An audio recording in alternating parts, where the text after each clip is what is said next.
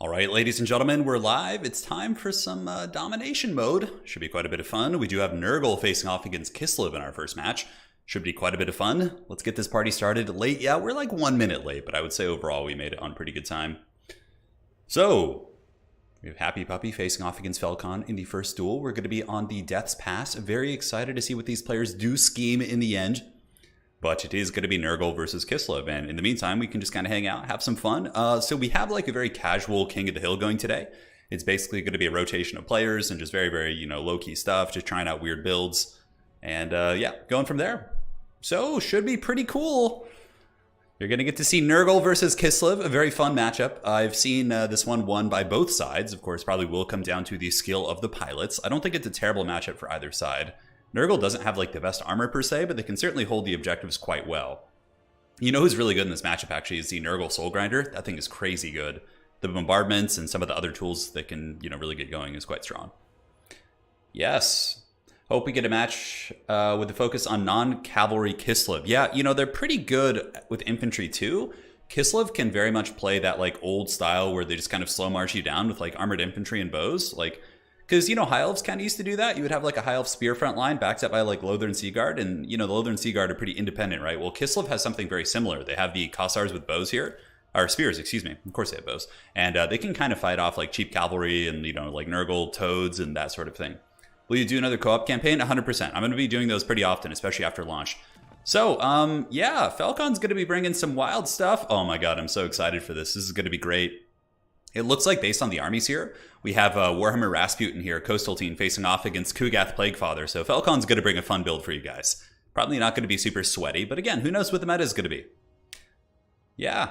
KISLEV units are, of course, cheap. They're not, like, super expensive. I would say the best units on the KISLEV roster are the light war sleds. They're really, really strong. I don't know about against Nurgle, though.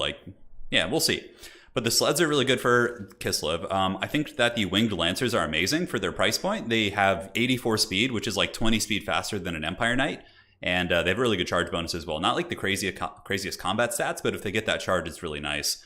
The KISLEV army passive is also really strong. By Our Blood. This one's insane. This one basically makes a KISLEV unit unbreakable for 30 seconds when they're wavering or about to break. So KISLEV units are super tough to break, making them very, very good objective holders. So yeah, quite eager to see.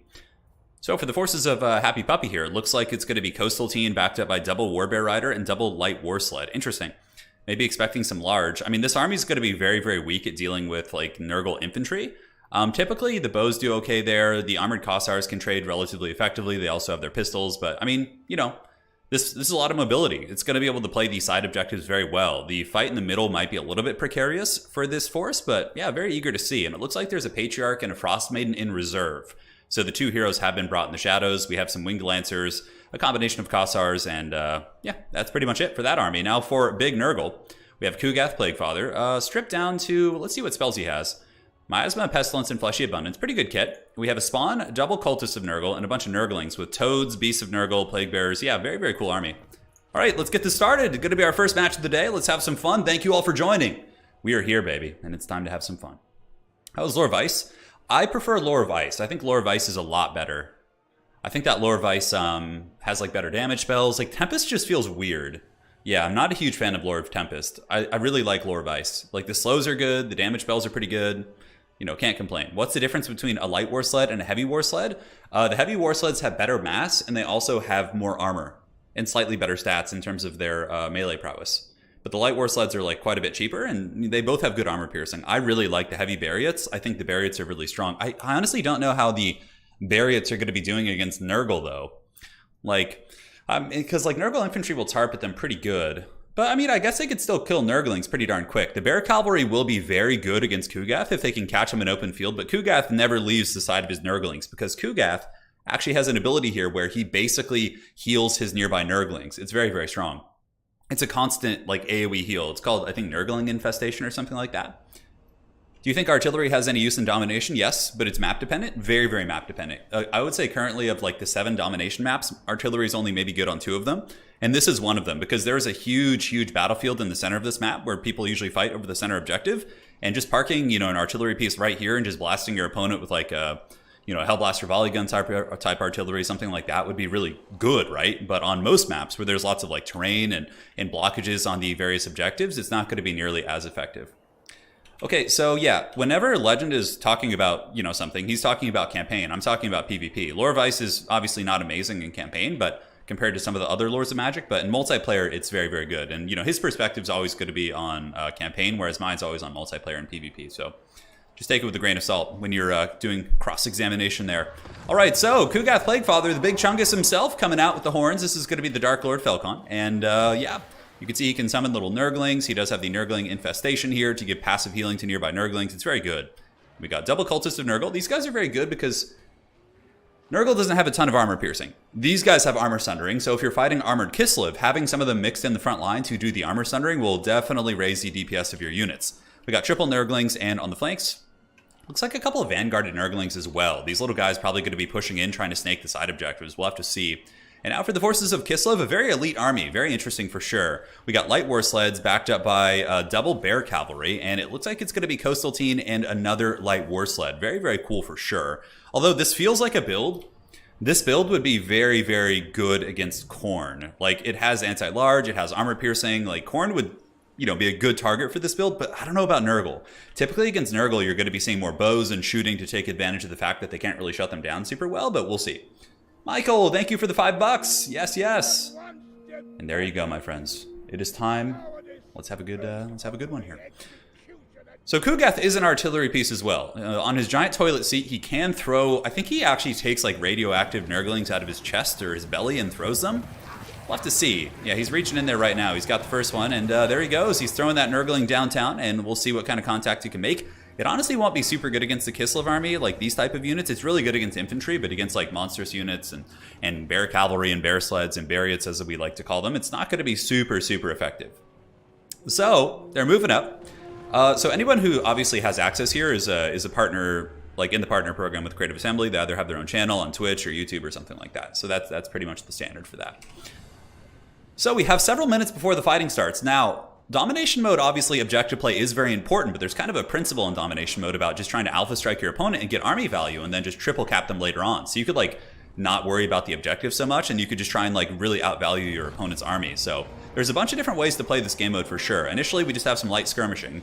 The first reinforcements have come in. Rotflies are a decent answer against these sleds, but the problem with Rotflies is it will get wrecked pretty heavily by bear cavalry. Now, if I was the forces of KISLEV here, I most certainly would not play the middle. I would probably play the sides. Nurgle is committing a couple Nurglings over here. I would probably send one armored Kossar here and one around the far side and use my mobility and my sleds to kind of hammer those positions, because fighting Nurgle on their terms in this blob fight is going to be relatively tough for sure. So Nurglings moving in. We have the big light war sleds getting in there, going to be running over some of the Nurglings and just kind of punching a couple of them very casually.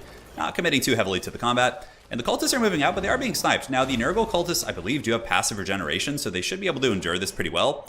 But I really do think that KISLEV needs to be playing the flank objectives, like trying to fight Nurgle head up here. I mean, you can, for sure, but this army isn't like designed to do it. There's no real Kossars.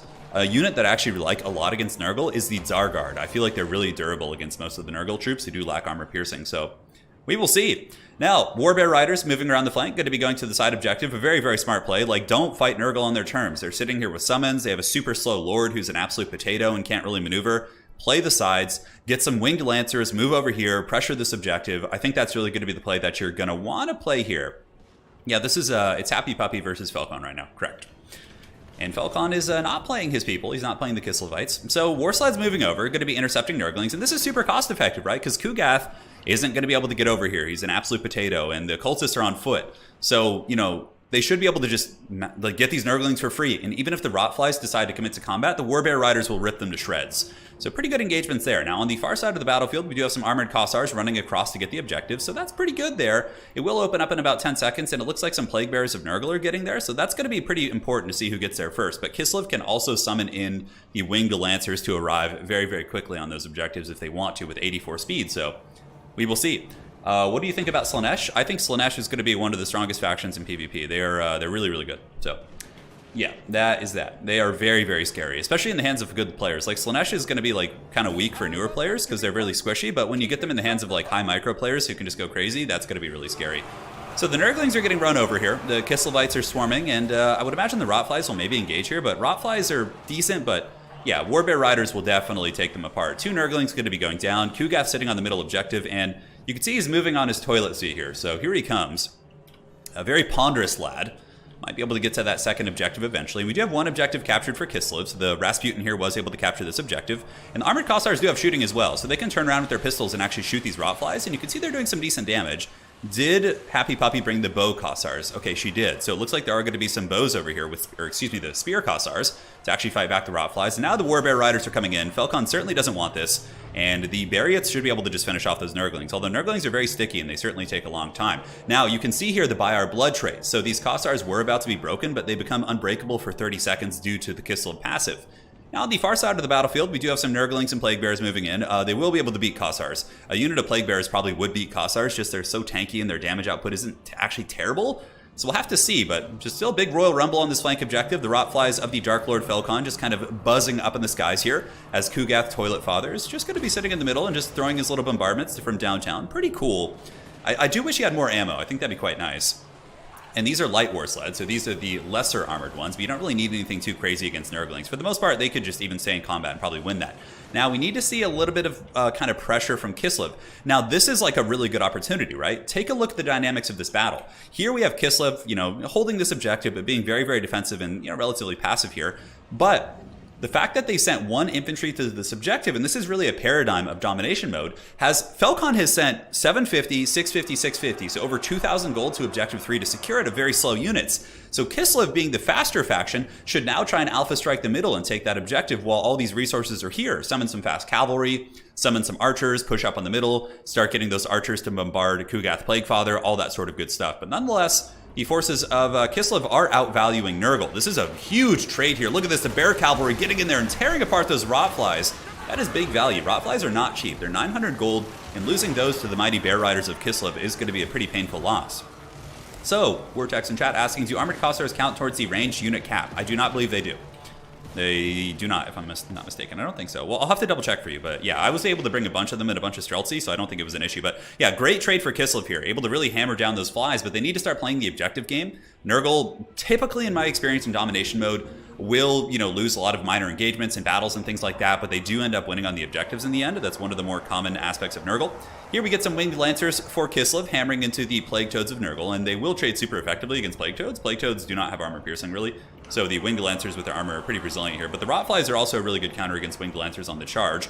But now where is KISLEV going to go? Rasputin needs to get his hands dirty for sure. Too much of the KISLEV army is sitting passive over here. Rasputin, like, just leave 1 unit back here. Take the Kossars, leave the Armored Kossars to defend that back objective, and move up and towards the middle. Now, just a disclaimer, the folks who are playing right now, this is like their first or second game ever on domination mode, so they're really learning the mechanics, so just kind of take that with a grain of salt. This is their absolute first time playing this game mode, so getting used to the dynamics of the objectives and all that stuff is going to be very, very tricky for sure. Now, Rotflies here, engaging against the Winged Lancers, very, very cost-effective for Nurgle, and you can see the Armored Kossars holding pretty well. I mean, despite being swarmed by a massive amount of Nurgle forces, these bad boys of KISLEV are holding on like champs. Plague Bears are not slouches, though. They're very tough to bring down. Typically, with KISLEV, to take down Plague Bears, you need to use, like, Kossars or some sort of bow play or something like that. Looks like some sort of magic was maybe coming down. Ooh, look at that. We got the big blizzard going down from KISLEV.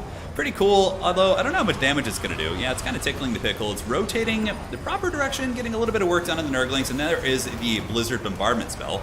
Lore of Tempest, in my experience, is very underwhelming compared to Ice. Now, KISLEV needs to Alpha Strike. Oh my god, yeah. Get the Bear Riders, get behind these guys. Kugath is going to get hammered, and Rasputin also does fire damage. So Rasputin can actually make it so Kugath Plaguefather doesn't heal super well because fire does debuff that. Yeah, they need to say screw this back objective. Obviously, Nurgle is very entrenched back here, or maybe they're just going to try and stay away from Kugath, but I really do think going after Kugath, he's pretty weak here in the middle. Like, the 2 Bear Riders would massacre those spawn, and then you summon in some, like, Kossars. There's a lot of play options here, although KISLEV, were they stealing this objective? For a second, it looks like they had some capture weight. They have some more Armored Kossars and the Frost Maiden moving in there, just a big ugly blob. And I guess the Bear Riders are going to be going for the flank here. And the triple Beast of Nurgle is summoned here by Felkon. Beast of Nurgle are armor piercing and will do pretty well against Bear Riders. It'll be a bit of a heavy-duty trade, to say the least. So the Bear Riders versus the Beast of Nurgle, looks like they're not going to be taking that fight, though the Beast of Nurgle do have a slowing ability. They have the Slime Trail, and the Rotfly is looking to kind of intercept the Bears. The Bears could get a big kind of flanking surround here. And where's Rasputin going? Okay, he's going up and around here, coming down to this objective. The Nurgle forces are getting hammered for sure. Still some time to capture. KISLEV is down by some points. And it looks like right now, KISLEV is not getting any points for like losing. I think you have to, yeah, they're getting 1 bonus point to their supplies for losing, so they'll certainly need a little bit more to have a big difference be made. So the Winged Lancers charging in once again. The Warbear Rider's getting a nice engagement here, and we definitely need Coastal Teen. He does have those healing buffs. He's got a lot of really nice ones, and the Nurgle army is surrounded here. Kugath is now moving out of the middle, and he'll get there eventually. I don't know when, but he will get there. So yeah, Tempest is obviously not as good in multiplayer. Again, whatever like you're speaking of pertaining to like Legends evaluations, it's going to be campaign focused. In multiplayer, I think Ice is quite a bit better. So Bear Riders down here fighting. And getting swarmed by the Beasts of Nurgle. Not a great fight for the Bears. I mean, they are getting a little bit of damage here, but Kugath is coming, and it looks like there's going to be a big overcasted Fleshy Abundance here. So that is a huge AoE heal on the Nurgle forces. And even though KISLEV is heavily out-damaging the forces of Nurgle, Nurgle is healing through it. That's kind of the paradigm. It's much like if you were to see this damage metric in a Vampire Counts game. Like an Empire might be able to do more damage than Vampire Counts, but in the end, the healing would be huge. So it looks like KISLEV is really all in on this fight. A big mistake here is not getting the Armored Kossars on the objective, because that would give you quite a bit of capture weight, almost even to the point where maybe, just maybe, they would be able to you know, capture the objective. So the Barriots are coming in. Yeah, KISLEV is all in on this objective, man. The Warbear Riders are getting all of the prayers, and they're getting the healing per second, and now you can see the Warbear Riders do have the Buy Our Blood activated. So they're going to be fighting for about 30 seconds as we have a big, nasty blob fight here. But the problem is this is kind of playing into Nurgle's strengths for sure. They want these blob fights, they want the healing, they have all these big AoE debuffs and plagues and things like that. And the middle is relatively undefended, but I do like this play from KISLEV, moving in with Kossars and more Kossars, as well as some Zargard. Ooh, those Zargard need to get in there right now. They need to just push in and maybe summon some Winged Lancers to deal with these Rotflies. A little bit hard to say. It looks like the Frost Maiden's going to be moving up on the hill and trying to cast some magic from the high ground. We'll see. But overall, the Rotflies of Nurgle certainly being very, very disruptive, and this is a big pit fight for sure.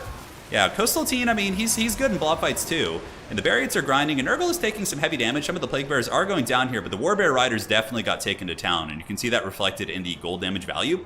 Now what needs to happen is KISLEV needs to go play the middle. Like, pull all these Winged Lancers, go to the middle, and try and overwhelm that objective, because the fight here actually looks pretty decent. You have Zargard getting in there. The Winged Lancers have arrived once again, and are going to be lancing into the Foul Beasts of Nurgle, certainly getting some okay damage. They have good shock value. Very, very cost-effective shock cavalry. Also, the Armored Kossar on the middle objective, you can just bring them here. Nurgle isn't that good at stealing objectives in the backfield. Why is Kugath not using his artillery attack? Because he's out of ammunition. He does have limited ammo, and oh no, Rasputin's getting surrounded and beaten on by the forces of the Plague God. I don't know if he's going to be able to get away. That is a disgusting blob of characters here, and he's going to have to waddle all the way to the bank here. As more and more Winged Lancers commit to this fight, which I think is a pretty big mistake. I think the Barriots need to go to the middle. A nice little Tempest spell going down right there. It does actually roast the Nurgle forces relatively well, but Nurgle's pretty far ahead. KISLEV hasn't been able to kind of wrestle any objectives in quite some time, so I think Nurgle you would probably need to triple cap them at this point, which is not going to be easy for sure. If you got a double cap, it would still be close-ish, but I don't think it would be enough, because Nurgle is at the point where they can probably just defend one objective. So if you guys are really looking, Kugath does not have a Mortis Engine, correct. If you guys are really looking at the dynamic of this game mode too, like if you're the Nurgle player, KISLEV is obviously beating you on several fronts. Like here they're going to probably win against Nurgle. They're probably, if they play correctly, would capture this middle objective against Nurgle because their forces are just getting hammered.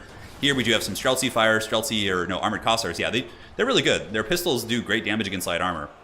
So Nurgle's getting hammered in the middle. What I would do if I were the Nurgle player is I would stop sending troops to the middle. I would just say, you can have that shit. I'm going to go defend objective number 3. I would send all of my reinforcements down here just to get the third objective and just kind of hold there. KISLEV had the opportunity to bait and switch Nurgle several times, like maybe hitting the flank objective and then rotating back to the middle, but they just kept committing to the blob fight against Big Nurg, which is not exactly what you want to do. You want to force them to bounce back and forth and do their thing. But, you know, Kugath didn't do badly. You know, on his toilet seat, he got there. There's the big Fleshy Abundance. So that's going to be the big, thick heal for Big Papa Nurgle. And those guys are going to be healing pretty well. And you can see the Beast of Nurgle trains moving back across. Look at this.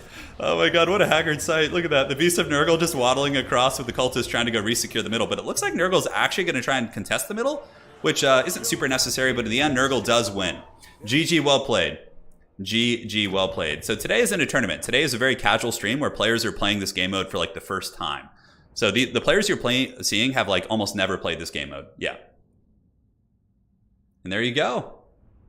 That is it. GG, well played. You know, Rasputin he's pretty good against Nurgle, but you know, the blob fights for KISLEV were not good. They have missiles. They don't need to play blob against them. They can play mobility, and they didn't do it in that case. So Felkon does have to go. So we're going to be getting the next player up right now. Thank you, Felkon, for playing Nurgle. Next up, we have DahvPlays? Yeah. All right, so let me message him. All right, GG, well played. Felkon's talking about how useless Gugap is. Oh my god, I love it. Yeah, good times, man, good times. All right, so now we have the legendary DahvPlays facing off against HapyPupy. All right, so let me go ahead and message the players and get their picks.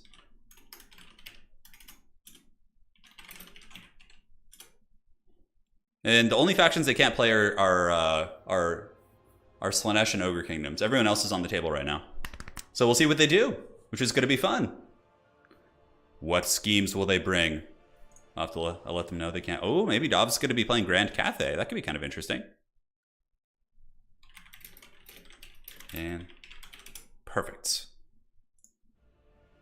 Okay, so it looks like we have a Khorne pick. And what will Dav be going? Looks like maybe it's going to be Grand Cathay. Yeah, I think we're going to be getting Cathay. So the map is going to be the Mountains of Morn. This is obviously an Ogre Kingdoms map, and one of my favorite maps. I think aesthetically it's very, very cool. Do you think they will do Balance Pat? I don't think there'll be like something right away, but I think after like maybe like 3 to 6 months, like when they like bring Mortal Empires, I think that'll be, because like balancing, like we need to have more people playing the game before you like have these huge like probably balancing changes, just to really see like the meta is so early and like everything is developing, so you wouldn't want to make like a quick call like that, I don't think. Yes. So anyone who has access to the game right now is either a partner with yeah, a partner of some sort with Creative Assembly via like a Twitch channel or a YouTube channel or something like that. Yeah. Chaos is good. Chaos is very, very strong. All the Chaos factions are pretty good, honestly. Nurgle probably is one of the harder ones to play, but you can see they can still win playing the objective game. KISLEV definitely was in a position to win that game. And KISLEV is very, very strong. I'll play some KISLEV games at some point for you guys today and show you the builds I've come up with that I really, really like. Yeah, they're amazing. They're really fun. Triple Sentinel, I mean, it very well could be. It looks like it's going to be Khorne versus Cathay.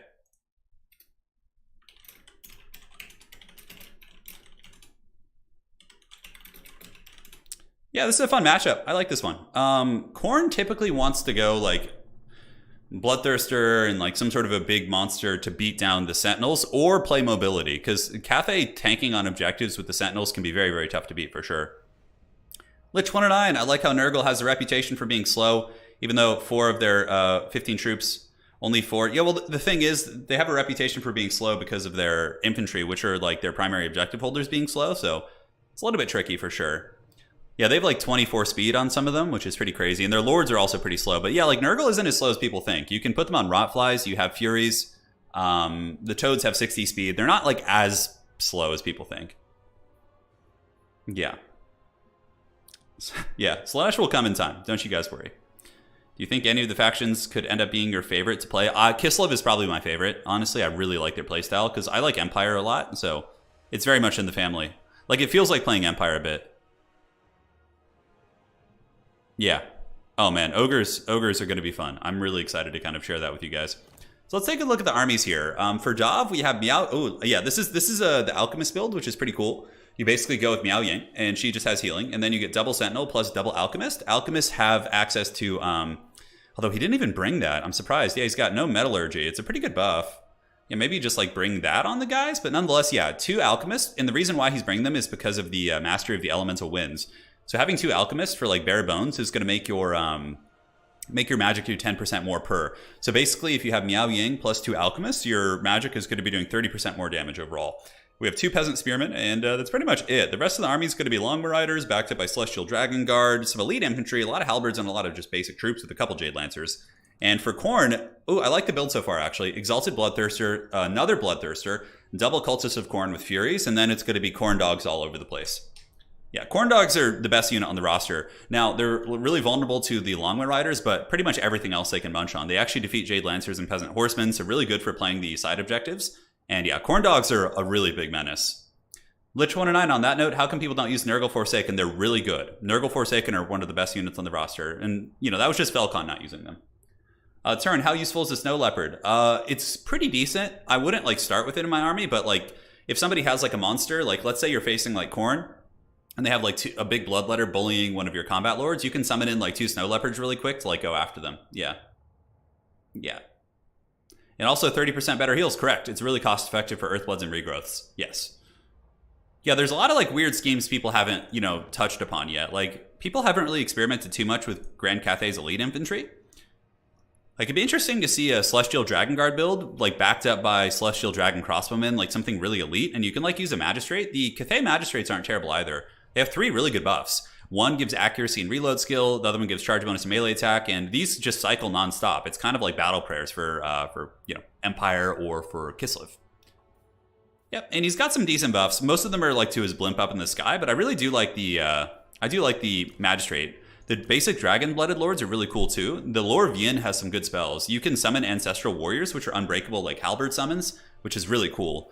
Also, you have Talons of the Night, which is a really good damage spell. So, like, there's a lot of potential with Cathay that I think when people get their hands on the game, we'll figure out. Like, once you have, like, hundreds of people playing around and experimenting here in the meta, you're going to be seeing a big shift for sure. Yeah. All right, so looks like DahvPlays is ready. HapyPupy still scheming here in the shadows. Yeah, looks like a good build. The dual weapon warriors are kind of an interesting choice. One thing I would recommend for HapyPupy is not bringing dual weapon warriors because they don't do a ton against armor. I mean, they will win against a Jade Warrior, but they cost 400 more. Bloodletters are a really hard counter against Cathay infantry. But, you know, the dual weapon warriors aren't terrible either. They just take a long time to get to the objectives. I really do like Bloodletters in this matchup. They're super strong. But, I mean, against, like, Sentinels and things like that, I don't know. Like, oftentimes it's not a bad idea to bring a couple Halberds in reserve, too. Just, like, 1 or 2 to just hold the side objective. That's really strong for Khorne. So you have all kinds of neat options, which is pretty cool. Ryan G, what's your opinion of Zargard Great Weapons versus Kossar Great Weapons? So, yeah, Zargard Great Weapons I do not like. I like the shielded variant against Nurgle because they're really good at grinding versus Nurgle troops in the blob, and they can, like, hold objectives very well. And even if you're doing pitched battle, I think the shielded Zargard are really good against Nurgle in general. Hey, Food Hoover, Turn, I'm a fan. Keep up the good content. I will, thank you. Greatly appreciate the support. So, here we have Khorne versus Grand Cathay. It's going to be the double Bloodthirster. This actually looks like a build I've used before. Now, the big weakness of HapyPupy's build is that there's no capture value in it. It's very bad at capturing objectives, but that doesn't matter too much because you can summon in something that can. You know, before the fighting starts, I think you get like maybe close to 2,000 gold worth of like resources to use. So like you could summon in 2 Khornate warriors to move up on the objective. You know, there's all sorts of stuff like that. Yeah. But I do like the build. It's going to come down to micro, really. Like, double Bloodthirster is very, very good against this. And honestly, this is kind of the direction I've gone to be able to deal with the double Sentinel play, is using the double Cultist and double Bloodthirster, because you have a ton of SEM fighting power. You can really just stand and go fisticuffs with them. But it comes down to micro and execution, who's getting the better engagements, all that kind of thing. I do like the color schemes quite a bit. We can go take a look at Cathay. They're using the black and red color scheme, which I think is like the Desert Sentinels or something. Yeah, look at that. That's pretty cool, isn't it? Yeah, those guys look pretty rad. And then you have the big, just Alpha Sentinel sitting up here. That's a... Dude, look how cool the background looks. Man, the game is so beautiful. And Miao Ying should be lurking around here somewhere. She's got her double Alchemist Goon Squad in the back, going to be looking to buff up her magic. And she's sitting in the front, and I believe she has Storm of the Night. Yeah, Talons of the Night is what it's called, as well as Earthblood. Yep, those are kind of the 2 standard spells. Now, when she is in dragon form, she can actually only cast the Talons of the Night spell. She can't cast healing when she's in dragon form. So take that with a grain of salt. Like, if you're wondering why she's not healing when she's in dragon form, it's because she has to transform back into human form to do that. What do you think about Skarsnik in Game 3? Yeah, Skarsnik will be great. Oh yeah, he'll be awesome. Yeah, absolutely. Now up in the sky, we do have an Exalted Bloodthirster backed up by another Bloodthirster, a bunch of Chaos Furies, and double Cultists of Khorne on the ground. Yeah, very strong build. Very strong build. A lot of gooning capabilities. HapyPupy clearly has been watching some battles, and yeah, the Exalted Bloodthirster is a monster. And the only ability I really bring on him is going to be the Deathbringer, which is the ability that she brought. And this one basically just gives 50%, you know, damage increase. It's pretty crazy. And the other Bloodthirster is just an anti-large monster. So what you probably want to do is start cycle charging Cathay, like, from weird angles. Because the thing about Sentinels is they're very chunky, so they can't turn around super quickly. If you, like, charge them in the back, you can usually get 1 or 2 attacks in before they can retaliate. So that's something to really try and take note of here. But the Cathay Peasant Spearman line moving forward with the Dragon Empress here, and going to be trying to jump on the objective, it looks like, which is smart. Cathay's really good at just kind of anchoring on an objective with their armored infantry. But HapyPupy's cultists are moving up. Does have the ability to summon a couple of Bloodletters. Now, it looks like summons are coming out, so we have our first summon here, which is going to be Khorne Dogs, I think. Yeah, so we have Fleshhounds of Khorne, and Dav is bringing in Jade Warrior Halberds, which is a very good choice. Bloodletters are a hard counter against Jade Warrior Halberds, though. And up in the sky, was there a breath attack going down? It looks like the 2 Bloodthirsters are just kind of sitting overhead. It looks like it, yeah, just kind of cackling in the shadows. The Corn Dogs aren't going to be super great against this, but what the Corn Dogs can do very well is actually capture like side objectives and things like that. So we will see. Are there any units with stock? So the Ogre Kingdoms do have a stocking unit. And you guys can see them in the campaign as well when you fight them, the little trappers. But as far as the other factions go, no. But that's going to be a huge aspect of Domination mode when we see the old world factions being added back in. We're going to be seeing the prevalence of how good things like Death Runners are for ambushing side objectives, because you won't see them coming, and they'll be able to rip objectives from you. So I think stock, like Nasty Skulkers, Night Goblins, like all that stuff is going to be really, really good in this game mode, and I'm very excited to kind of see how it functions. So Grand Cathay holding up in the middle. Looks like the Cultists of Corn are making their way in. Probably going to be summoning some Bloodletters for the big Royal Rumble here. Corn Dogs probably just want to play the side objectives. And again, this is a classic case of like, hey, if your opponent's going to just have a big, you know, like haggard blob like this, you don't have to fight it. You can go play the other objectives, force them to overextend, and then take advantage of your mobility. You really, really don't have to fight this fight if you don't want to. Because then what's going to happen is they'll probably rotate to one objective, and when they do that, you can come and steal middle. There's like a bunch of dynamics to that. And it looks like Corn Dogs, yeah, they're going to be grabbing the objective here. These Corn Dogs are sitting on the side, and are we going to be seeing Cultists summon? Yeah, we got to be seeing something here. Yeah, it looks like the Gates of Corn are going to be activated, but the Sentinels are going to come in with the steel chair and definitely pop these guys in the face. But here comes the Bloodthirsters going after the big boy. And yeah, nice summon right there. Those are going to be the Bloodletters piling into the Peasants, and should be able to target them. And now we have a big, ugly fight for sure, as all of the Corn monsters are fighting the Cathay monsters. Miao Yang, still in human form, does drop an Earthblood here. The Earthblood is going to be 30% stronger. So you can see 1.04% HP per second. And the Bloodthirsters, though, doing good work. The one big Sentinel is getting knocked down pretty good. The other Cultist hasn't used its summon. And the Corn Dogs have now charged into the Spears. Now, oh, that was weird. They had maybe some sort of a crash or something? We'll have to see. Maybe they decided to reset. I don't know. That was weird. I've never seen it like end in a draw.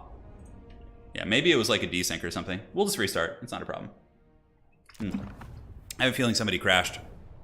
Yeah, it looks like DahvPlays might have crashed, actually. Okay. So I'll check with them right now. They can just reload with the same armies. It's whatever. Yeah. All right. The Cathay Sentinels were on the move.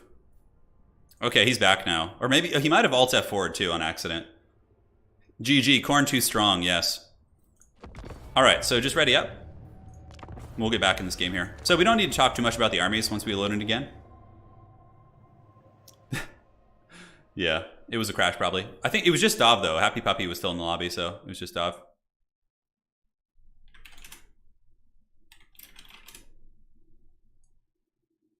Yeah, Dav said he got like a weird desync or something. I'll switch the map too, just to be safe. So we'll just do the Galleon's Cove. Okay, Dav is gonna go KISLEV.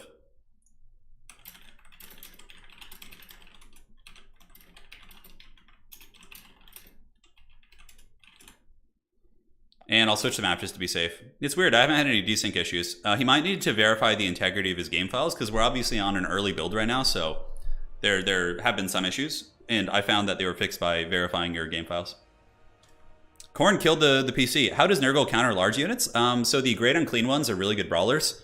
The Great Unclean Ones can decisively defeat Bloodthirsters, actually. And also Beasts of Nurgle, backed up by Cultists of Nurgle and Rotflies. Like, that's how they kill the big stuff usually. They're not like super good at it, but they can. How are you as a Total War multiplayer compared to your... I would say... So my current ELO in Age of Empires is about 1500. I would say I'm maybe slightly better at Total War. Yeah. Because, like, for example, in Age of Empires, like, I couldn't take a game off someone like Beastie Cutie or these guys who are, like, top-tier players. I just couldn't beat them. But whereas in this game, like, I can take games off the best players in the world. So it's definitely different. When are you allowed to talk about ogres? Ogres are like a little ways off, yeah. A little ways off. Did the cultist summon get canceled? So he was in the middle of canceling it and he got knocked over. So it did cancel the summon of one of the cultists there. Yeah, correct. So we're going to be doing Corn vs. KISLEV. If we have another desync, we'll just move on to the next player or something. Yeah, we'll see what happens. So it's going to be KISLEV this time. So we can take a look at the builds. For Dav, he's going with Boris Ursus. Warbear Riders to deal with Corn Armor, and he's got a Patriarch, which is really good for the healing, and also Light War Sleds with a couple basic Kossar Archers. In reinforcements, there's an Ice Mage, more Chariots. We got a huge Hussar Legion here. So we have the Griffin Legion plus the Winged Lancers, and a bunch of armor-piercing Kossars. Yeah, the ones with great weapons. Pretty cool. For Corn, I like the build from Puppy, honestly. These are pretty good builds. We have the Herald of Corn. Probably on the Juggernaut. Yep, going to be a decent armor-piercing option. Skull Crushers are really strong. They cost 1,800, but they do trade pretty well against most KISLEV cavalry. I think against Bear Riders, it's like a dead even trade just about. We'll have to see. Double Cultists of Khorne once again, some Furies, and then a bunch of dual-wielding, Khorne Warriors on the ground, and Khorne Dogs and Hounds, and a lot of mobility. Yep, that's that. That is that indeed. So the Cultist completely loses it? No, the Cultists are... No, he doesn't lose the summon. He still keeps the summon. If you get staggered while you're casting the summon, it gives it back to you. It just cancels the cast. So you have to wait for him to get back up and recast the animation. How does Nurgle fare against KISLEV? Pretty good. That was the first game we had today. But again, it was a bit of a... Felkon probably has a little bit more experience. So take it with a grain of salt. How does Nurgle healing compare to Vampiric healing? It's really good. It's probably stronger, honestly. Because vampires have healing, a little bit of natural regeneration on some monsters, and they have invocation. Nurgle has Fecundity, which is an army ability, which can pretty much be used infinitely. They have Fleshy Abundance, and then they also have the Heralds of Nurgle that have an AoE heal as well. So Nurgle's healing is probably stronger than Vampire counts. Yeah. Banry, wouldn't Nurgle have a really hard time with large in range like Tomb Kings, Dark Elves? Yes, to an extent, but you have to remember the maps are very different now. On Domination mode, it's not just a stupid shooting gallery where you just are an open field, because it's like that in tabletop.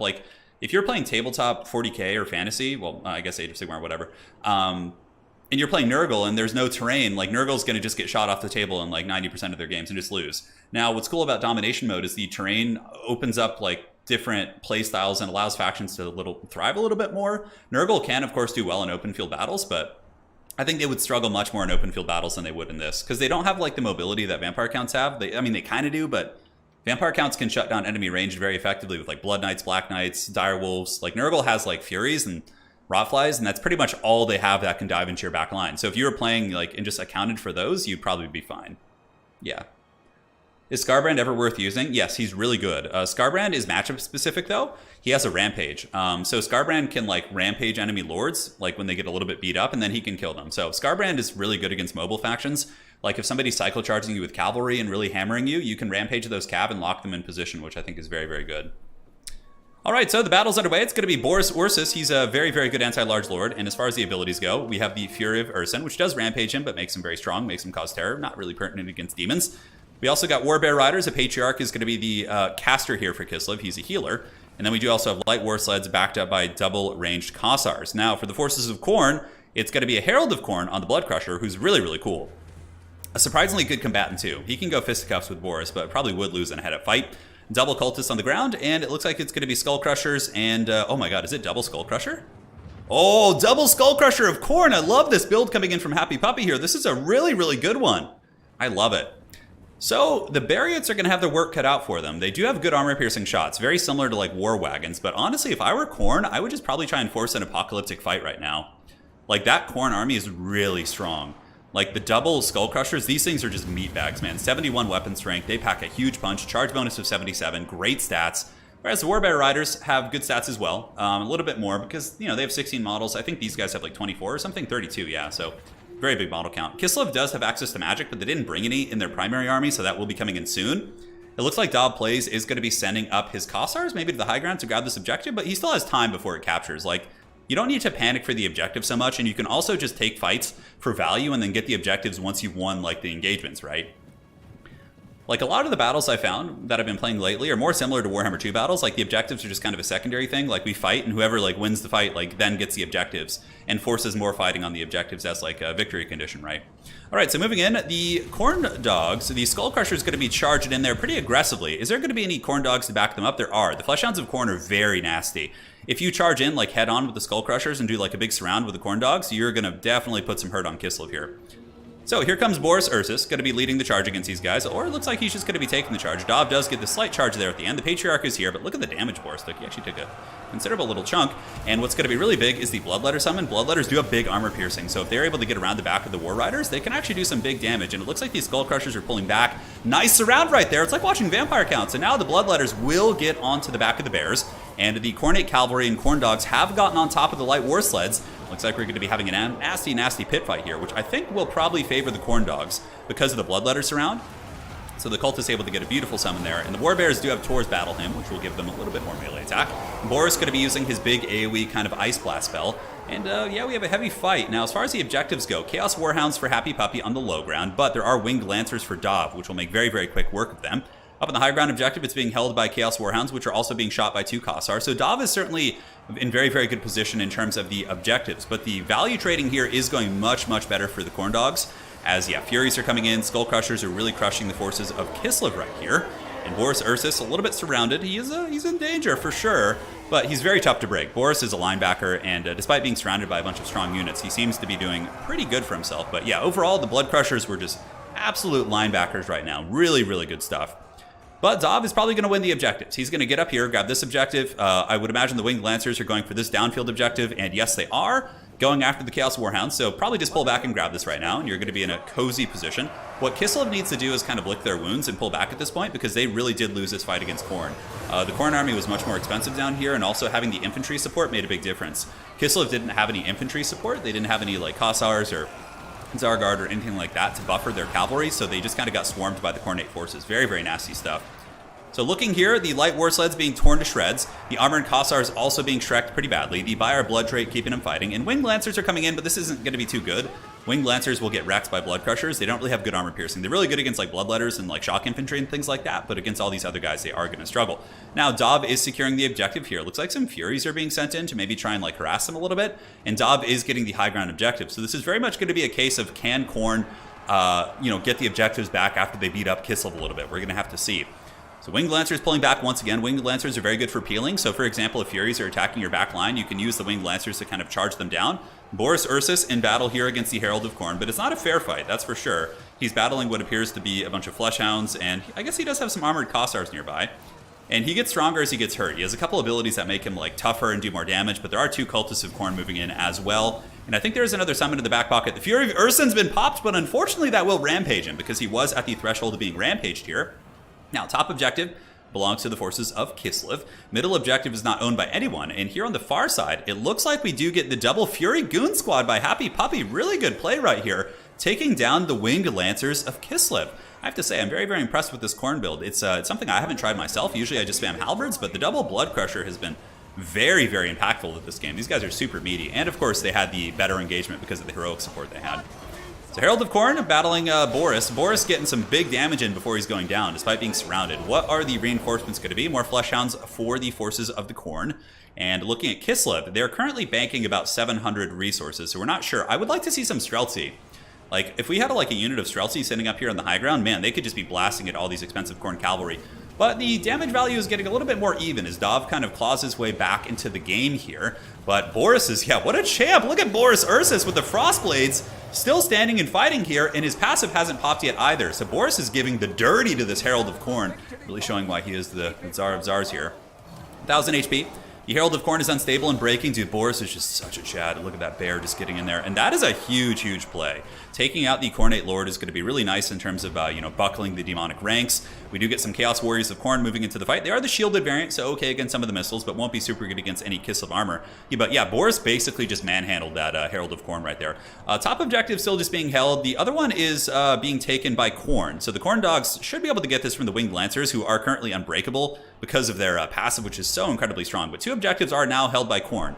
The middle and the bottom objective, and the top one is being held by KISLEV. KISLEV certainly on the ropes, I suppose you could say, but yeah, look at the more Khorne Dogs charging in. This is going to be a massacre. Khorne Hounds do so much damage against light armor, and these are not the Spear Kossars. If you had brought the Spear Kossars, just a little slow-mo shot right there, they would be able to fight back, because the Khorne Hounds are large, but yeah, these guys are just going to get massacred. You can see their leadership just tanking as the Fleshhounds of Khorne swarm from all directions, and now Dav is sending in a Frost Maiden of Ice. Boris is broken, but not before Boris was able to just destroy that Herald. So really showing, he was in a bad situation, right? He was, heavily surrounded. We see armored Kossars. We see some, what are these? These are just basic Kossars. We get more light war sleds coming out. Will Dav be able to re-wrestle control of the middle? I mean, without Khorne having its lord, maybe so. I would also like to maybe see some Griffin Legion to come in and fight the Fleshhounds. They're pretty good against them. Fleshhounds do struggle against, really big armor. But yeah, against like light armor and things like that, they usually trade pretty darn well. All right, some more Barriots coming in. The Barriots going to be surging in, but the Flesh Doggies move in. And the Flesh Hounds are really good here because they're large, so the Chariots don't get their bonus versus infantry for them, and they do block that charge pretty heavily and also start to accrue some pretty heavy damage. Now on this side, we do get what appears to be some armored Kossars with great weapons moving towards the objective. So Dav really kind of playing a very cerebral here, as they will be moving in, probably pushing back these Chaos Furies, or I don't know, it looks like they're trying to force path through them. They should probably just finish off the Furies before they keep moving here. Now for Khorne, we got more Flesh Hounds and more Chaos Warriors of Khorne moving. The Chaos Warriors of Khorne will typically outclass most KISLEV infantry with the exception of Zargard. If you're looking at like lower tier stuff, it certainly can. But yeah, Khorne is still just barely staying ahead in value, having accrued about 1,500 gold worth of damage value more than KISLEV. Boris is gone, but Boris could be resummoned at any point. He does cost 2,300. It doesn't look like Dav is saving up for that. It looks like he's kind of just pouring out units. Whereas Khorne looks like they might be saving up for something big. Currently, they're getting some pretty decent supplies. The game is very close. It's only a 100-point game in terms of objectives, so nobody is going to be getting any bonus resources ahead of the other person, with the exception of experience damage inflicted. So you get a slight bonus for the damage you've done. So for example, I'm seeing the perspective of Khorne right now, and based on the damage they've done, they're getting a bonus of 1 or 2 points. So it kind of rewards you for, getting that big DPS right there. Now down here, Flesh Hounds and Chaos Warriors able to manhandle the Winged Lancers. And now moving in, the Chariots are also getting hammered, and it looks like Khorne is really taking over this battle. KISLEV trying to ninja the back objective, which I do love. The Frost Maiden trying to take that. And here we get the Griffin Legion charging in against the Warriors of Khorne. Griffin Legion won't do much damage against them, though, because they have 100 armor. They're super tanky. Khorne Warriors also have super high melee defense. But this is a really good play from Dav, not because it's going to kill the Khorne Warriors, although Griffin Legion could. They could just cycle charge them to death. It's going to allow Dav's armored Kossars to take this objective and maybe get him back in the game here, because he is going to lose this middle. It looks like the Khorne Dogs have gotten a very, very good position here, as Dav continues to summon in the War Sleds, which are pretty good against Khorne infantry, but the Khorne Dogs have really done a good job here. And now the Ice Maiden might get caught. Is she going to ninja this objective? It does not look like it. So the top objective is held by KISLEV for now. But the Chaos Warhounds are coming in and are jacking that one. Is there going to be some Kossovite Dervishes or some mobility? Like right here, we have a Vanguard reinforcement point for KISLEV. They could summon in some Dervishes, which could push them off. On the low objective, it looks like KISLEV is going to take that one. And the Griffin Legion able to cycle charge against those Khorne Warriors pretty effectively. And KISLEV does now have 2 objectives, but the question is going to be, how is Dav going to be holding this? The Ice Maiden, you guys know how much Khorne hates that good old magic here. And the Ice Maiden uses the Crystal Sanctuary, which actually gives her 66% ward save for a long time, another 21 seconds. So that's going to keep her from dying, but she's still going to need some support. There are some dual-wielding Chaos Warriors down here of Khorne, which is going to be very nasty. Dav trying to get back up to this objective to wrestle it away from these Hounds. It looks like the Light War Sleds might be able to do it, but certainly a chance for KISLEV to get back in this game here with the objective play. We'll have to see. So now the Buyer of Blood is active, so the Frost Maiden's going to be durable for another short period of time. Here, hammering down these Chaos Warriors of Khorne are the Griffin Legion and Kossar. Should be able to win that fight, but the Frost Maiden getting nibbled on by the Khorne Dogs is going to be very, very nasty for sure. And there she goes. She's in a little bit of danger here, as now she's going to be broken in a matter of seconds. So one, now the passive is gone. She's wavering again, and she is going to be breaking. So the KISLEV passive is so darn good. So top objective, I think, has been taken by Khorne. No, it's still owned by KISLEV. Yeah, it looks like. So just barely, though. You can see it's almost filled up. Khorne almost took that, and I think they're going to have to move up there, because the longer that Dav is able to kind of scrap and hold on to 2 objectives here and really just play the mobile game, I think that's going to be favoring him. So yeah, he does resecure that. KISLEV has the far side objective. Khorne is now moving down with their Warriors and their Flesh Hounds, it looks like, or maybe just the Flesh Hounds. We'll have to see. But man, Khornate Warriors are so good, man. They're just so meaty.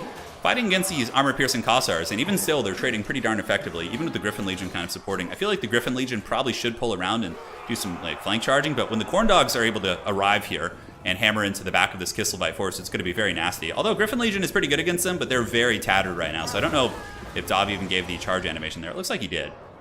So holding on like a champ. So looking at summons here, there are going to be some Streltsy coming out, if I'm not mistaken. No, those are armored Kossars with great weapons. And we do also have some Winged Lancers battling the Flesh Hounds here. Top objective still in the clutches of KISLEV. A very, very close match, actually, which is pretty incredible.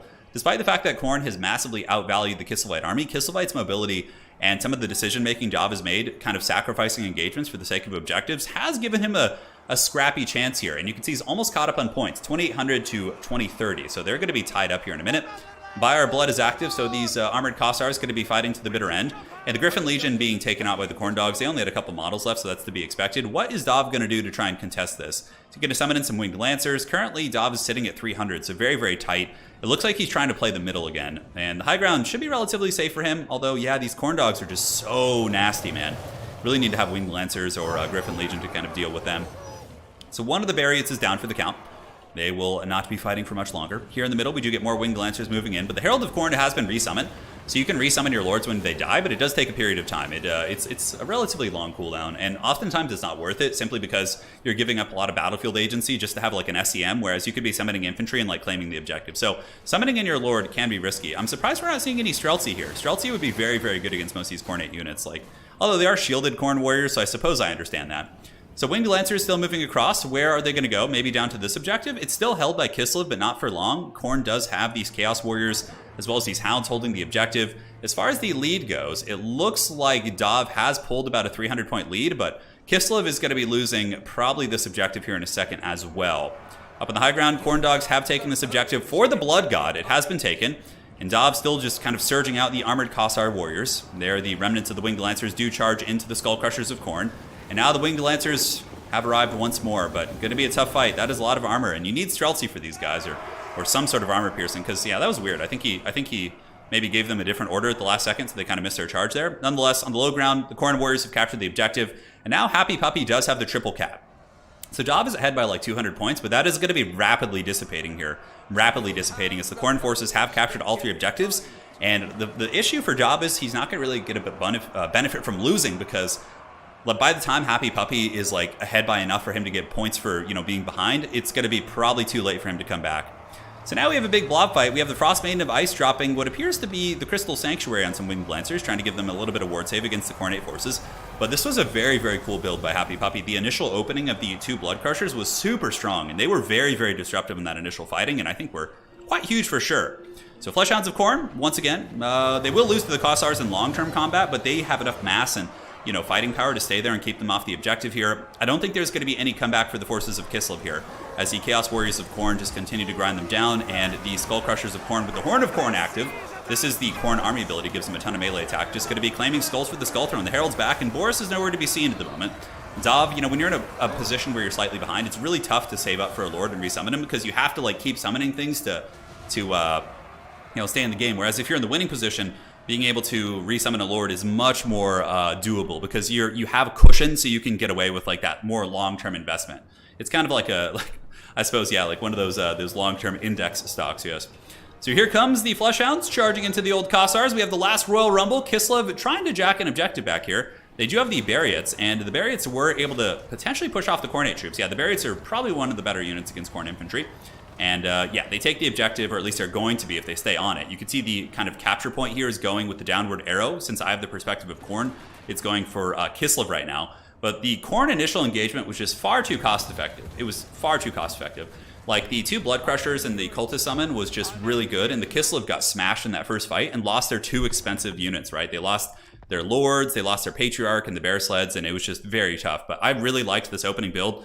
Hot damn, 3,000 value here. Look at that on the Herald of Corn. Not the Herald of Corn, the Skull Crushers. Beautiful. So people had been asking me, how good are these Skull Crushers? Well, they're very, very good. And expensive, but solid. So they really carried pretty hard. And aside from that, you know, really good Hound play on the flanks, using the Furies to like push off the Knights. Yeah, so Fleshhounds lose to Winged Lancers, and they lose to Griffin Legion head on. They also lose to Bear Cavalry. But you have to get the charge, obviously. Cornhounds are really good. But the Corn Dogs aren't why that battle was lost. It was lost by the initial engagement. That was a really big deciding play. And Dav did a good job scrapping back despite that, but even still, there wasn't any like big counterplay that was able to kind of get it. So next up, we have Linksi. All right.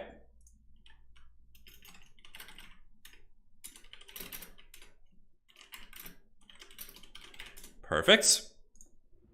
So let's get this party started. Ice Guard probably, maybe like the Halberd Ice Guard wouldn't be terrible, but yeah, I haven't experimented too much with it yet. So next we're going to be doing Silver Spire for the map. And we'll see what the players pick. Very well played there. Yeah, Fleshhounds lose to armored infantry. Yeah, like the Kossar infantry will beat Fleshhounds. It takes a while, but they can still win. And also infantry will outhold them. So if like Fleshhounds are trying to take a side objective, as long as you have some like warriors there, like some Kossars, they'll win that fight. Yeah, Corn Dogs and Furies are really good. But like without them, they would really struggle to shut down range units.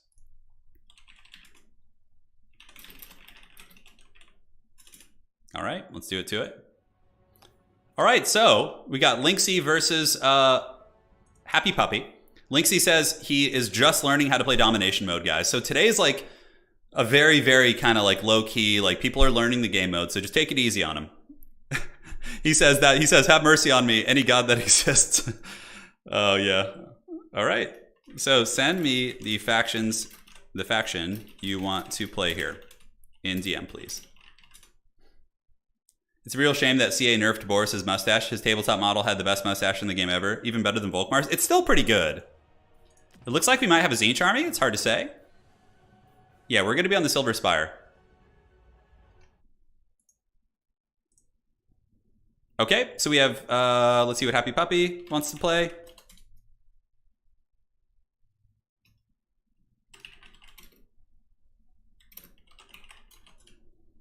It's going to be a little bit of magic, I think, happening here.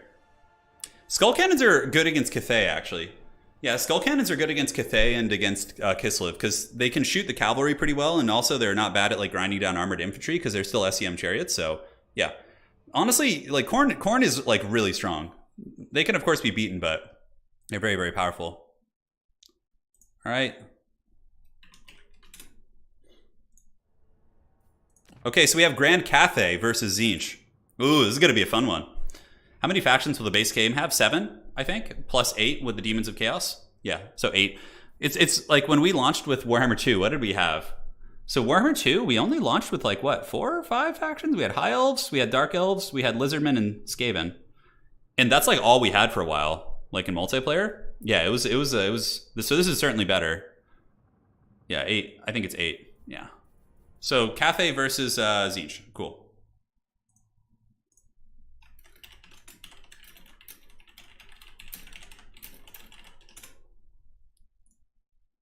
All right. Cathay versus Tzeentch. Perfect. So we're going to be streaming for a while today, guys. We're going to do like kind of a rotating King of the Hill. And this is good because like folks who are just learning Domination can, come back and get some feedback and kind of see the analysis here. Is there going to be 2v2? Yes, there will. We're going to do 2v2s. I'm going to play 1v1s. KISLEV is really strong. You guys haven't really seen their power yet, but I'll show you some KISLEV games. 100%. Yeah, so here's the thing about the Cathay Sentinels. They're only 1,600, and they also, they defeat the Warbear. They defeat the Warbears in combat. It's pretty ridiculous. So Terracotta Sentinels beat the KISLEV Warbears, who cost 600 more. Not Warbears, but the Frostbear. Dav says, Jesus, Puppy, that was brutal. My skull was taken. Yeah, Puppy's build is really good, Dav. It was especially good against what you brought. Like, just the double Skull Crusher with, like, the summons. I think, Dav, when you took that middle fight, you were kind of doomed, you know? Like, because he had, like, she had, like, armor-piercing like units behind you, and it was just rough. But, like, yeah, you did a really good job scrapping back, too. Like, you got the double cap despite being super behind, and, like, were able to stay in that game for a long time. It was very, very well played, man. So Tzeentch's army is going to be what appears to be a Herald of Tzeentch. With a couple Forsaken, we have some Pink Horrors, and also the Screamers, who are anti-large. Very cool. Yeah, nice little army here. I like it. I don't think it's bad. Forsaken of Tzeentch are very good. One of the better units that Linksi could bring too would be Doom Knights or Chaos Knights against Cathay. They're pretty good. But this, like, you got to be careful for the Sentinels for sure. Yeah, Sentinels are very nasty. Look at this. We got some Jezzails coming in. The Crane Gunners in the reinforcements. Hey, Turin, for Nurgle, have you messed with the double spellcaster with Children of Nurgle running cheap spells like Miasma? Yeah, sort of. I don't know. I don't like it too much with them, but I mean, that's... I can't wait for you to get your hands in the game, man. So, like, you know, folks like yourself can come up with these cool builds. Like, it could be really good. I haven't, like, experimented with everything. I'm kind of like the jack of all trades right now. I'm, like, trying to learn every faction a little bit rather than get really good at any of them. But so I need all 3 games to play Mortal Empires. So Mortal Empires probably won't be added for a while. So I think you're fine to just get Game 3. Lazarus, wondering when the combined Game 3 map will release. I don't know. I would wager, like, what was it for Warhammer 2? I don't know, like 3 to 6 months or something would be my guess. But like, here's the thing: before Mortal Empires gets added, there will probably be DLCs and like new factions being added for this game. Like, I would wager. So there will probably be like what 3 to 6 months, and in that time frame, probably be like a DLC or two, adding some new races. So like, we're gonna be getting a lot of good stuff. Yeah, a lot of good stuff. Yeah, terracottas are super good because look back at Warhammer 2. What unit is like unbreakable, but also doesn't like crumble or disintegrate? Like rogue idols like break, like all the big undead Goliaths like Titans, they crumble. Like the terracotta doesn't. So even if you're at army losses, it'll keep fighting, which is pretty crazy. Yeah, pretty crazy for sure. Turin, I've got a buddy who's just getting into Total War games. Who, in your opinion, would be the best YouTuber for single-player campaign strats, building econ? So it depends on what he like his personality and like how he likes to play. If he's like, I know like man, campaign who's like Lionheart is very very welcoming for like beginners because he plays on the like normal difficulties. I think like hard, like not like the super hardcore stuff, and that's probably going to be more like intuitive for teaching your friend the basics. And then of course, if you're like looking for like very advanced like campaign play, like legendary, min-maxing, things like that, you have folks like Legend who of course are very good at that. But it really just depends on like what he's looking to do and his personality. But yeah, Lionheart's always a really good start. Legend of course for higher difficulties. But like they play different play styles. Like I would say like, yeah, for someone who's just brand new and he wants to like learn about all the units, yeah, there's tons of great folks. People in chat can also direct you. Yeah. Philip, Katarine's okay. I like the basic Ice Witches a little bit more because they can summon snow leopards, but yeah. Absolutely. Absolutely. Real question though, Mortal Empires map, it's gonna be pretty epic, I bet, yeah. I'm excited for it. I'm more excited to use the what's it called? The old world factions in domination mode right now. Yeah. Alright, so here we are. It is gonna be Grand Cathay, led by HapyPupy. We have Miao Ying, the Storm Dragon, with peasants and a couple terracotta sentinels just kind of chilling in the back. Now, looking at the forces of the Changer, we have Tzeentch. The Herald is going to be coming in with the bombardment spell only, no Plague of Rust or anything. So just going for very, very cheap bombardments on the Cathay infantry. Double Forsaken, backed up by some pink horrors. Up in the sky, a pretty good air force. We do have some of the little Chaos Furies of Tzeentch and some Screamers. Screamers, of course, do have anti-large and armor piercing, yes. They're okay against Sentinels. They're very glass cannon, though. They only have 22 melee defense, like no armor. They die almost instantly if left a little bit unsupported. Yeah. Can you show us the massive Sentinels? Yeah, I think I can. I think it's on the tooltip somewhere, isn't it? I'm not sure, but Sentinels are very meaty. These guys are heavy as hell. Okay, so yeah, toggle details, stats. I don't know if I can actually like look at it here anywhere. They do have the wounds, so they get wounded as they take more damage. This is the new thing with SEMs, which I think is very good. It makes them a little bit less effective for sure. Do I play tabletop? Yes, I do. I have an Empire fantasy army. I also play Cities of Sigmar and AOS. I used to. And I play 40k mostly. I have Black Legion and Death Guard for tabletop. So I'm a big tabletop player. Yeah. But not as much in the past few years. I can't help but hear meow without thinking of the cat. I think everybody feels that way a little bit, yeah. Absolutely. So good luck, have fun to the players. They can start anytime. This is the Silver Spire. It's a little bit different. So many of the domination mode maps have a middle objective and then one on each side. This one is slightly different because it has one in each player's kind of defensive position. So it changes the way that you play the game. Backcapping is a little bit harder here, but also on this map, the reinforcement points are further. They're pretty damn far away. You can really feel it when you're summoning the units. Also, Turin did not mention... Well, so Spartacus doesn't play too much Total War campaign. He just does it mainly when like something new comes out. Like Spartacus covers a lot of different games for sure, and they were asking specifically about just Total War like campaign folks. So the battle continues to rage. The forces of Grand Cathay march towards the center with the 2 giant sentinels, which is a really cool shot. Look at the big sentinel just like marching through the trees here. So this is obviously a redone Warhammer 1 map here. This is the Silver Spire, which was a quest battle map here. King Midas, are you allowed to say how your enjoyment of the new faction compares with the old ones? Oh, I love the new factions. I've been wanting Chaos to be fleshed out for a long time, but I love the old ones too. Like Empire, I love the Empire. Like the Empire is my favorite faction, like hands down. Yeah, so we'll see what happens. Draw kiting is gone. Yeah, you can't like do it in this game mode. Draw kiting corner, like if Tzeentch corner camped, they would just lose the game on the objectives. Like it's great. I know Romulan Dog. The reason why I stopped playing AOS is because I moved to a city where nobody plays any tabletop. So people in the town I live in now play Magic the Gathering, but there's like nobody that plays tabletop. Yeah. Mass is right above where it says stats on the unit card. Okay. right above where it says stats. Okay, so their mass is 6,500. That is extra thick. Yeah, thank you. I didn't even know that. And taking a look here at the mass, like for example, this unit, 1,500, right? So yeah, that's a big difference. That is a big boy right there. That is a big boy. When it comes to cavalry, when do you let them fight and sustain combat, and when do you decide to cycle charge? So typically with cavalry that are like shock cavalry that have a high charge bonus, you want to charge, fight, and sustain combat, you know, until you start to see the damage like drop off a little bit, and then you pull back. But there are times where you want to stay in sustain combat just to really like, you know, really just finish the job and like maybe pull in something to hammer and like get the sandwich. It's really circumstantial. Really circumstantial. So it looks like maybe Linksi here, he's got some screamers, maybe going to be doing some backfield diving. I would actually really like this from him.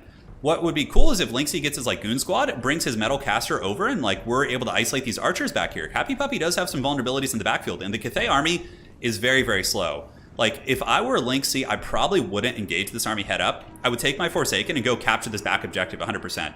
Like you don't need to fight the big sentinels here until you're ready. And what you can do then is when the sentinels pull back to defend this objective, you can then press the middle and you can be summoning in like Flamers of Tzeentch are really, really good against Terracotta Sentinels. They do a ton of armor piercing damage, so there's a lot of options there in that regard. Looking for the keys? Yes. There you go, darling. Love you too. So, Cathay moving into the center objective. The little Herald of Tzeentch does have some shooting power here on the Terracotta Sentinel. It's not bad. It is armor piercing, I think. No, it's actually not. It's very, very good against Nurgle, typically. It looks like there's a bombardment coming down. He was trying to use Searing Doom, but alas, HapyPupy very, very quick on the dodge here and able to avoid that. So going to be all good. Now up in the sky. Look at that. The Tzeentch spawn camp. Tzeentch trying to sit back by the spawn to see if any other goodies are going to be coming out. But Tzeentch is capturing their back objective with the pink cores of Tzeentch, it looks like. They better make sure to stay on that. They're like moving off it. Oh, don't move off it. Stay on that objective. And there's no rush to like take this fight in the middle, right? Like you don't need to. Right now, it's a 1-to-1 capture. Okay, this is actually kind of interesting here. Because look at this, like Cathay cannot capture its own back objective because of the Tzeentch Air Force, and Tzeentch got their objective here. So it's just 1-to-1 right now, with the advantage being for Cathay because they got the middle objective so much quicker. And now it looks like the Forsaken are going to be beelining for the back objective. I love that from Linksi, although it looks like he's changing his mind. Oh, don't be indecisive, go down there. Take your 2 Forsaken. Like, you don't need to fight this blob. One of the better ways to beat the Cathay army like this. Oh, that could be a pretty good one. I don't know if HapyPupy sees this. Those peasants going to get shattered by, not shattered, but taking quite a bit of damage from the Searing Doom right there. That was a really, really good cast. Beautiful one right there by Linksi. Yeah, Linksi, play the bottom objective because Cathay mobility is absolute trash. Like, Jade Lancers are a terrible unit. The Screamers of Tzeentch and the Furies will probably tear them to shreds. And also, ooh, look at this from Linksi. I love this. Doom Knights coming in. I really like this backfield objective play. You don't have to fight Cathay on their terms. Make them come, put them out of their comfort zone. We saw this earlier. Moving into the Double Sentinel is very scary, but again, the Double Sentinel is like very, very bad at controlling the battlefield, so you're going to be losing on some points here. So if Linksi gets these Forsaken down here to jump on this objective, could be quite good. And now the Fury's jumping into the Jade Lancers, while Cathay just kind of continues to hold the middle objective. We get some pink horrors moving in, going to start shooting into what appears to be the Peasant Long Spearman right there. We'll have to see. And the Doom Knights just kind of chilling out. Yeah, waiting to engage here. I would like to see the Doom Knights engage. And yeah, Forsaken need to come capture this back objective. So here they come. The Champions of the Changer moving on and should be able to get that. That is going to be a big, big win here. Another bombardment going down. Now, what HapyPupy needs to do is probably summon some like durable infantry and move them down this way, like maybe some halberds or something like that. Probably, honestly, going to have to pull a Terracotta Sentinel too, because like the Cathay forces are going to struggle to fight against a lot of this. And I do like this also from Tzeentch. Now they're pulling back with their Air Force, and they need to let the shields regenerate a little bit. Also, getting the Doom Knights in combat there would be very, very strong. So the back objective is going to be taken by Tzeentch. Yeah, Turin, oh no, that's rough. Feel unfortunate for 20 minutes from 2 active game stores. Yeah, it is rough, my friend. Not having local. I do have a local game store, but it's like 30 minutes away or 20 minutes away. But yeah. So, Pink Horror shooting here, and Tzeentch playing it 100% correctly, just playing the objective game. Like, if somebody's just going to bring a big blob, and that's another change I like. In Warhammer 2, you would see like some really disgusting blobs that were just not fun to play against, but now there's counterplay for it. You could just like go do other things and force them to like play in a more dynamic way. So now we have the big fight here as the Doom Knights of Tzeentch saturate in, doing their little bouncing motion, which is quite hilarious. We do also have the Screamers of Tzeentch, and the Jade Lancers are getting worn down. They will probably eventually lose that fight, especially if the Forsaken move on. So now we have a 2-cap by Tzeentch. The Changer is scheming pretty hardcore, using more bombardments. And how long is HapyPupy going to play this game of not sending a Sentinel down there? If I were HapyPupy, probably what I would do is send 1 Sentinel and Miao Ying. Just send a Sentinel, send Miao Ying in dragon form to go fight down here, and you would be able to beat those Tzeentch forces probably. But being a little bit too kind of cautious, maybe defending this objective right here, we'll have to see. Domination mode can also be played in 2v2 to answer your question, and it is really, really good. 2v2 Domination is honestly, at times, more fun than the 1v1. It's really, really good.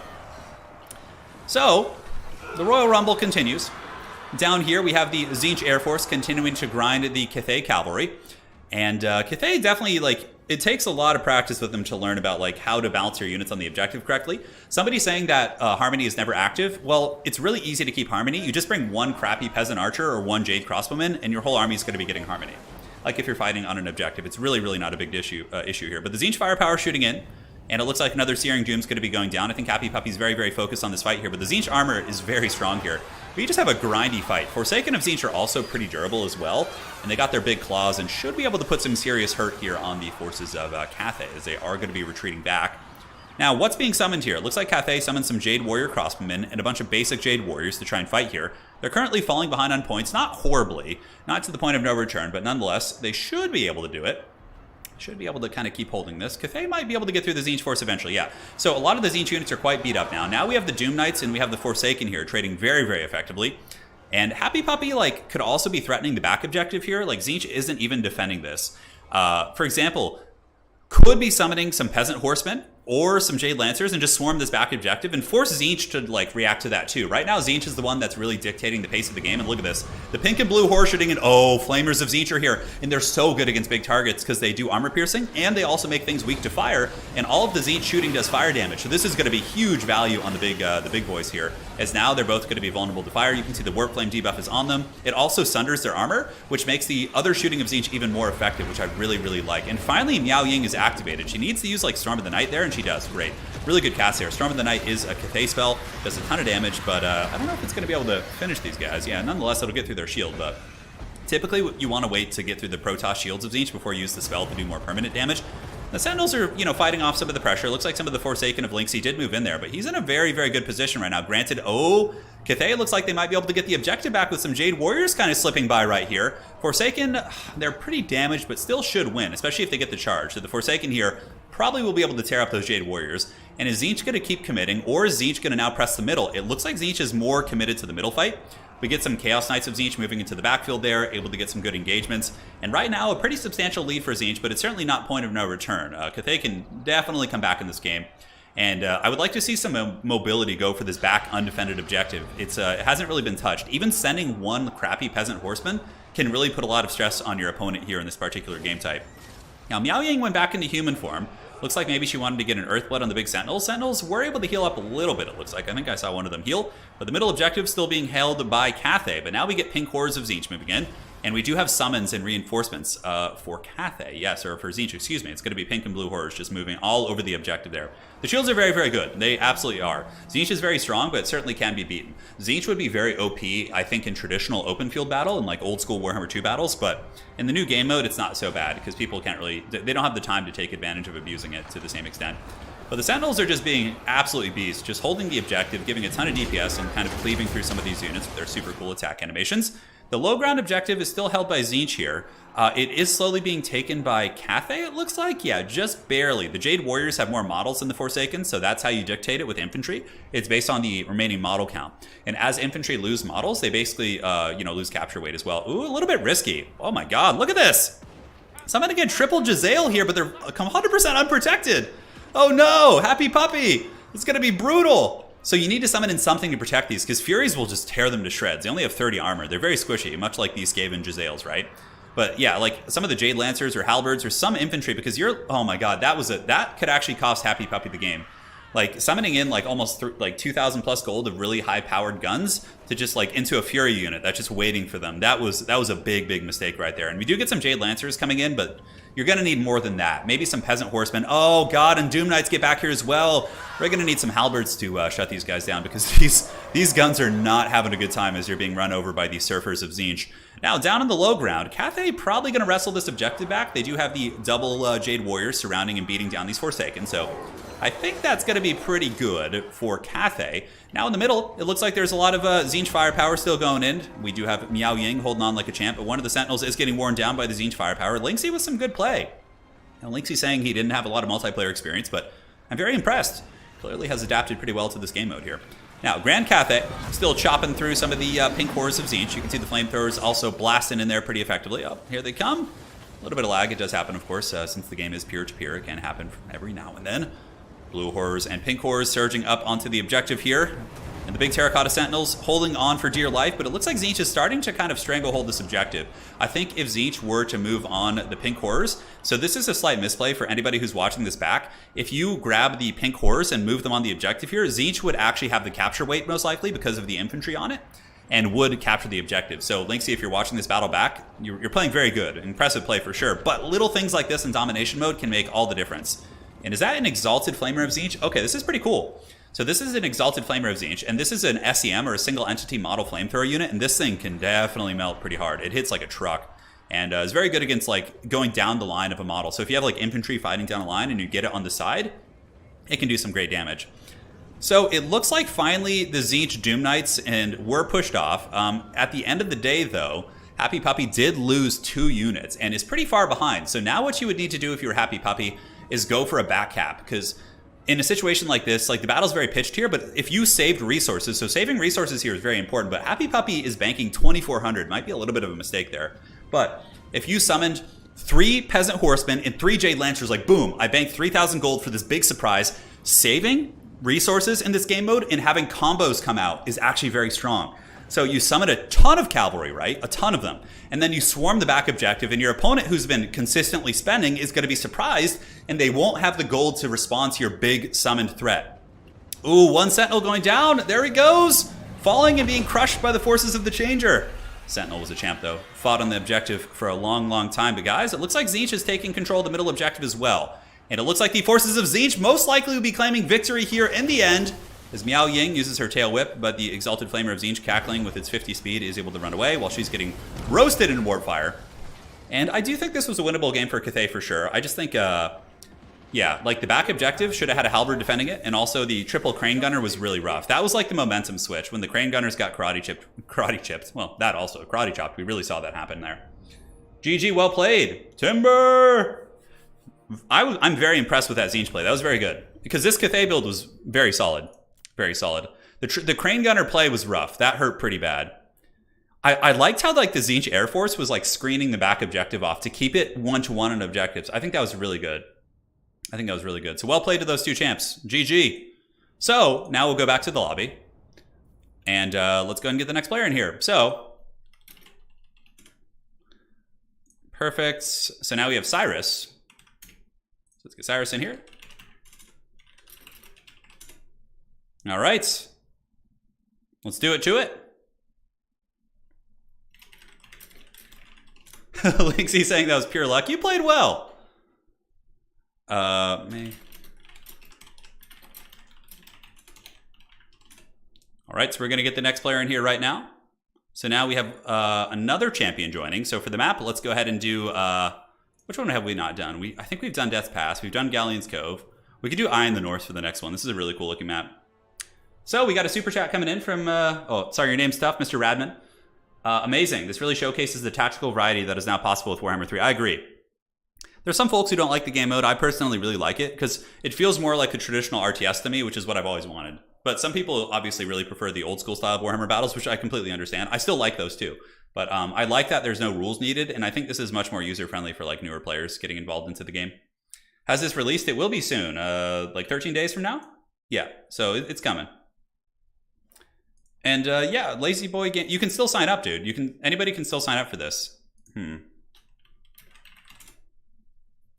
Okay.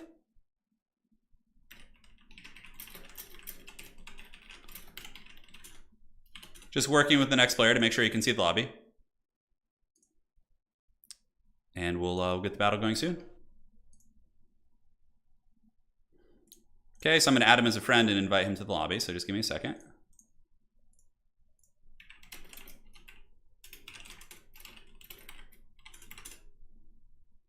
Okay, all right. So got to make some room on the old friends list here. The dreaded limitations on the friends list is always fun. Is Domination the new mode for ranked? It is, yeah. It is, 100%, which is better because the other game mode was really toxic for new players.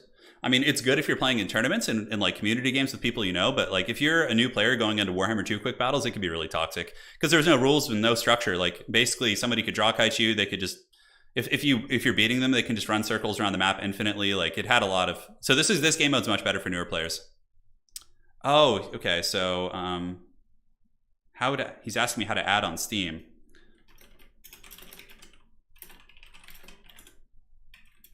Okay, 1 second here.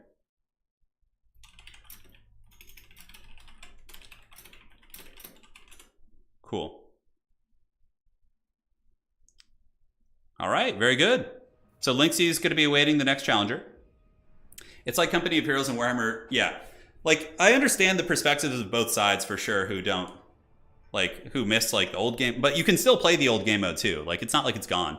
Like I'm going to have tournaments for both Domination and Land Battle, so it's like everyone will have something to play. Yeah. All right, so Aces, go ahead and send me the factions you two want to play in DM. Gonna have a lot of fun tournaments coming up. You can. Okay, so just adding players to the King of the Hill list. Outstanding. Okay, so Linksi is going to be playing Tzeentch. Now we need to see what Cyrus is going to be playing. I like it. But we're going to be having a big tournament on launch weekend. So basically, when the game launches, I'm going to have a tournament on launch day, which is going to be a faction war qualifier, and then on that Friday. And then there's going to be a major faction war over the weekend. So it's going to be super fun. It's going to be really, really fun. I'm very hyped for it. Okay, so it's going to be Khorne versus Tzeentch on this match here.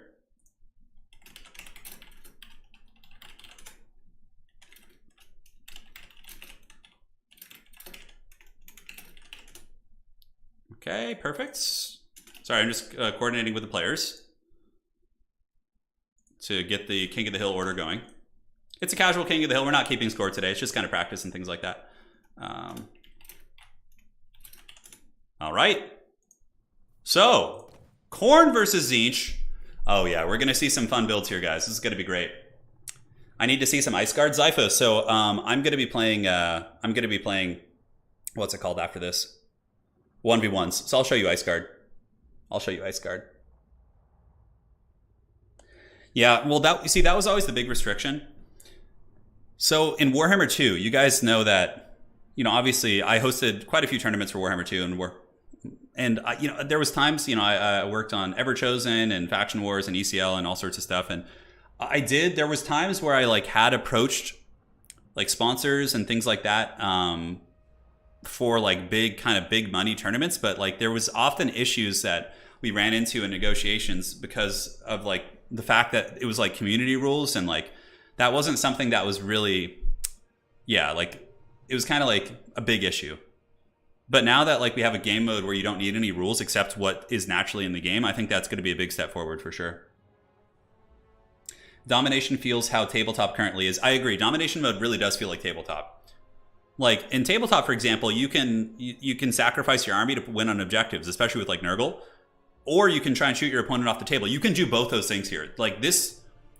I think Domination mode feels really good for being a representative of the tabletop experience. Yeah. I need the ability to generate new Discord invites. Just shoot me a message and I'll send you a link. Yeah. And don't worry, for anybody who's looking to see mostly KISLEV PvP, I'm going to play nonstop KISLEV games once I play today. I'll be playing a little bit towards the later parts of the stream. How big is the Elemental Bear? I don't think he's very good, sadly. Yeah, I don't think he's very good. Who won the last game? Linksi did. Tzeentch defeated Cathay. Yeah, it was a really good game. I will do 2v2s, Tommaso, don't you worry. You guys are going to get all the treats today. I'm streaming a long time. Thankfully, my hands are slowly getting better from the surgery, so I can actually stream for 4 to 6 hours now, whereas I used to only be able to go 2.5 hours because of my stupid hands. Yeah, so the first faction war is going to have all the factions, including Demons of Chaos, but to make Demons of Chaos fair for the faction war, the person who is playing in faction war as the Demons of Chaos is going to have to choose a god. They're going to have to say, I'm only bringing Nurgle units, I'm only bringing whatever. So that's kind of the plan. Yeah, you guys are in for some treats with Ogres and Slash, man. It's going to be fun. Hey, Trousty, thank you for the donation. Really appreciate it. There's no message with that, but thank you. It's very kind of you. All right, so for the forces of Khorne, the Blood God smiles as we get Skarbrand the Exiled. Oh, hell yeah, dude. Look at this guy. He's such a G.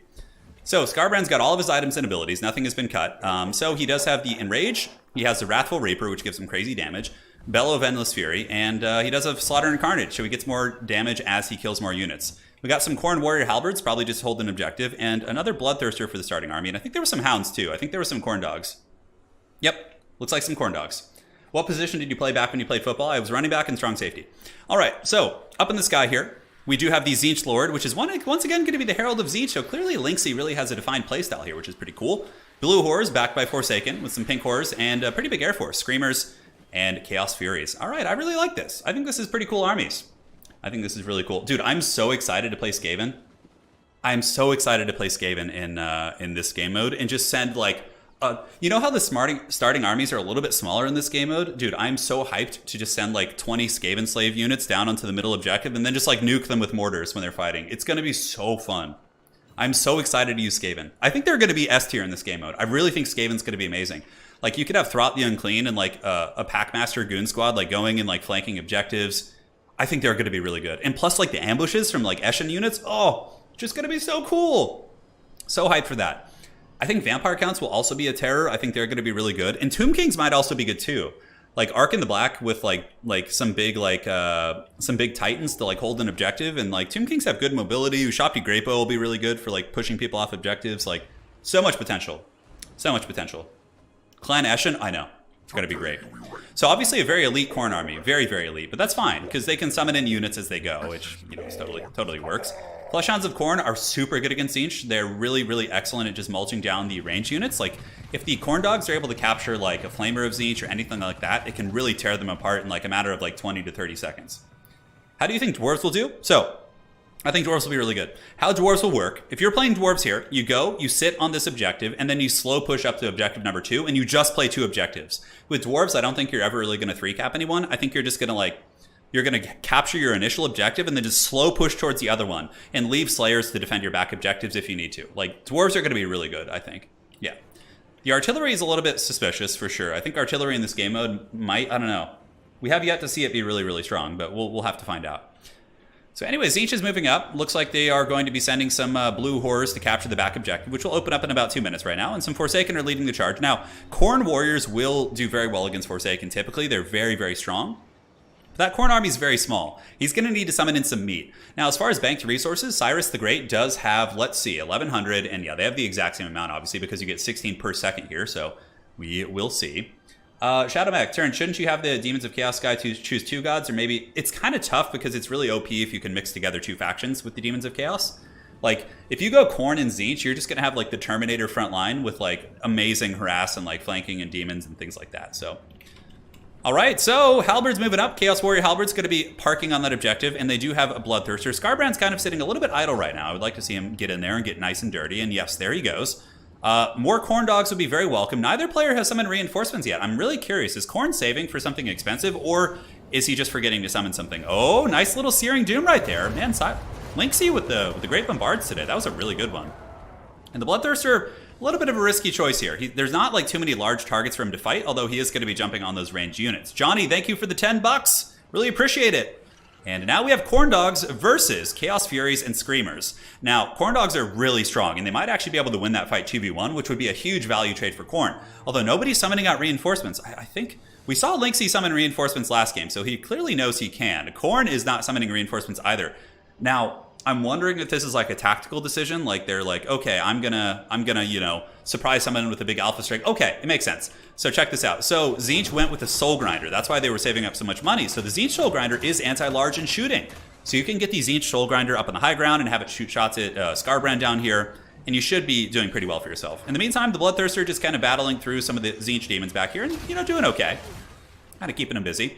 And man, oh man, those Khorne Dogs doing the work of the gods, but they get a little bit bloodthirsty. I don't know, man. The Khorne Dogs charging off the objective here. Yeah, going into the Forsaken. I don't know if I agree with that play.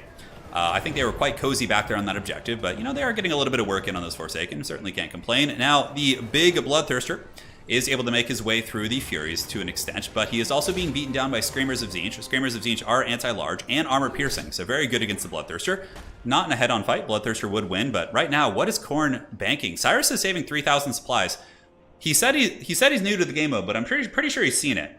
Are we just going to see like a massive summon? Because right now, Khorne is not summoning any units out. We got 3,200, and oh wait, what is this? Oh, I have like a little paintbrush like icon up here. No, that's pretty cool. Oh god. Guys, don't give me... Oh my god, look at Khorne! What are they doing? Now they're summoning out an Unholy Legion! Yeah. Okay, we got a Skull Cannon, we got some Blood Crushers, or some Bloodletters coming out. Okay, Khorne's gonna get their reinforcements on the field now. Guys, do not give me access to drawing tools. Oh my god. Don't do it. Oh, I have to resist my childish urges. Okay, I'm not doing it. I'm chilling here. It's not happening. Anyways, the Khorne army's moving in across. They got the Fleshhounds of Khorne, and Scarbrand's just kind of holding the objective down here. He's like, come at me, bro. And he's going to be waiting for the forces of Tzeentch to descend. And now, you know, if Khorne were able to capture this back objective here, that could be pretty strong. They would have a 2-cap on Tzeentch, which would be good. Lag for the slow-mo gods, yes. Exactly. So Khorne Halberds battling against Furies and Screamers should be pretty good against both of them, honestly. I think these Khorne units could probably defeat both of them in combat. Now Scarbrand's coming in, and this is great for Scarbrand because every kill he gets, his weapon strength is going to be permanently increased here. So, oh, the big karate kick! He just punts one of those Furies, gets 3 kills, and you can see his weapon strength is already increasing. The back objective has not yet been taken by Khorne, so a little bit of a mistake. I think he thinks he's had it captured because, oh, does he get it just barely? Okay, he did just barely get that objective. That was pretty fortunate. And the doggies are going to be swarming on the blue horse on the flanks, maybe looking to eventually get on top of the Soul Grinder back here. We will see. And Scarbrand fighting shoulder to shoulder with the Warriors, but the Warriors are being swarmed. But man, look at the value. They've really grinded down. Oh, and the Farmbrand Rampage, Rage Embodied, does get all those units rampaged. And now we also have a Skull Cannon in the back.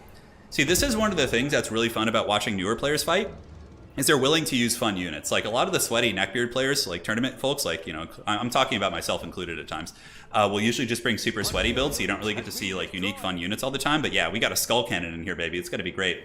I really enjoyed your multiplayer campaign. Can't wait to see more. We are going to be doing those once a week. I love that game mode. It is so damn fun. So here comes the Bloodletters. We'll certainly massacre these guys. And when Bloodletters are pretty cool against Tzeentch because they do have spell resist. So if Tzeentch tries to kill them with magic, not magic damage, but with spell damage, they're actually going to be quite resilient. And now Farmbrand's looking to farm a little bit more. He's moving in. Here they come.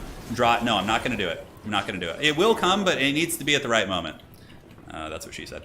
So Scarbrand is going to be blasted with some magic. Oh, Scarbrand's breath attack. Yes, I love it. And the pink core is up on the high ground shooting in. Nice bombardment. That is the blue fire from Tzeentch. It's a very, very strong spell. And I think Farmbrand needs to get back on the objective here. He needs to move back and go after that Soul Grinder. Currently, the score is looking pretty decent for the Khorne Dogs. They have had a 2-cap for a while. And the Skull Cannon here in the back is out of ammo, and it's going to be moving in now. But what's cool about Skull Cannons, as they fight in combat, they actually get more and more ammo, so they can replenish their ammo. And Farmbrand definitely needs to move in after that Soul Grinder. Yeah, it looks like he's moving back right now. And how is the battle going in terms of value accrued? So Tzeentch has been massively outvaluing Khorne in terms of the trade. So they're basically winning the engagements and getting the better engagements. But Khorne is doing slightly better on the objectives. And oh, do we have a little back cap? Oh, I like this. Khorne is playing the objectives very, very well. Check this out. Yeah, they're moving in. Bloodletters and Doggies back capping the Tzeentch forces. So though Tzeentch is winning many of the engagements here, Khorne is playing the objective game pretty well as they move in against those blue horrors. Here comes the Skull Cannon, surging down the hill to maybe ramrod into the old Exalted Flamer of Tzeentch. Perhaps, yes, we'll see. And I think that'll be the case. Now, Tzeentch doing the same thing. They do get some blue horrors and Forsaken. Moving on over to the other objective. Romulan Dog, I love it, man. I love it. I'm a pretty sweaty gamer myself, but like, yeah, I'm trying to think of like the ratio of sweat to fun I have. I would say like I'm like a 70-30. I'm like 70% sweaty and 30% fun. Because I'm still willing to like, if I'm in a tournament, to bring like off-meta fun stuff. But I still have it with the sweaty intention of making it work. Like, so I'm like a 70-30 sweat to like fun player. Maybe 65-35. Whereas like I could point to players in the community who are like 100% sweat. You never see anything fun in the builds. It's always the same like meta stuff. Like, it's pretty funny, for sure. But yeah, I'm like a 70-30 sweat player, I think, would be my analysis. All right, so Scarbrand chilling up. Tzeentch certainly taking control of the objectives here. Oh, man, they just got there. Oh, but look at that. Yeah, Tzeentch just got it. But now we got some Khornate Warriors moving in. And the Khorne Dogs, you can see their shock damage is pretty good. I mean, on the initial damage, they tore through 800 HP worth of shields. Forsaken will trade pretty well with them, but the Khornate Warriors might be able to get on that objective and capture it. But, ooh, look at the Doom Knights coming in. The Doom Knights with the intercept, pushing onto the Chaos Warriors of Khorne right there. Very, very nice. And is Farmbrand still alive? Oh, he is. The Exiled One moving in once again to do battle. He's now up to 800 weapon strength, which is insane. Such a raid boss. But yeah, he's been a little bit kind of vulnerable this game. The Exalted Flamer of Tzeentch is about out of ammo, but we'll see what Farmbrand can do. And the back objective has been taken by Khorne, and now suddenly Khorne is certainly scrapping pretty well into the game as Warhounds move in, and the... Oh man, look at the torrent of fire on those Bloodletters. Man, they're getting melted by that Tzeentch firepower. Really, really good stuff for sure. Turin, will Domination be possible under Quick Play? It is now the new default game mode, yes, for Quick Play. So if you go to play a quick battle, it's Domination mode, which is quite a bit more fun. Yeah. Quite a bit more fun. All right, so on the other side, Screamers as well as the Doom Knights battling the Chaos Warriors. Bit of a wet noodle contest because honestly, Doom Knights don't have good armor piercing at all, and the Chaos Warriors are super durable. 100 armor, pretty high melee defense.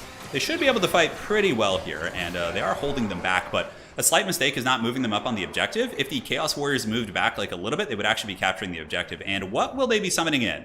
In terms of banked resources, Cyrus has about 1,000. I really like this choice quite a bit. I think that the old Chaos Warriors with halberds moving onto the objective there is a really strong play. In terms of the middle, who's it held by at the moment? It's still held by Khorne, but not for long. Farmbrand the Exile. Dude, look at Farmbrand. What a beast. He actually was like in a huge bad fight here, but he still almost killed a Soul Grinder from full HP. And now that Soul Grinder is crumbling here, but it might be able to stabilize. We'll have to see. But Farmbrand has been banished back to the ether from whence he came. In terms of the far side objective, Khorne did get it, but now it looks like Tzeentch is going to be able to wrestle control of that objective. In terms of damage value done, Tzeentch has done about 4,000 more damage. Players, I think Khorne is ahead on score, so Tzeentch is probably not getting, or Khorne probably is not getting any points for losing. It's kind of an interesting thing. Like, I often wondered if like the player who's losing in terms of army value should get the bonus points as opposed to objectives. It's really curious. Do you prefer the old HP bar? I don't mind this one, honestly. Yeah, I don't mind it at all. Like, I honestly haven't even thought about it. But it looks like Tzeentch is going to get back in the game here with the triple cap. I think they have won the battle pretty decisively. And again, it's still similar to Warhammer 2 in that way, right? Like, if you just like win the battle, you can just then take the objectives. Like, the objectives are of course like a big variable and they force you to fight, which is really nice. But I like how it kind of worked out in the end because you can still just alpha strike people's armies. Like, Inticity and I have practiced a lot of games where we don't even bother like with the objectives really. We just kind of like try and value the other player's army and then win that way. Like, and grab the objectives after the fact. So it's quite cool. Very similar to Warhammer 2 battles in that way. So Halberd's moving down to the low ground, but I think Khorne is kind of running out of steam a little bit, and we're going to see that reflected here with the triple cap as the Halberds move down. Probably for Khorne, yeah, best bet is just to go for like this low ground objective. Thank you, darling. Appreciate it. And here they come. Chaos Shielded Warriors, pretty good against Tzeentch. They outtrade most of the Tzeentch infantry. They beat Forsaken, they beat Blue Horrors, they beat Pink Horrors. But in the end, they're a little bit slow. Oh, is that going to be the Tzeentch army ability? I think it is. This one is designed for single target sniping, though, so it's probably not going to do that much damage. Yeah, it's going to be going in, and boom. Oh, okay, that was actually decent. Is there another one coming? Is this the big one, or okay, it just wore off there. Yeah, Doom Knight's moving in there, man. Really, really getting some brutal value in. Farmbrand is not good against Tzeentch either. Against Tzeentch, you want to go like wider typically. Use an Exalted Bloodthirster or use a Herald and just go wider. Because Tzeentch is really good at sniping, so if you go wide and don't give them good targets, it's definitely more effective. Turin, maybe they should make it so that the icon of each objective is the color of the team that holds it. I agree. It's a little bit tricky from a spectator's perspective, because it's basically whoever is the first player in the lobby is who it reflects. I think it'd be really cool if it like showed that. That's actually a good point. I didn't really think of that, so I'll give that as feedback to CA if I can. What happens to units that get fled off the battlefield? So eventually, if a unit gets chased off the battlefield, what happens is it eventually gets re-added to your pool. It has to heal back to full health. There's like a meter where it heals, and then you can resummon it for its original cost. Now, Khorne looking to push out one last time. The score is actually still pretty close, but I don't know if the Khorne dogs are going to be able to do it. So in this situation, what you would do with Khorne is you would use your Vanguard point here to summon some Fleshhounds and go steal that objective, because Tzeentch is very heavily focused on roadblocking your infantry from getting to the objective, which is smart. And these are not like high DPS Khorne infantry like the Bloodletters or the dual weapon warriors. These are shielded ones, so it's going to take them some time to get here. And the little Tzeentch Herald just kind of cackling on his disc, dude. Look at him up here. Oh, he's got like 2 little scribes too. Dude, that is so cool looking. Man, Tzeentch has a really cool aesthetic for sure. The Coordinate forces are pushed back. Thatch is itch. And we will see what they can do. Linksi showing that he is the man of the Tzeentch, who was able to defeat Grand Cathay and now has taken on the forces of the Blood God in what was actually a very close game. But this is pretty much game blouses. Like, in most tournaments, what you would find at this point is like the player who was triple capped like this would probably just like leave the game, like instead of like, kind of hanging here for a while. What happens to units that fled off the battlefield? We did answer that. So if you guys have any questions too about the game mode and like what's good, what's bad, like in between games is a really good time to ask me. You could just like tag me at Turin and I'll answer all your questions. Nurgle actually has some tools against Tzeentch. If I get the chance to play Tzeentch today, I can show you a couple Nurgle builds that would be very, very good against this. If you retreat with ranged units, do they heal up? Do they replenish ammo? Yes, they do. So you can bring them back, correct. And that also works for characters that have abilities. So if you have like a character that has like an activated item or ability, like a summon, that isn't a spell, that will come back when you resummon them. So it's pretty strong, but you have to remember, you have to pay their full price, which if you're summoning a big expensive character or like unit like that, you're going to lose some battlefield agency. So it kind of goes either way. So there are the forces of the Blood God in their last desperate stand, being hammered down by the forces of the Changer. It was a very good game, and Linksi once again showing that he is the king of the hill. Yeah, he's doing really good. I like Linksi's playstyle. It's very different. Like most Tzeentch players are using the big demons in my experience, like using the Exalted Lords of Change, but he's just using the little cheap bombardment spells to get good value and using his little screamers pretty effectively up in the sky. And he also, yeah, Soul Grinder is pretty cool. Farmbrand did okay considering, but like the problem with Cyrus's build is he brought two big expensive anti-large units to just like absolutely massacre like a big target, and there was no big targets. And even if you do have an Exalted Lord of Change, you can't catch them. They're too quick. They fly as well. So the big monsters with Khorne in this matchup aren't very good in my experience. Maybe bringing one is fine as like a safety net, but you need to like not bring the second Bloodthirster. And in your starting army, bring a wider army to collapse Tzeentch, because Khorne will massacre Tzeentch in combat. You just need to like have enough width. He had his army too elite, and that really was the weakness. So Cyrus, hopefully that feedback helps you, my friend. And all right, one sec here. Cool. Let me see who's up next. Cyrus, you did fine, dude. Hold your head up high. That was like your first game. And a lot of the guys playing today, just another thing, they're not like multiplayer guys. They're coming from campaign. They're learning multiplayer for the first time. So again, everyone's learning here. It's a learning experience. You are up.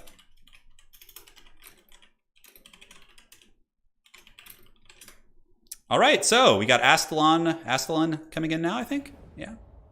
Hopefully I said his name right. For the map, we will do the Mountains of Morn is a really fun one. I actually like the Crossing of the Sea of Claws. This is probably one of my favorite maps right here. You guys are going to see this. If you resummon Scarbrand, does he keep his weapon strength? Yes, and he also keeps the damage value done, if I'm not mistaken.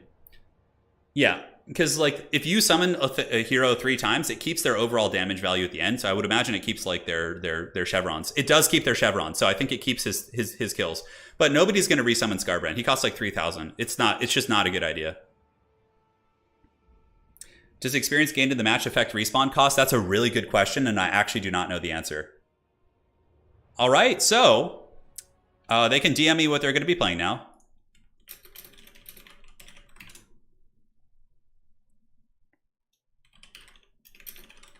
Very good. All right.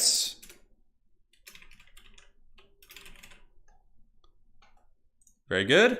All right, so we have probably going to be Tzeentch versus KISLEV, I would imagine. We'll see.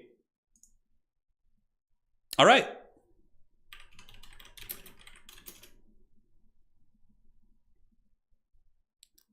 Okay, we're going to see what he wants to play. Perfect. Hey, Linksi, no problem, dude. I love it. Okay, so we have KISLEV versus Tzeentch.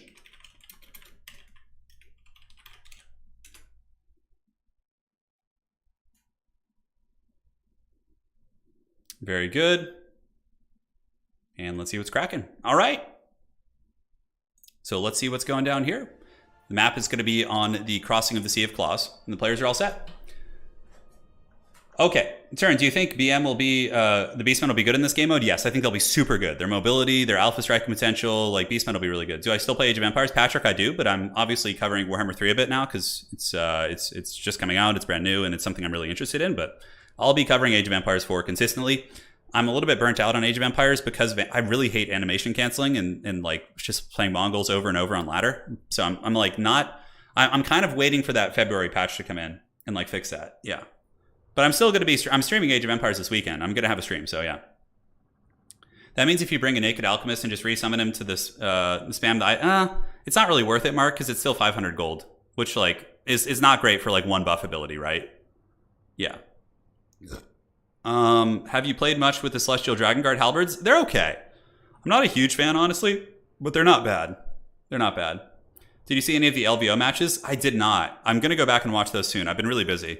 How does a small starting army affect balance? It's not a big deal because it's actually more balanced than Warhammer 2 because you can summon in answers to what you see. So it's like, it's not as much build roulette. Like in Warhammer 2, you could load into a battle and just know you were dead because your build sucks. But in this game, like even if your build is bad, you can still like summon encounters theoretically. It's a little bit like better, I think. Do you think domination mode is good for the PvP scene? I think it's really good. Yeah. There's obviously going to be people who don't like it, which is fair. They're just not their preference. But I think it's really good for newer players. I think it's easier to get into. You don't need community rules. Like I tried to get some of my friends that I knew from high school to play Total War Warhammer 2 PvP, and I sent them a document from the tournament rules that were made by the community, and they're like, "Are you serious? I have to read through all these rules just to play a video game? What is this, like homework?" And like now you don't need that shit. Like you can just get your friend in here and you can just play. It's pretty self-contained. So I think that's a really good step in the right direction. All units that die go back into the summoning pool, correct? But if a unit gets like wiped out, it takes a long time for them to come back. Yeah. Do you think CA has improved a lot on multiplayer? Yes, I do. Like they actually put in the effort to develop a game mode. So yeah. How do you feel about the bear units in KISLEV? Bear Cavalry are very good. They're very, very good. All right, so you have KISLEV versus Tzeentch. Looks like it's going to be Rasputin facing off against the Metalcaster. JR Gamer, the game will come out soon. Loopy, yeah, sure. The reinforcements are pre-selected, so if you make a bad build, yeah, you can still, but it's not nearly as much. Like if you build your reinforcements like with a relatively dynamic setup, you're going to be fine. Yeah. Yeah, it was really hard to get like new people into the Warhammer 2 multiplayer. Granted, it was amazing. I love it, but it's just yeah, that was like I really didn't like the tournament rules aspect of things. Granted, I'm super appreciative for them because it's the only reason we're able to have like that scene. So like the people who worked on those are just like the absolute legends of the community because we had to have them. Otherwise, the game would have just been like unplayable in multiplayer. Yeah, it's just I had so many tournaments where there would be like a big moment, like the finals or semifinals, and there would be like a rule break, and like it's very ambiguous how to enforce a rule, like with attacking rules, and it was just a nightmare enforcing that. Yeah. They made the game mode just for Nurgles. Yeah, absolutely. February 17th, I know it's coming. There's going to be a launch day tournament. I should have the website up by then as well. Yeah. I'm meeting again. It's going to be going live soon. Yeah, there's going to be a lot of fun stuff. All right, ladies and gentlemen, here we are. It's going to be the forces of KISLEV with a bunch of armored Kossars, which are very good. They're shielded against Tzeentch firepower, and they also have shooting against light armor. I love the front line here. We have Rasputin plus an Ice Maiden. Is that an Ice Maiden or Tempest, actually? It's going to be Tempest with the bombardment spell. So Glacial Blast is a bound AoE, like kind of bombardment spell. Not bombardment, but explosion. Hailstorm does a little bit of damage, and Biting Wind. Okay, so that's like a Walmart Burning Head, basically. So we got Winged Lancers in the back, backed up by Light War Sleds. Light War Sleds are a very good answer against Forsaken. So I do like the inclusion, and it seems like a pretty good army for sure. I see people selecting multiples of their supporting army. Yeah, that makes sense because once you find something that's really good against a faction, you're going to want to bring more of it in your reinforcements, right? So that's very, very standard.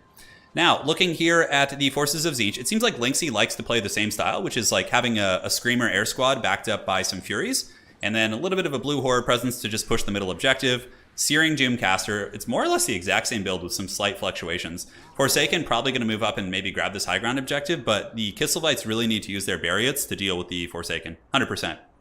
100% for sure. But in Domination, troll boxes don't work. Yeah, exactly. They don't work as well. They're still good. Like, they can be okay for like big blob fights and winning a middle objective, but yeah, like that same style, like corner camping is gone, forest camping doesn't matter, white line camping doesn't exist, and also, you know, draw kiting isn't a thing. Like, you know, like all those things are gone, which is really, really nice. Do you know how model count affects cap power? Yes. So as infantry lose models, their cap power goes down. So in terms of the capture weight, let me go ahead and break it down for you guys like this. The strongest capture weight in the game is infantry, lords, and heroes. However, there's a big caveat with the lords and heroes. If the lords and heroes are considered monstrous, so let's say like a Shaggoth, like Kolek, their capture weight is going to be less than like a character that's on like a bear mount or like a horse or like someone like Sigvald.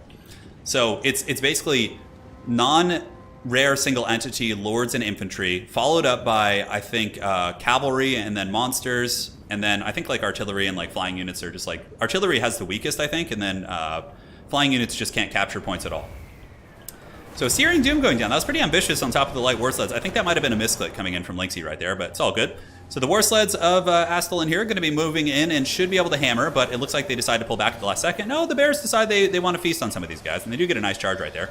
And what's cool about the bear sled is it's kind of like road blocking a little bit, but yeah, it's going to need some support. I think Rasputin needs to get over there and maybe help them out. In the backfield, we do get some pink horrors of Tzeentch, but I don't know, the Bariots are doing good. I mean, look at the shield damage they did. They've also done some permanent damage against the blue horrors. And now KISLEV is getting in position with its armored Kossars as well as its regular shooting units. And the Winged Lancers probably will hammer into those Forsaken pretty effectively. And with Rasputin helping, it should be pretty good. Now, on the flank, we do have some blue horrors moving over there to get the objective, which is quite strong. Another nice bombardment there. So the little bombardment from Linksi has been quite good. And the Winged Lancer is going to be hammering into the Forsaken. Very, very nice charge right there. And is that a Biting Winds coming in from the Tempest spell? I think so.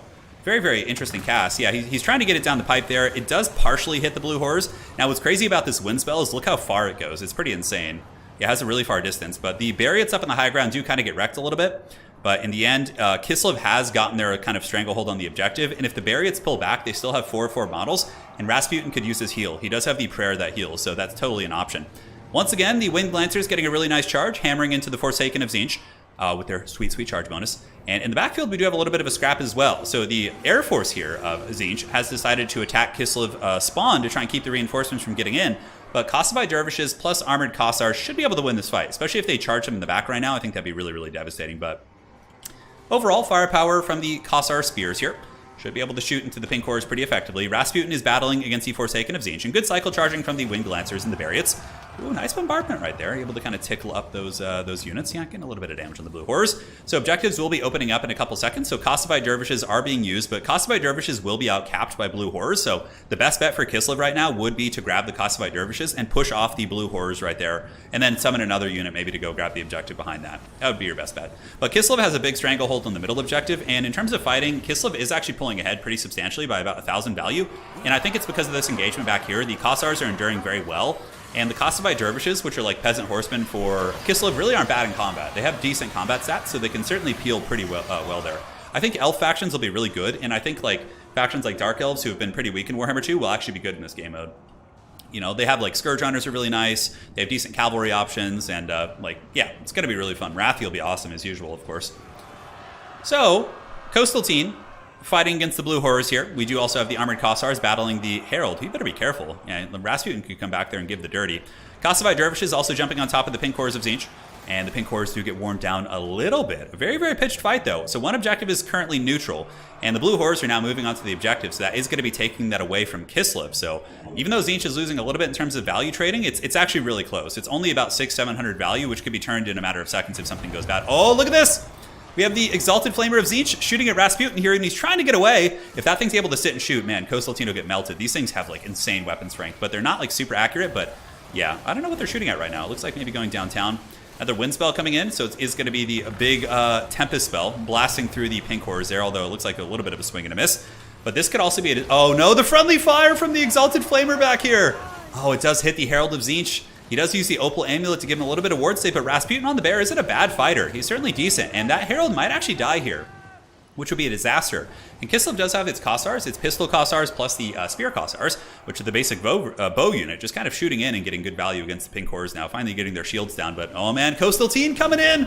Wearing this bad boy down, you're going to have to run. I think the Herald of Tzeentch overstaying his welcome a little bit as the KISLEVite Orthodoxy man continues to get some beatings. Okay, looks like he's going to get away, but he's crumbling, he's unstable!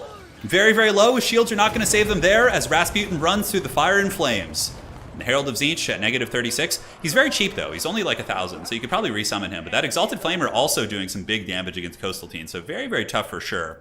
Now, looking at the flank engagements, we do have what appears to be a Snow Leopard. Very interesting choice. Snow Leopards are really terrible against infantry. They're actually designed to kill large targets, but I mean, it is holding back the blue horrors. I think we need some like Winged Lancers. When the Winged Hussars arrive over here to run down the blue horror. I was listening to that song last night to get hyped up for this, but the far objective is also being held by Tzeentch. Score is pretty even right now. It looks like KISLEV is up just barely on the score. In the middle, Armored Kossars fighting back Forsaken and Blue Horrors, probably going to be in a losing fight there, but they do have some Armored Kossars and Dervishes and Winged Lancers moving down, and also the Barriots are coming. Barriots will pretty much destroy like any of these units here. And the middle is slowly starting to be taken by Tzeentch, actually, so the capture weight of the Exalted Flamer is a little bit more than the Frostmaiden, simply because I think he's healthier, maybe just like has more. Not quite sure. Tzeentch does need to move its blue horrors up on the objective. Looks like they're just kind of shooting into the Armored Kossars here, which isn't bad. You know, Armored Kossars are silver shields, though, so they should be pretty fine there. Russia's favorite love machine, yes, exactly. Doom Knights in the back being very, very tough to kill. I think the only really effective way KISLEV has to deal with them is going to be with the Bear Cavalry or Streltsy. I think getting a Streltsy unit, it's pretty hard. Tzeentch has a lot of good flying dive units, but getting a single Streltsy back here to just like park on this like hill would be super nice to just shoot into all these units.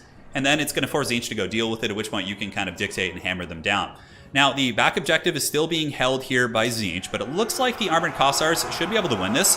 The Brave KISLEVites able to kind of fend off the Forsaken of Tzeentch, and they should be able to move over there and capture that. They don't have like crazy AP, but Tzeentch, or Forsaken in general, only have 20 melee defense, so they usually die pretty quick in like long-term sustained combat after their shock damage wears off. We do have these Snow Leopards still fighting over here. Very curious choice. I'm not sure why the Snow Leopard was summoned here, but oh yes, the Dervishes are on their way, and the Winged Lancers. Yes, it is coming.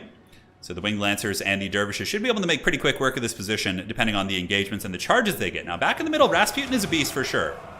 He does have an ability that when he gets below 25% health, he heals, I believe. Let's check. Did he bring it? Yeah, he's got Ursen's Ward. So when he's below 25%, he does heal. So it's kind of like similar to Orion's ability in Warhammer 2, except it doesn't come with like a million ward save as well. But he does get passive healing. So there'll be games where, you know, Coastal Team looks like he's going to die, and you're just like, wait, how is he just not dying here? How is he holding on? It's pretty insane for sure. Now, damage value is really close, though. It's like within 1,000 points. The Winged Lancers have arrived, getting a huge charge, lancing into the Blue Horrors up here on this high ground objective. Beautiful stuff for sure. And many of the Blue Horrors are melting back to the warp from whence they came, as the great Polish cavalry here, certainly doing some excellent work in taking out the Blue Horrors of Tzeentch. And the Kosovo Dervishes charging into the Chaos Furies, looking like they had a pretty bad fight, actually. You know, the Furies might have gotten the charge on them. We'll have to see. Another Tempest spell going down, able to roast some of the pink horrors there. Coastal Teen is armor piercing. All of the bear characters, including the Ice Witch, if they're on a bear or whatever, is going to have good armor piercing, and he's got 500 weapon strength, so he should be able to put some hurt here on these Doom Knights of Tzeentch. But Linksi's Air Force has been very, very disruptive, and now Linksi's starting to catch up a little bit in terms of damage, although it still kind of keeps normalizing there. And now the Armored Kossars here of Astellan are going to be jumping onto the objective. Very, very nice. So the durable KISLEVite infantry on the low ground, proving to just be champs as they now move in. And it's going to be, you know, Tzeentch is not going to have an easy time wrestling this back. Probably leaving both Kossars here would be pretty smart, or you could send back this Armored Kossar, let him heal, and then resummon him and send him back to the objective. It really depends on the resources and kind of the flow of the game and everything like that. So, score's pretty even. We got 1,600 to 1,400, favoring the forces of KISLEV, who are just barely ahead in terms of the objectives. Although, yeah, it's a little bit tricky to tell. I guess I have to like look at the flags and things like that. I really would like it to be a little bit easier on the UI to read who's ahead. I mean, obviously I can say like, okay, so, you know, the red player is Tzeentch, and Tzeentch is, you know, a little bit behind on the points, like whatever, that would be nice, but you guys get the picture. Coastal Team still fighting in here. He's not healing at the moment because he's not below 25%. Tzeentch is going to be trying to pour more and more forces on. I think losing the Tzeentch Herald early was like a big factor. Like that guy still had a lot of life to live, and I wouldn't be surprised if we saw him resummon at some point. His bombardments could be pretty useful against some of these forces and things like that. So back on the far objective, about to be captured by KISLEV, which will give them a nice cap there. This objective is still neutral. This one's just been a royal rumble. It looks like some Screamers are coming in. An excellent counter. Screamers are really good against Winged Lancers. If Winged Lancers can't get the charge on them, these Screamers will be able to do some good work. I love the Haggard like landing animations. It's so funny. But yeah, the Winged Lancers are going to pay the price. They're unbreakable for about 30 seconds now, which is good. They might as well fight to the bitter end because like trying to get away here isn't going to go well for them.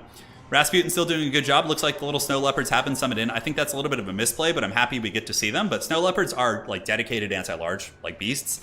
They're really good against like Soul Grinders and like, you know, kind of combat lords and things like that. It just kind of nibbling at their heels and things like that. But overall, yes, they're barely ahead, correct. Oh my god, I didn't even see that pun coming. You guys got me pretty good there. Many of the Tzeentch forces are being worn down. The Blue Horrors are being taken to task here, and the Light War Sleds doing an excellent job of just cleaving through the Tzeentch range units. And Rasputin is just not giving any shits. He's still going like a champ. Nice little Tempest bombardment right there. Top of the Blue Horrors, able to pick off a couple models, it looks like. Nothing terribly devastating, but Tzeentch might be able to secure the high ground objective. But remember, flying units cannot capture objectives. They're really good at getting to objectives and denying your opponent or, you know, reinforcing a fight that's going on an objective, but they cannot capture them themselves, even if you put them in land mode. And now we get more and more Dervishes moving in to try and hammer the Forsaken and keep them off the objective. Road blocking is a very viable tactic in this game mode for sure.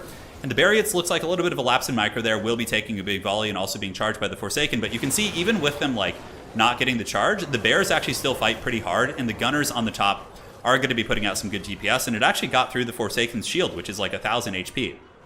Turin, is the KISLEV Bear the worst SEM of the new faction so far? No. Oh yes, the Elemental Bear, yeah, it's terrible. But the bear mounts are pretty good. Like, the bear mounts that you have for all your characters are very cost-effective, but the Elemental Bear is really terrible. It's really bad. It loses to the Sentinel. It pretty much loses to, like, every SEM that is around its price point. It even loses probably to a basic Giant, I would imagine. It might be able to beat the Giant. It's hard to say, but the Elemental Bear is pretty terrible. Like, you're paying just a huge premium for its breath attack, which isn't very good to begin with. So, Screamers of Tzeentch trying to take down Coastal Team, but he's tanking like a champ, and it looks like he is healing now, so you can see the buffs going active. Urson's ward kind of popping on and off, so as he gets below, his various buffs go down. He also gets fire damage, melee attack, and leadership when he gets below 25%, which is pretty crazy. I think, or no, it's only when he's in melee. Okay, that's a different one. I got that a little bit confused, but nonetheless, still a very good ability. So now it looks like KISLEV is going to get the triple cap. Yeah, they're securing this. The Winged Lancers somehow survived that engagement earlier. It's the proud Janusz mustache here. These guys are just doing it. I love the face masks too. They look so damn cool. But they will be able to hold that. And Tzeentch is certainly getting pushed back. The damage value is getting a little bit more and more for KISLEV as they're up to about 16,000 right now. So they're starting to accrue even more of an advantage here. A Little Grom is okay. Little Grom isn't bad. It's a decent cannon. I think it will have some potential maybe against like Nurgle and Ogre Kingdoms. Like if Nurgle's sitting on a middle objective with like a Great Unclean One, you could summon a Little Grom just to sit there and nuke him like the entire game. Do Rogue Idols lose to Giants? I'm not sure off the top of my head. It's been a while since I've tested that. What about an Elemental Doom? Yeah, I mean in campaign you can make anything work basically. Campaign is a very casual kind of thing, right? So you can with the campaign buffs and like based on the AI like not being very smart and playing well, you can totally make most units work. Is the Bear Cav cost effective in multiplayer? I would say so. I think the Bear Cavalry, it's pretty much, they're like the exact same as Demogryph Knights. Like if Demogryph Knights are good, then they're good as well. They play the exact same. The only issue is they don't have like a healing spell, but you can bring a Patriarch, which is a KISLEVite character, or you can use Rasputin, and they have Salix Lullaby, which is an AoE heal. So you can still heal them and get some pretty good value. Yeah. All right, so big lancing attack into the Blue Horrors. Blue Horrors are melee units, even though they do have a shooting attack, so they're not terrible, but they probably will get worn down by the cavalry. We even have some Bear Cav here. I'm not sure what they're doing over here, but Bear Cavalry should definitely be back in the center, because Bear Cavalry are pretty good against Forsaken too. So KISLEV does have a nice firing line. You can see the Kossars here with their pistols shooting down into the Forsaken, able to rip some beautiful, beautiful shots. And the Armored Kossars here should get shreked by those Forsaken on the charge, but good firing line from KISLEV here. Rasputin and his Leopard are going to take the flank objective from the Blue Horrors, it looks like, although this one's actually still neutral. Nobody's captured that one. It's pretty wild. But yeah, KISLEV is getting a massive lead with the two objectives being held for quite some time. Can Miao Ying and Zhao Ming capture points in human form? No, they can't. They can't. Yeah, I don't believe so. Hey, Android Poetry, thank you so much. They get unbreakable for 30 seconds when they start wavering? Correct. That is the KISLEV passive, and it's very, very good.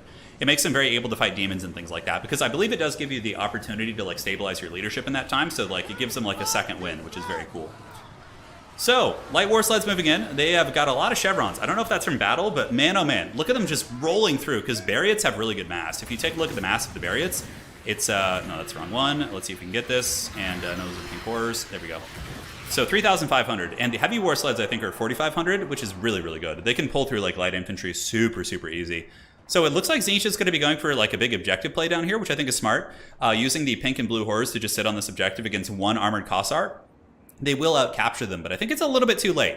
The battle has mostly been won by KISLEV, which again, it's similar to Warhammer 2 in that way, in that like, if you like just get massive value ahead of your opponent and they don't have healing, like Nurgle always gets outvalued, but they can still win games in battles because they heal. But like between two factions that don't have healing, like typically, unless the objective game is a little bit closer, like the individual who wins the battles is still going to win. And that is going to be GG well played. KISLEV claims victory.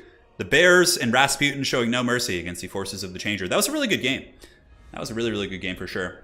If you can send a unit back to heal, do you get a small refund of supplies with it too? If you send a Lord back who's at full health, you get like a partial refund. Yeah, but it's not worth doing. Not worth it. I don't know about refunds on other things. I haven't really paid too much attention to that. That was a good game. Rasputin was a beast. Chariots were good. Good value across the board. The Snow Leopards were the only weird summon. Like aside from that, I think Astellan had a really, really nice summon pool. Losing the Herald of Tzeentch early was a problem. Yeah, that was a big problem for sure. GG, well played. All right, so let's see who's next. Next up, we have Lazy Boy Gamer. Okay. Lazy Boy Gamer, you are up.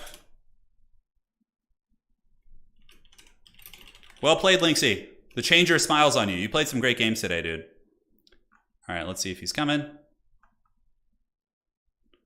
Very good. Did he actually want to sign up? I'm not sure if he did. I'm not sure if he did. So if there's nobody else to sign up now, what I'll do is I'll just start playing games myself, so you guys can see whatever you're looking for. Oh wait, did I get this wrong? Battle, you go now. I got it.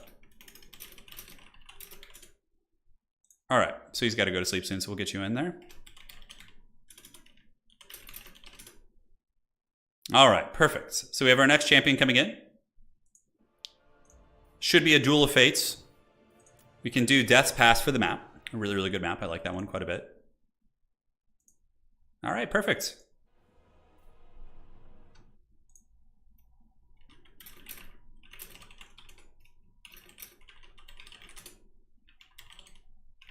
All righty. And players are joining. Very good. What do you think will be the most powerful human faction overall? I mean, I honestly think Bretonnia and Empire are stronger than KISLEV because they have more units, right? So, like, their rosters have DLCs and, like, extra lords. So it's kind of hard to compare them. Like, I think when they get added to Mortal Empires, we could do that comparison. All right, so now we need Battle. What is his name? Battlesey? Yeah, Battlesey and Astellan to please send me your picks. Blind. Yeah, Coastal Team was good. He was a beast. We could get a KISLEV kind of mirror match here. Could be kind of fun to see that. I would like to see KISLEV versus Cathay too. Like, it's always been the humans versus demons because most people like playing that. But yeah, it's been the jam. Is it worth summoning warrior priests or Rasputin to refresh their AOE heal charges? It might be. You might, but it's like 1,000 gold, you know. Like, so you're gonna lose 2 infantry units. You think? I don't think KISLEV is OP. No, I don't think so at all. Nope. I do not think KISLEV is OP by any stretch of the imagination. The closest thing to overpowered is probably, like, I don't know. Tzeentch can be, but I don't know. I still think Tzeentch is vulnerable in this game mode. All right.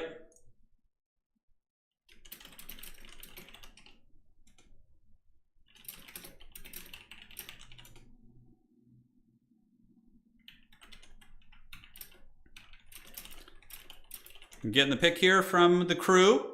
Looks like we have one KISLEV match. And we'll see what his pick's next. I think Dawi will be very good in this game mode. I think they'll be very, very strong. Oh, he's already got his build ready. Oh my god, he's good at party. Yeah, okay. Okay, let's see. Okay. It's a KISLEV mirror match. Oh god, the dreaded mirror. Please pick different flags. All right. So it's going to be a KISLEV mirror match, guys. Oh my god. Well, at least now in multiplayer, you can switch your army's flag so I can tell them apart. Cathay is definitely not OP. No. Do Ice Guard suck? I think Ice Guard are mediocre. Yeah, I wouldn't say they're, like, useless because they still have Frostbite on their arrows, which is pretty good. But yeah, they're not, like, super good. Correct. Correct. Is the Demon Prince available in multiplayer? Not in ranks multiplayer, but in casual multiplayer, yes. I think Tzeentch, yeah. You definitely want to go wide versus Tzeentch, but Tzeentch can also go elite. They can go big armor. Tzeentch can go like double Chaos Knight and Doom Knight, and like it can be really scary in the opening. Yeah, it's going to be a KISLEVite Civil War. I hope they use different lords, but they'll probably end up both using the same one. I wish we saw the Big Bear. I'll try and find a way to use the Big Bear, but honestly, it's really quite weak. Beastmen are going to be scary. I'm surprised at how balanced the factions seem to be in Domination. Yeah, it's like, it's not as bad as, like, there's no situation like in Warhammer 2, like if you had Dwarves versus Empire, or like Vampire Coast versus Dwarves, or, you know, that kind of stuff. Like, that doesn't exist really. There's nothing that's that bad, where it's just like your chances of winning are like negligible. Yeah. What is the character loading map setup selection? Character loading? So, that is, you can bring your Demon Prince character from campaign into multiplayer, in casual multiplayer. You can like import him, I think. Yeah. Norska, you know, Norska might not be bad, and I'm sure Norska will get some love before they're re-released. Like, Norska Skinwolves could be pretty good. Like, Skinwolves and Ice Wolves, like, on flanks and stuff, and taking side objectives. Katarine, I'll play Katarine at some point, yeah. I don't know what these gentlemen are going to be bringing, but it looks like it's double Rasputin right now. Rasputin's good. He's the safe pick. He's very durable, you know? He's very, very durable. Nick Farrell, I have Fred Durst as my picture. It's a running joke with my friends and I, so yeah. Ice Guard are just like expensive, you know? They're like 1,100 and they have low armor, so like they can get shocked down. Like if Ice Guard get hammered by like a big charge from something, you're just losing so much gold so quickly. But they're like, it's interesting. Like I think having one Ice Guard like situationally can be okay. Yeah, I think there will be matchups for them. I just don't know if the demons are the matchups. Yeah, human faction versus human faction is fun. I do wish it was Cathay versus KISLEV, though. I wish one of them would play Cathay. Because then we could see some artillery and some like different things like that coming into play. Excuse me. Do you think micro will be more important in domination mode?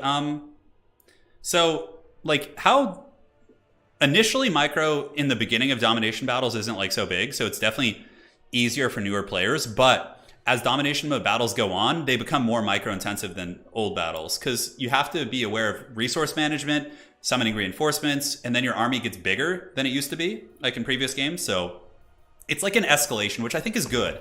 So like newer players will be like eased into it, and then it gets like more and more stressful as the battle goes on. So that's my 2 cents on that. Yeah, Rasputin is not as good as Volkmar. Volkmar is better than him, I think. Yeah, Ice Guard are good in campaign, yes. But in multiplayer, it's a completely different beast. Multiplayer is more about cost effectiveness. In campaign, you just do whatever you want, basically. Cathay vs. Cathay was pretty cool. Yeah, a Cathay mirror match is also fun. Yeah. So I'll do some 1v1s. But the cool thing about Ice Guard is their Frostbite. Like, I had a game that I'll be casting eventually, maybe as long as the file doesn't get corrupted, which was my KISLEV. So I used Ice Sheet, which is a slow spell, and then I used Frostbite from my Ice Guard unit to literally make like a Nurgle Greater Demon have like 5 speed or something. And he was just sitting there getting like peppered. He literally couldn't move. Like, so like the Frostbite stacking with Ice Magic slows, like I think might have some potential. Do you think Domination will make some factions significantly worse? It's going to change the way they play a lot. Like units that were terrible in regular battles, I think might have viability in this game mode. Whereas like, you know, a unit oh my god, you know what unit I think is going to be super good in domination mode is going to be Shades from the Dark Elves. Like imagine a Shade with dual weapons creeping up on a side objective that's being guarded by like a single infantry unit, shooting them like 2 or 3 times and then moving in with the swords to push them off. Dude, that's going to be some really cool shit. Like units like that, like Shades with dual weapons like might be really good, right? Yeah. There's all kinds of good stuff. Yeah, and Ice Guard do also surpass the physical resist of demons. So yeah, but the Frostbite's really good. Really, really good. Like Shades with dual weapons might be really good. Shadow Warriors will be super awesome also, I think. Yeah, there's going to be a lot of weird units that like we're not very good in game 2 being good here. Like even like a crappy lord like Tzeentch might be viable for just being cheap and holding an objective, right? Like, yeah, Shades are good. Chameleon Stalkers? Yeah, dude. Sign me up for that shit. Are you able to choose the level of your hero in multiplayer? I don't think so, no. They just all say level 6. Yeah.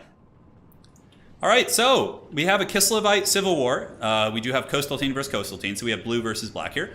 And it looks like one of the builds doesn't have any magic. He actually just decided to invest all his resources in Bear Sleds, so he's got Light War Sleds backed up by Winged Lancers. He's got some Warbear Riders going to the side objective, and it looks like there's more Winged Lancers up there. Now, for the forces of the gray KISLEV, it's more of like a gray KISLEVites. It's going to be Coastal Team with a Tempest Caster, I believe, and his main army is going to be more infantry heavy. So you have Armored Kossars. No Streltsy, though. I figured Streltsy would be the meta here. Ooh, that is a mistake. So Coastal Team, is this intentional? Oh, okay, he's trying to bait some magic. Okay, so look at that. He baits in the Winged Lancers, then he uses a Tempest spell. Sadly, the spell isn't very good. I mean, it does a little bit of damage, and might go into the Bear Sleds there, but even still, it won't do that much. Like, if that was actually a good spell, that would have been a good play. But here, his Rasputin is being surrounded and beaten down pretty badly. But again, Rasputin does heal when he's a little bit damaged, so... Using the Taur's Battle Hymn, the other KISLEVites, the gray KISLEVites moving in, and now there's going to be a Torrent of Fire moving in. And that should put some hurt here. It looks like the Warbear Riders for Battlesey are going to be coming from the flank and maybe engaging on the main objective.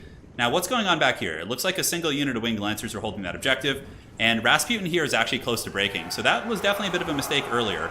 But, I mean, he did get a Winged Lancer unit, but losing your Rasputin this early is going to be painful. But he is unbreakable for 30 seconds due to the KISLEVite passive, and we do get the Bear Cavalry moving in to hammer down the Armored Kossars. So there they go. Nice little charge, and, like, Warbear Cavalry still do okay against like armored infantry. They pack a lot of armor piercing stats, and it looks like they're trying to hunt down that Ice Maiden right now. Rasputin holding on, 129 HP, and the gray Rasputin has fallen. Very, very rough start here, and it looks like Battlesey will get the W in that fight, but taking some damage on Winged Lancers. But overall, you know, taking out your enemy's Lord that early is a huge win. So now these KISLEVite forces are going to be pulling back, and the Warbear Riders also get around the flank for Battlesey, and are able to make very, very quick work here of the forces of the KISLEVite Dervishes. Nasty, nasty stuff.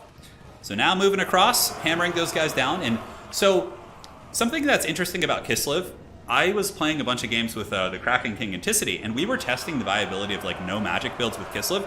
KISLEV's magic isn't that good. Ice is okay, but situationally it's probably better just to go with like Rasputin or like a Patriarch instead, and just like use the prayers as your magic. It honestly felt better at times. Now, the ice magic is good situationally for sure, but it really is matchup specific here. Now, Warbear Riders are just getting the perfect engagement. They're basically battling against Griffin Legion, who are like have very little armor piercing and are a shock cavalry unit in sustained combat. So the Warbear Riders are just going to win this fight like pretty decisively here and look super cool while they're doing it. I'm so excited to play KISLEV in tabletop, man. I'm so excited. Like paint up a bunch of bears and just go crazy. Yeah, Boris actually would have been a good choice in the mirror match because Boris would absolutely destroy Rasputin, 100%. So it looks like we get a Snow Leopard coming in. The Snow Leopard summon for Astellan, going to be going after the Light War Sleds. And the range firepower here for Astellan isn't bad, but obviously the mobility of Battle's KISLEVites is quite impactful. And another Warbear Rider and Armored Kossars are moving out. The Warbear Riders are really just going ham. Dude, look at these guys. Oh, they're so cool looking. I love the horns they have too. Now, I wonder if they're going to go for the flank objective. This objective is being captured back here. We could see the dreaded triple cap coming in, potentially. With how good the fight is going for Battlesey, he's almost like 2,000 more value than his opponent in terms of the trading. And plus, he also still has Rasputin. The Rasputin bait in the beginning from the gray KISLEVites was like an ambitious idea, and if that had been a pendulum, it would have been very good, but since Lore of Tempest just kind of sucks terribly and probably needs some buffs, I just don't think it's going to be too good. Yeah, he tries to get it here, going down on the Light War Sleds, but that's not going to do the trick. That is for sure. So looking around, more firepower going, shooting into the Warbear Riders who are not shielded. You know, they're like Halberd Demogryph Knights who do not have the shield, so that's pretty good. I would like to see the Warbear Riders go fight these Winged Lancers over here, although, I don't know, they're pretty damaged at this point. So maybe the Grey KISLEVites will be able to kind of get some sort of fighting back. Yeah, they're still shooting into the Bear Riders, but Rasputin and the boys really causing a lot of problems. Now, looking over here on this flank objective, it looks like the Winged Lancers are capturing this. Cavalry have like middle tier capture weight. They're not like super quick. Infantry capture objectives mega quick, like if you're able to get them on the objective. This one is currently being held by Grey KISLEV, who is like losing many of the fights, but they are currently holding two objectives. They have this one and this one. So Grey KISLEV is winning on points, but like that doesn't matter. If your army gets like stomped into the Shadow Realm, your opponent can usually triple cap you at some point. The objectives are like more there. Obviously, you can play the objective game and win that way if your strategy is built around it, but they're also mainly there to force you to fight. Like make the players fight in the middle. Like it's really not that different from Warhammer 2 in my opinion. Like, I mean, it obviously is, but like they're still fighting like in the middle of the battlefield with some flank engagements going on, which is like a Warhammer 2 battle, right?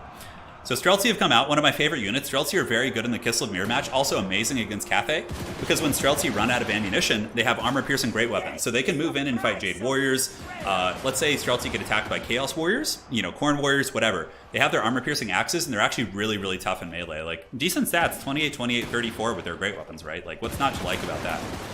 So it looks like they're trying to shoot in to the Kossars here. The Bariots are working on capturing the middle, and it looks like the middle objective has been captured by the Ice Court, so the Ice Court has captured two of the objectives now, and they're probably going to be capturing the third one relatively soon. The Bear Cavalry are moving over there, and I think Winged Lancers or Dervishes have been summoned in to fight these Bear Cavalry, but it's not going to be a good fight. We do have the Snow Leopard here too. Snow Leopard's a really good anti-large tool. It's actually a really cool tactic with KISLEV to mix in a Snow Leopard with your cavalry, because then if you catch somebody, you get to frostbite them and drag them down, and then they can't get away from your cavalry. So a lot of really cool tactics with the KISLEVites here.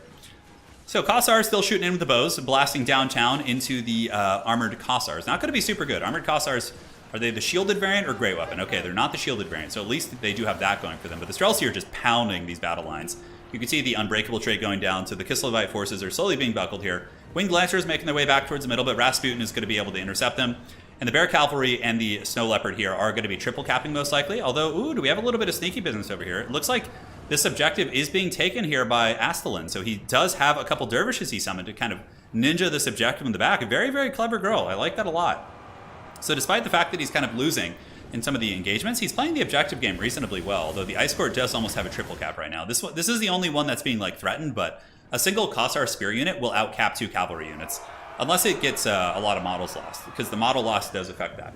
How do Streltsy do against the dogs? It depends on which dogs we're talking about. If we're talking about like Hornhounds, they'll do okay because they have armor, but they'll probably lose in the end because their output isn't very good. But yeah, Streltsy are a good unit. They're very solid. I like them a lot. Because you can like move them up on an objective and they can shoot there, and they can also fight if like somebody comes onto the objective to fight. So like hybrid units actually are much more viable now in Warhammer 3, I would say, than they were in Warhammer 2. Because like the dual purpose comes into play more often than I would say it did in Warhammer 2. So this objective is still being taken. The score is still relatively even, but it's looking like the Ice Court, who is the blue color scheme, is going to be a little bit ahead. And the Kossars of Sphere is trying to move in. We have more moving across. and some Winged Lancers should be able to come. Winged Lancers will make super quick work of KISLEV Dervishes, 100%. But yeah, like he's basically holding his opponent's back objective, which is a very, very big kind of power flex right there. As the Great KISLEVites keep trying to summon forces, and they're doing a good job sustaining and keeping the fight going. But Rasputin also able to really show this Frost Maiden who is the boss here. He's able to pop his towards him, giving him 108 melee attack. Fire damage too will lower the amount of healing, so Rasputin becomes very, very good in those type of situations here. So Griffin Legion moving across. They're pretty strong against like infantry, but again, they're not great in the KISLEV mirror because their armor piercing isn't great. So KISLEV has a ton of like really durable armored infantry, and like Streltsy honestly will fight them like to a very cost-effective like end here. They have their great weapon axes and can totally fight them, although the Griffin Legion on the charge can still do some devastating damage for sure. Now, in terms of value, it is almost doubled. The third objective is going to be taken back by the blue KISLEVites pretty soon. Battlesey should be able to get this. He's blasting into the KISLEV Dervishes with ranged. And when the Winged Lancers arrive, here they come. Getting a big charge into the Dervishes, although he kind of like made a weird formation before he charged, so it was less devastating. But overall, that's going to... Yeah, you can see they immediately go to Wavering from the charge, and the Winged Lancers with their charge bonus should take out the KISLEV Dervishes pretty quickly, and then when the Kossars with Spears move on to the objective, that's going to be pretty good. So yeah, we haven't seen Slaanesh yet, but they're really strong. Slaanesh is insane. They're just like insanely powerful dudes. Yeah, you're in for a treat for sure. You're in for a treat. So Snow Leopard just kind of camping the back objective in terms of the middle. I think the battle is definitely getting more and more in the favor here of the Ice Court as the Grey KISLEVites are kind of running out of steam. They are going to start getting some bonuses for like losing essentially. I believe they're getting, so if you look at the supplies, they're getting 16 base income and getting +3 per second for losing compensation. And they also get a little bit of a spike based on like damage spikes and things like that they can do on the battlefield. Back here in the old pits, the Bariots are a very good choice in this matchup. They pretty much deal with all the KISLEV infantry, can deal with KISLEV cavalry with their guns. I do like that there's a bit of a firing line here, but I do not like that there's no Streltsy. Streltsy, like, would be so good against this entire army. Like, if he just brought in, like, 3 or 4 of them and just, like, Gatling gun down this army, he might be able to get back in the game, but based on the current, like, summons he's bringing back to the table, I just don't think that's going to be possible. And it looks like Battlesey is going to be comfy. And oh, look at this. I like this as, like, a clinching play to really make sure his opponent can't get back in the game. He brings in the Zargard. Zargard are going to take forever to remove. So even if he did theoretically lose the middle and his opponent, like, found a way to recapture the 2 objectives, having a Zargard unit here on the objective here is going to be, like, super meaty to get rid of, because they'll outfight like most of the, you know, Kossar and like those type of units. Although the armored Kossars do have good armor piercing, so they can certainly do okay against the Zargard. But Zargard do have 51 melee defense. The most similar correlation I could kind of give you for Zargard is going to be Marauder Champions, but in the end, he knows it's over. He does withdraw. GG. That's going to be a victory for the Ice Court. You know, losing his Rasputin in the beginning was too much. Yeah, it was too much. Yeah, Streltsy are really cool. I really like them. One of my favorite units, actually. All right. GG. All right, let me see here. Okay. So now,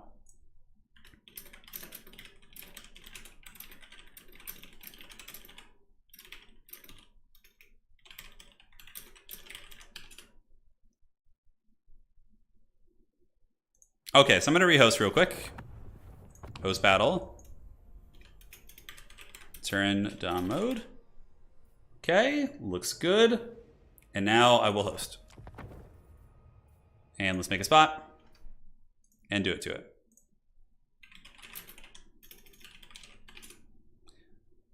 So if he plays KISLEV, you know, we're just gonna kind of do our thing here. Yeah, the color scheme thing is really nice. Yeah, KISLEV is fun. You need some Nurgle action. I can play Nurgle 100%. I can play any faction you guys want, except the ones that are on embargo, obviously.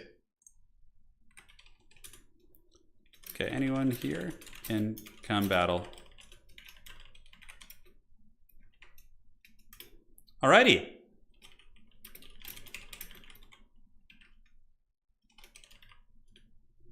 Very good. All right, so anybody who wants to come in and battle now can. As far as the map goes, let's go ahead and do, what do we want to do? We could do let's do the Vampire Coast map. This one's really cool. Go with Big Nurg.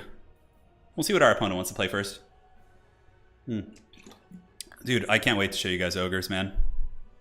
It's going to be super fun. Okay, so we got Linksi. Let's see what he wants to play. I think he's the master of Tzeentch. All right, so Linksi, what do you want to play?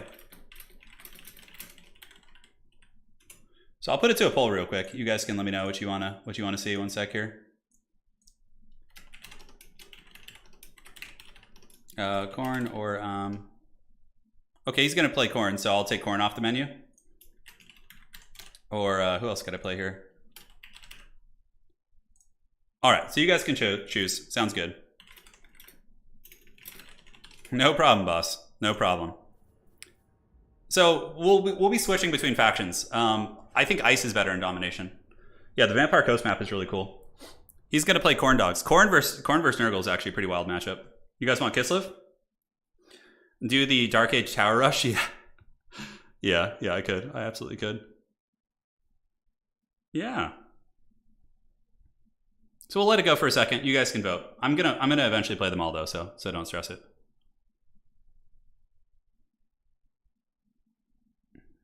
Just walk through the frozen tundra to get pizza. Sounds pretty good. What kind of pizza, dude? Your name is Pineapple Dog, so maybe it was some sort of stuff there. All right, we're gonna let the poll go for a little bit longer. My Nurgle versus Corn build. Let's see. Nurgle versus Corn. What does it look like? Yeah, this is a pretty good build here. Okay, Nurgle just barely won it. So I'll do KISLEV next game. It's fine. We're gonna rotate through them. So this is my Nurgle versus Corn build. I run an Exalted Great Chungus. And if he wants to go for like Bloodthirster Gooning, I have 2 Beasts of Nurgle and 2 Cultists to sunder their armor. And then we get 2 Nurglings as well as Plague Bearer summons. And the rest of the army is mainly just, you know, summoning in Forsaken and different units like that to like tar pit objectives. Plague Bearers I don't really like. I find they kind of get handled in this matchup a bit. You know what could be kind of cool though? Yeah, we can cut you and get like, no, not main army here. Like I really do like the Soul Grinder. He's so expensive to summon in, but maybe having him in reinforcements is going to be fine. Like I think I have enough big boys here. All right, so let's get you. Let's get some more Forsaken and reinforcements, and then maybe just Plague Toads aren't that good against Corn. They get like wrecked by the Corn Dogs is the problem. Corn Dogs are just so scary for Nurgle. We could do 1 Plague Bearer just to like hold a back objective or something. Yeah, I think this is fine. So as far as spells go, we go with the Stream of Corruption to kill infantry and Fleshy Abundance, and that's pretty much it. He has a Mortis Engine. Beasts of Nurgle are good against big Corn armor. They can like poison them. So this is how Corn deals with big armor. If you go super wide with infantry, we have a Mortis Engine, so there's like plenty of ways to go about it. Yeah. And that is that. That is that. Yeah, and I can play Cathay okay. I can do okay with them. I'm not like super good at them, but overall I can get the job done. Yeah, Rotflies are also quite good here. They have good armor piercing. A notorious and ancient keeper of secrets, Inkari has broken empires and countless minds in his ceaseless quest for new depraved sensations. Fate Immune is good, but I prefer healing style. Yeah. So the Beasts of Nurgle don't count towards the SEM cap because they're really weak, like compared to other SEMs, but yeah, Nurgle doesn't really have too many other ways of fighting large, to be honest. All right. So we're just going to get our little Nurgling squad and go move up on the middle for now. What do we want to play? Middle and top, probably. This one's kind of far to get to. And like if Khorne's able to get entrenched on the objective, it's very, very tough. We'll see what he brought in his build. Okay, starting army's reasonably big. So he probably didn't go like double Bloodthirster. Yeah, it doesn't look like it. And I think my cultists are on foot. Yeah, they're on foot here. Cultists are nice because of the armor sundering. Very good for the Nurgle forces. All right, and the big Chungus is here as well. Yeah, so the Beasts of Nurgle don't count towards the SEM cap. They're pretty damn weak. And I'm gonna have to summon in other units for the high ground. Like the problem is if I send a Nurgling up there, it just gets killed by the Corn Dogs. I could also just play these 2 objectives and like let him have the high ground. This might actually be easier. Yeah, we're gonna play this angle. Like go this way and play these 2 because I think I can bounce between these 2 easier than I can by getting the high ground objective. And Nurgle isn't about like you just got to usually win on 2 objectives. So. Curse of the Leper is okay, but in my experience, really good players just dodge it. Like, they'll see it and dodge it. But again, against newer players, Curse of the Leper could be good. Yeah. It depends on the player you're playing. Okay, what do we have in reinforcements? Let's take a look here. Rotflies, Forsaken. Probably what I'll do is summon 1 Plague Bearer to go sit on that objective down there. I think that's going to be the play. And then I'll just fight over the middle at first and go that way. How do you know their army size? You can look up top. You can see the units remaining. Yeah. All right, so let's move here. Move here. Okay, so he's got Furies. I can't see the rest of his army because it's like out of line of sight. So we're going to summon a Plague Bearer first and just go down here. Inkari, hey, Lich19, thank you for the donation. Inkari seeks new sensations. Great unclean one takes a fat dump. Yeah, that's certainly a sensation of sorts. All right, Big Chungus, let's get you down here. Saving up for the summons. Where's the Coronate army? Yeah, okay, they're gonna appear somewhere. Furies aren't really a problem for us. But they're good at, like, Khorne Furies beat Nurgle Furies. Yeah. I do have some Furies in my pool. Okay, good. Because they're still useful for, like, flanking and things like that. So we're gonna just kind of waddle to the middle and see what he's up to. He must have a warrior army, because it's so slow. I'm not seeing anything yet. Like, if Nurgle didn't have 3 minutes to get to the objectives, it would just be such a nightmare. Okay, so he's got halberds and bloodletters. Okay, pretty decent little force here. Let me turn my game sound on. Yeah, so I can, like, hear shit. Nurgle is, like, about objectives. More so than the other factions. Okay, what does he got? Ooh, double Blood Shrine. Blood Shrine's pretty good against infantry, but I have a lot of thick mass here. This is a thick boy army. Blightboil's okay. But Stream of Corruption is really cost effective because it has what's it called? 100% armor piercing. So against Khorne, it's really good. So we just need to waddle up to this objective and just play it. That's that. Get the Great Unclean One moving. Looks like he's going to try and roadblock me here, which is fine. It's a smart play, but we can just do this. Yeah, just summon some Nurglings. You guys like the MLG play right there? I certainly do. All right, so are we in range for this? Let's see. We're almost in range. That should be a good cast. Nice, nice, big armor damage. Oh, that's the good shit right there. That's what I'm talking about. All right, so Big Chungus is here. So let's like move this way. We could be surrounded by some dogs is my problem. If he brought some dogs there, it'd be a big issue. Yeah, and his little Furies here just trolling me. I should be able to just take them out. Okay, so let's get you. Let's get the Beast of Nurgle going into this, and the Nurglings move in here. And we can actually summon some Plague Bearers like right in front of them and pull our little Nurglings back. Very good. So the Plague Bearer should do the trick. Now we need to get the Great Unclean One. Let's use Blight Swarm. And we need to go ahead and click on these guys. Yes, thank you very much. Cool, so the Mortis Engine's here. We have the Armor Sundering. Let's go ahead and just get them fighting. They are infantry size, and the Mortis Engine should do pretty good for us. Now, we could summon some Furies. I'm going to do that. Summon some Furies in. 1, 2, and use them to flank the Hounds as they jump on me here. And we have been able to get that objective. Great, so we're just going to move over there. Now, as far as the fighting goes, the Mortis Engine should be doing some good work. Let's make sure we get another one of these right down the pipe of these warriors. Very good. And we're just going to kind of keep our Furies chilling and see what the Khorne Dogs decide to do. But the Mortis Engine fight definitely is good for us. And we can summon another Plague Bear here. So I'm just like following the dogs to see what they do. I'm yielding the top objective. I know I can't get that. Like, it's not going to happen. All right, so we get the Furies behind these guys. Very good. And now let's just go ahead and swarm in here. Yes, perfect, perfect. And we can get another one kind of tar pitting right here. So the one thing about what my opponent's doing is he's kind of playing into Nurgle's strengths, which is a blob. Khorne will typically outdo you in mobility, in like isolated fighting, but in this situation, I'm just going to be able to probably get 2 objectives and just cackle. Yeah, my Furies are still here. I have 1,000 points. I could summon some Nurglings, but let's actually get some like good fighting units. Let's go ahead and get some of these Rotflies and pull them in. They have a ton of AP. And the 2 Beasts of Nurgle, let's see if we can go get that Blood Shrine of Khorne. So the Great Unclean One is also a better fighter here. Yeah, he's going after one of my cultists, which as long as the cultist already paid the price, we could heal him, but it's not worth it. Like, I do not care if I lose that cultist at all. So more and more Houndos coming in. Let's go ahead and grab some Nurglings, summon them in from behind, and just make sure we get on the objectives. And now we have the 2 Beasts of Nurgle going after this. And the Big Chungus is going to go after you. We're going to use Fecundity, which will heal the cultist, and also will spread and heal my other units. Also going to use Blight Storm, which is a plague, and that's going to plague the Herald of Khorne. And the Nurglings just get on the objective. Rotflies can come in and just, let's see what he's doing. This objective, Plague Bearers will hold that objective all freaking day. Looks good to me. All right, my Nurglings, go. Go forth and prosper. The Great Unclean One. I'm just saving up wins right now. Let's pull you back and summon in some more Furies if I can. Yeah, our SEM squad is in good shape, for sure. Like, you don't want to fight Nurgle in a blob if they have a Mortis Engine, 100%. So now I just chill on 2 objectives, and I reinforce the back objective too, because the middle is so entrenched that we're just hanging out. We're having a good time. So let's get a Beast of Nurgle, send it down there, and then like Plague Bearers and Beast of Nurgle just hold that objective, and I just hold mid. I'm not leaving. Like, he's gonna have to come deal with it. No, don't want to do that. That's fine. Let's just save the wins. Cool. So yeah, we won that blob fight. Let's get the Beast here. The only thing we lost was 1 cultist from Nurgle. I'm actually gonna de-summon him and summon him back to get a summon here. We got some Bloodletters coming around the flank, but with the Beast of Nurgle here, we can also summon in Furies to flank them and stuff. So he's gonna have to come for Big Chungus. Nurgle is slow and ponderous. Let's go ahead and withdraw you. Even though he's still kind of healthy, I'm gonna keep the other one because he's a good fighter, but we're gonna go ahead and de-summon him and then re-summon him. So now you can go to my pool and look, and you see the meter is refilling. I can't bring him back until then. Okay, so we got some Hounds. I could try and go for his top objective, but I don't think I'm going to, because if I triple cap him, the problem is going to be that he's going to, Furies there are a little bit suspicious, the dogs. Those are just Chaos Warhounds, but let's summon some Furies just to be safe. If I triple cap him, he's gonna get a ton of points for losing. Whereas if I'm like force him to just like trickle in, like a slow victory is often better than triple capping someone, in my experience. You guys ready for some Nurgle magic? Oh, I need to be a little bit closer. Big Chungus is going for blood. Plague Bearer should be able to do fine here. Those dogs are broken. Let's get in, go fight him. And Big Chungus is coming. Oh, he's moving his army. Okay, I think he's aware of my schemes. He's not going to let it happen. What I will do is, at a point, I'm going to go capture the other objective here. So we got you and you. Furies can help here. Yeah, we probably want the Furies to attack the back of these guys. So like I said, I knew he was going to go for this objective down here, because obviously the middle is like not very fun.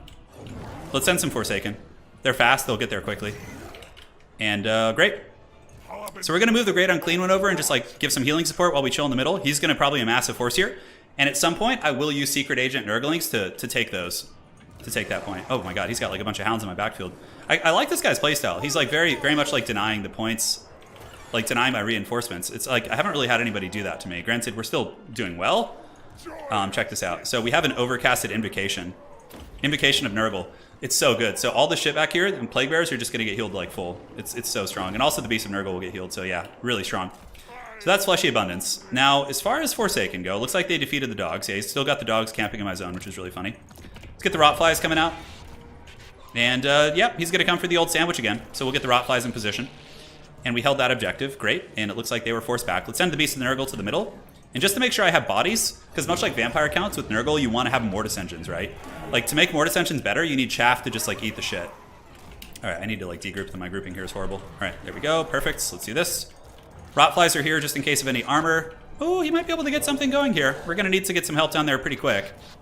Although most of those are like flying units, so I think we're okay. With the Forsaken arriving, it should be aces. All right, so let's get you. Big Chungus can go ahead and do this, and let's see if he's paying attention here. We'll move up a little bit. We want to fight on the edge of the objective. That's the best way to do it. And the Beast of Nurgle is doing it. Good. Forsaken should be able to get there and win this, and I could use Fecundity down there. We'll see if we need to. All right. So yeah, he's really playing that objective super hard. So we're just gonna kind of match him there. Let's just throw some goodies in there. Forsaken are here. We can pop Fecundity to heal our units. It's a spreading plague that will heal me. Boom. So that's going to be very nice. And we can take the Rotflies over, honestly. Let's take a 1 Nurgling, too. And what other? Do I have Nurglings in summon pool right now? I don't. I've summoned all my Nurglings. Damn. Okay. So we're just going for the 2 cap. That's like our plan with Nurgle. We're just going to like chill in the middle, make sure we're cozy. And the Great Chungus is going to go just cast like another heal here to support this position. He might even want to go over there himself. Let's pop this. Looks good. He does have some halberds there now, which is a little bit problematic. Those are actually going to be kind of tough to get rid of. Let's get a cultist and go down there. And is he going to come for the middle? This is why we have Beasts of Nurgle. Beasts of Nurgle are like probably one of your better anti-large tools. All right, Rotflies will be pretty good. We still have Forsaken fighting. And it looks like we're... Ooh, he actually got the objective from us. So we actually have to do something about that. Yeah, well, I think we can leave. His force in the middle isn't that scary. So now this is where we can use like cunning Nurgle tactics. When we do lose a Nurgling, we'll get the Big Chungus here. We might need it to break this position. What does he have? Are those Skull Crushers? Okay, Skull Crushers are a problem. Yeah, we definitely need to go down here. All right, so Nurglings, you guys just pile in and fight these guys. Pile in and fight these guys. Let's get the Beast of Nurgle on them. Turn around and fight you again. And do I have any Nurglings in my pool? I don't. Not having Nurglings in the pool is definitely stressing me out right now. Okay, 800 for these guys. Let's get them. And get the Forsaken up to grab the high ground objective. Yep, we definitely need to do that. We're up by quite a bit right now, but not enough to be like game over, right? So the Great Chungus is going to go down here. Let's go ahead and get a Wind Spell and use Blight Swarm on them here in a second. Nice. Blight Swarm is active. The Cultists will get there, and we should have some nice summons. And no Nurglings yet. The middle's going okay. It's not like the prettiest fight in the world, but the 2 Beasts of Nurgle here are holding it down. Let's see if we can get that Blood Shrine and get the Cultists over there to fight as well. Hold my Nurglings. Let's get you guys. Rotflies moving in on those Chaos Warriors. All right, so big man's fighting here. Certainly a very pitched fight. Cultists, Forsaken need to jump back onto the objective. And we should be able to get you guys up. I really miss not having all my Nurglings. Okay, how are the 2 Beasts of Nurgle doing? They just about finished the Blood Shrine. Rotflies coming in will be very clutch. Let's get you guys, send you in, get you behind, and let's pop a Fecundity here. That's gonna be a big heal. All right, so Big Chungus is doing all right. He's Mortis Engineering them down. We have a Plague Bearer summon. Let's go ahead and pop that right here. So that objective will be ours soon. And I think with this little ninja cap of Nurgle, we should be able to get the top objective as well.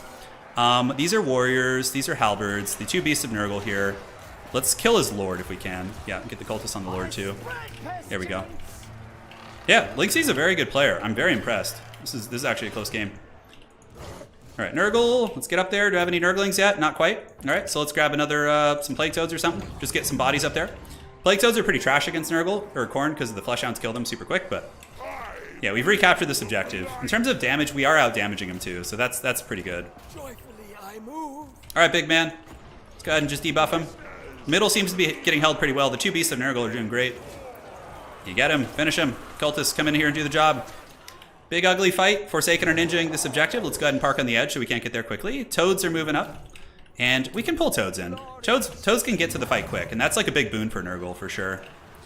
All right, Beasts of Nurgle, just absolute beasts, man. Oh, I love it. Getting in there and just killing those Khorne characters was pretty clutch. So now we go for the dreaded triple cap. And we could just leave these guys. We can take Big Chungus back to the middle. Skull Crushers got away. Skull Crushers aren't very good against Nurgle because like they do a ton of AP and Nurgle doesn't even have any armor really, so.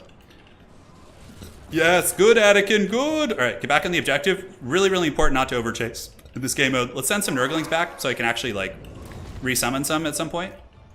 We're getting this.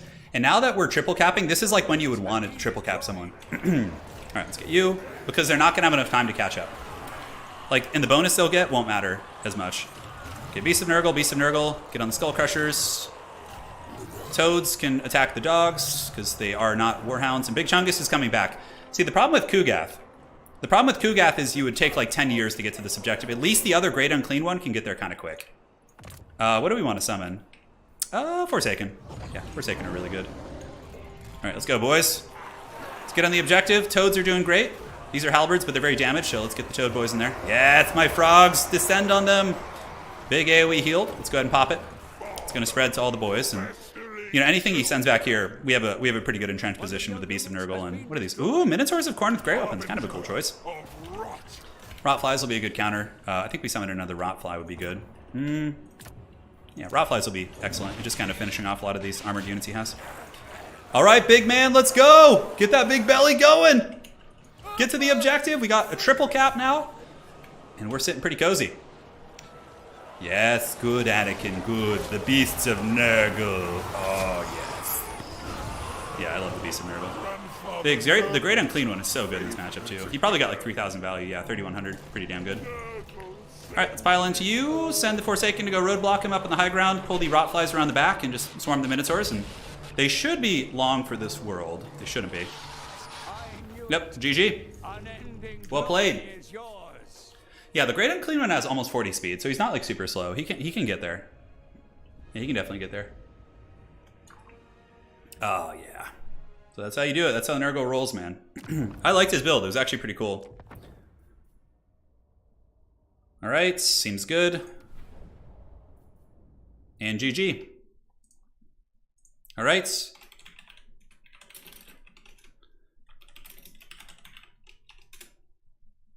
Alrighty, cool. We'll do some 2v2s too. If people are still on, we're not sure. You could do a 1v2 in this mode? Interesting. Kind of cool. So we're gonna go KISLEV now. Yeah, we're gonna go KISLEV. I got some fun builds for you guys. I got some really fun ones. Alrighty.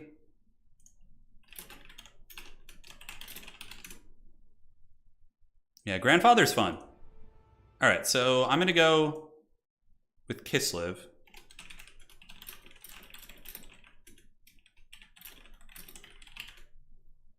Hey Matt, thanks for becoming a new member. Welcome. Welcome, welcome. Hey Linksi, well played. You played really well, man. Is there a speed difference between Nurgle and Slaanesh? It's gonna be tough, I'm sure.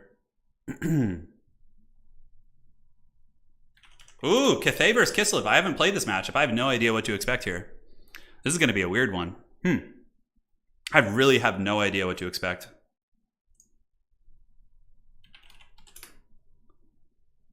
All right, so yeah, what do we do in this matchup?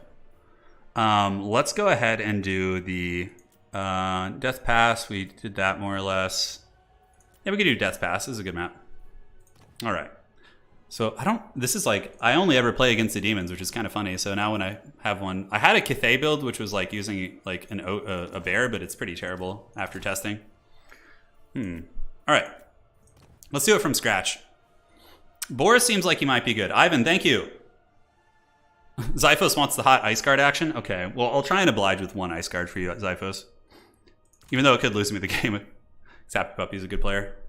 Boris feels really good here on his bear. We can cut these. We don't really care for that. Armor of Orson, if he gets like really beat up, yeah. I think like bare bones man there is going to be pretty good. Against Cathay, what else do we have? A bunch of infantry. A couple of those might be decent. A couple of these, and then this is for you, Zyphos, man. Like, because Ice Guard I would not normally bring here. I definitely would not. Yeah, we need a caster too. That's the thing. Boris is good, but I think like a basic caster could be decent. Like, what magic would even be good against Cathay, really? Like, nothing is really that great against them. Ice magic, you have like a Spirit Leech. You have Death Frost, which is okay. Heart of Winter is okay, but Cathay isn't going to blob too much. Yeah. So I think just going for Boris is probably fine, honestly. Like, the magic doesn't even seem that good in this matchup. Isn't he cheaper? Yeah. Shardblade. Shardblade is an AoE bombardment and slow. We're just going to go like bare bones Boris here. No, you can't play the game yet. No. This is just like a preview build for people who do the YouTube and stuff. Yeah. Man, Zyphos, you're really killing me here, brother. All right. You're killing me. Now, for the reinforcing army, I think just more of you guys. They seem very cost effective here. We can go ahead and like, a Warbear Rider would be good. Probably just one is fine. Definitely want some Streltsy. And Winged Lancers, I guess if there's peasants, like Winged Lancers don't feel super good here actually. Like I think infantry play might just be objectively better. Katarine though, like I need someone who can fight sentinels and dragons. And that's like what Boris is good at. You know what we probably want in the reinforcing army is actually a Patriarch. Like the Patriarch hero, just so he can come in and provide heals if need be. We'll put him on the Warbear too. And then we just like literally bring the heal. Just like make him really cost effective here. Maybe horse is better. The bear does give him tons of armor piercing, which is probably better in the dueling situation. Philip, the stream is still early, bro. I'll play Katarine for you at some point. All right. So I think that's looking okay. We could bring little Grom in the reinforcement pool just for fun. It might not be the strongest choice, but you know maybe it'll be decent. So War Sled. I wonder how like this matchup has a lot of interesting nuances. I think like maybe a Leopard could actually be good too. Although I feel like the Sentinel is just going to crush it. But for gooning, maybe like having a goon squad. Yeah, so we have the armored infantry, we have the Streltsy, we have a Patriarch for the heals, we have a Warbear Rider, little Grom. Oh god, it's so expensive, dude. 1400. Like an Empire Great Cannon has like the same DPS, but this thing costs like 600 more or something. The Elemental Bear gets smashed in this matchup. It's really bad, unless you just want to see it get massacred. Cathay is mostly shielded and armored. Yeah, Winged Lancers are just still good for battlefield control. I think the Snow Leopard isn't very useful here. I think this is better. All right, I like this build. I like this build a lot, actually. I think it'll get the job done, hopefully. We have the one Ice Guard for Zyphos. We have Little Grom to entertain all of you guys. Yeah, and Boris is pretty good against big armor, for sure. He definitely can fight the big armor. Cathay, yeah, Cathay will, like, Cathay isn't, you can actually use their, like, guns and stuff now that it's not, like, an undead faction that's, like, zerging your backlines. Yeah, like, it's not undead demon, because the demons are really good at diving, like, backfields. I almost feel like bringing, like, a Kossar unit. Maybe, like, 2 Warbear sleds is enough. Yeah, that actually, I like that. I like that better. Gives me more tactical flexibility. Like, I already have the 2 big chariots here. Like, that's more than enough. All right. Yeah. Yeah. The elemental bear is very bad. It's very terrible. Yeah, it sucks. I don't know how little Grom will be. You better not be stream sniping, HapyPupy. The build has to be a surprise. Oh, that's right. Should I have some chevrons to spend?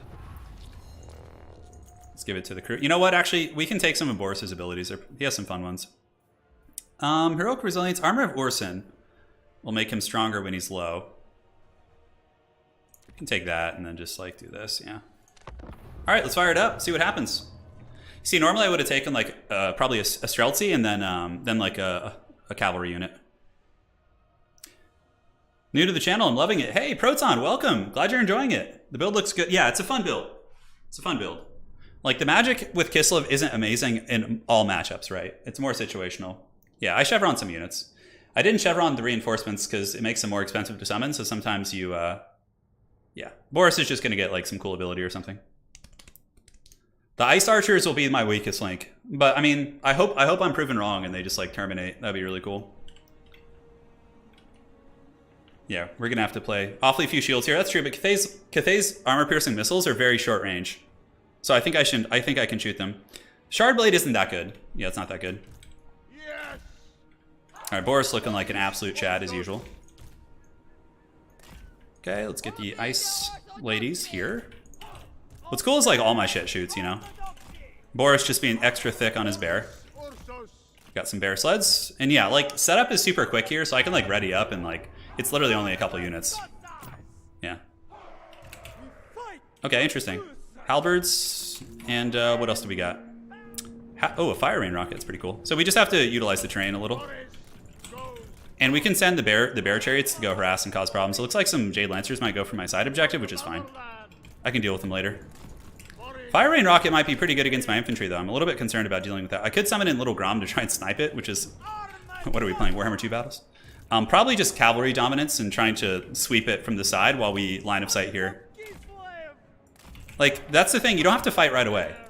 Like, everybody thinks you have to fight right away, or, you know, go for the objectives right away, you don't. We're just gonna make sure the fire rain rocket, which actually hits very hard, doesn't get my infantry. We can white line camp for a second. Probably Warbear Riders, based on what I'm seeing here. Like, okay, it looks like a unit's being summoned, Jade Warriors. Okay, objective holders. We'll go start poking the halberds a little bit. Boris is gonna chill. And yeah, we could just go like kind of, we still want to contest the middle though, 100%. Nice shots on the bears. The Barriots are a problem. Let's see if we can actually snipe some fire rain rockets. This is where having a little magic would be nice, for sure. So what do we have over here? Some Jade Lancers thinking about playing the flank. Yeah, nice, nice. We're getting some good damage there. And the Barriots are very strong in combat.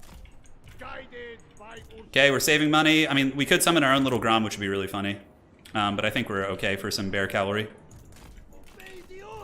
Okay, let's pull back. The bear chariots don't turn around super quickly. And give me the Barriots. Give me the bears. Da bears. Cathay getting a buff, but you can see like they're just getting like shot down by the bear kiting. Alright, so let's get the war bears here. Boris can turn around and just karate chop these things, 100%. Let's go ahead and send one of our Kossars to the back objective. Just put them in like group 6, and we can just have these two play the middle. Yeah, so we're already value trading here pretty good. This is 100% going to be a huge win for us. Because the Barriots are really strong, plus I have Warbear Riders coming. Like, the bears on the front actually munch armor pretty well. So I'm very happy with that engagement. Think we should be able to rip the middle. And let's get our Ice Guard up too. I'm a little bit concerned about that artillery, but yeah, you can see like Boris is just a raid boss.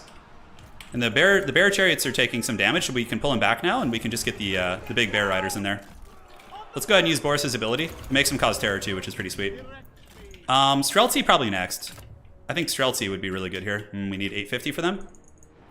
Okay, let's move them up. Great, so now we got Warbear Riders plus Boris Ursus. I don't think Miao Ying wants any piece of this. Pretty cost-effective trade for us. So yeah, we just play the side objective. We just keep some Kossars back there, and then we can like kind of creep up a little bit. So now she's in dragon form, but she better be careful. If she lands, yeah, we got the Streltsy moving up. We got the Warbear Riders. The Warbear Riders can flank around because like nothing here can really fight them super well. And again, we don't have to like, we can go for other objectives too and just like shoot the middle, right? Okay, let's pull back. Let's get our Streltsy coming up. We are getting some good damage on Miao Ying. Oh, the bears kind of got a little bit compromised there. Oof, that was ugly. All right, so let's get on the long miss with the guns. Pull back. What do we want to summon? Patriarch for the heals? Yeah, probably a good idea. Let's get him out here. Cool, so the ice guns will go here. Let's go ahead and blast you. Boris is chilling. And the Patriarch's on his way up too. He's a pretty good fighter. So we'll see what they decide. If we could just kill Miao Ying. All right, so yeah, she's frostbitten now by the shots, which is really nice. And this objective is obviously being taken, so we can always rotate over there and just kind of play the shooting game here. Do longbows want a piece? Bear riders, okay. So So we're not going to focus on the objectives early. We're going to more focus on trying to kill this army. Let's move up. UKOSARs can come up and under. I think Streltsy are going to be really good. Yeah, you can see this trade's going very cost effectively for us. So let's get the Bariots to come in and help too. So now we have a Patriarch also. Yeah, we need to get him here to give the heals to the bears. And we'll summon another Streltsy unit. Yeah, I think they're going to be really good. Great. So Patriarch's on the way. The Lord is getting hammered, Miao Ying. She's just getting blasted by the guns up here. Ice Guard can continue shooting. Yeah, we'll just get Ice Guard focus fire there. Patriarch's going to be super sweet here with the heals. So this is Salix Lullaby. It's like a big AoE heal there. That Fire Rain Rocket's doing work though, man. So Dragon Lady transformed. There's halberds here now, so we just kind of pull back and just use our guns. And let's get the Kossars fighting them. No, Kossars can go fight in melee. And you can keep shooting, I don't know, Longwiz maybe? I feel like we just pull back and go play the back objective here. So what does she have on it? Yeah, some Jade Warriors? Yeah, oh yeah. That's good. So where are our Bear Cavalry? Still pretty healthy. Streltsy are pretty resilient in combat, so they can even fight these Jade Lancers, and you guys can just shoot them down. Ice Guard, pull back. You guys get into combat. Let's go take the Bariots and just go slam this objective here. Let's slam jam, space jam it. Miao Ying's very, very close to death. So let's get you guys in group 2 and just have like a big, big bear goon squad. After them, get you guys in combat here. And the Ice Guard can just keep shooting at the Longbows up in the sky. And we can shoot here too. Great. Fury Versin. Let's do this. Now it's time to get a little bit more dynamic in our play. Alright, so send some Winged Lancers, get the Bariots on those Jade Warriors. Those Fire Rockets definitely hurt, but we are winning most of the monstrous engagements pretty hard. Let's see if we can just shoot these guys. Great, so they've been hammered. Let's just keep pushing through. We got a little bit of gold to work with too. We can get some costified dervishes. We're just gonna like use all the KISLEV mobility to go take this objective. And then we should be able to eventually get the middle too. Let's push back. Armored Kossars go here. So Boris and the Bear Squad. Sounds like the name of like a cool band or something. Alright, Streltsy are attacked by some cavalry, but that's the thing, like that's what makes them really cool. Let's shoot Miao Ying.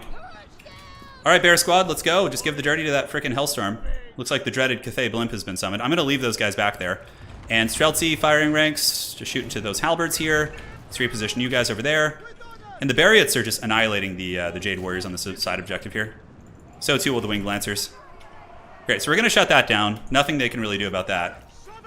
Ice Guard, what kind of damage are we getting on them? Yeah, we'll have to see the value after all is said and done. What's really cool about these Streltsy is they would actually defeat these Jade Warrior halberds in combat too. So it's like a really neat. I'm gonna get a cannon next. Like cannons and artillery are a little bit better to summon in once you actually secure control of the battle. Okay, so yeah, Longbow's just getting dunked on back there. Let's pull Boris in. We can do a little bit of crossfire shooting, pull you back. Ice Guard, pull back here. Little Grom will come in a second. All right. So let's get Little Grom to just pop Miao Ying in the face and see if we can just finish her. You know, honestly, we could probably just like go for the kill back there. Yeah, the side objective is ours. We're gonna leave some cavalry there to defend it. And the Bariots are gonna come in now. Oh, we didn't kill the Fire Rain Rocket. Okay, it's out of ammo anyways.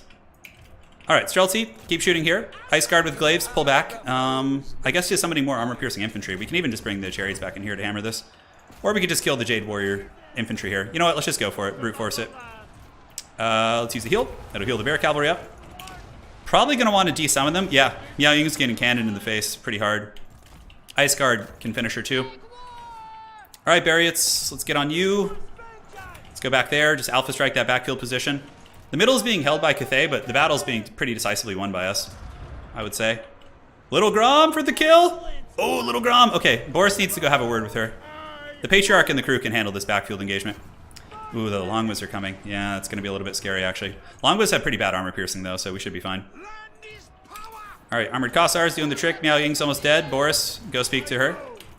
And let's go ahead and keep shooting here. We're going to save a little bit of money for now, but this backfield looks pretty good for us.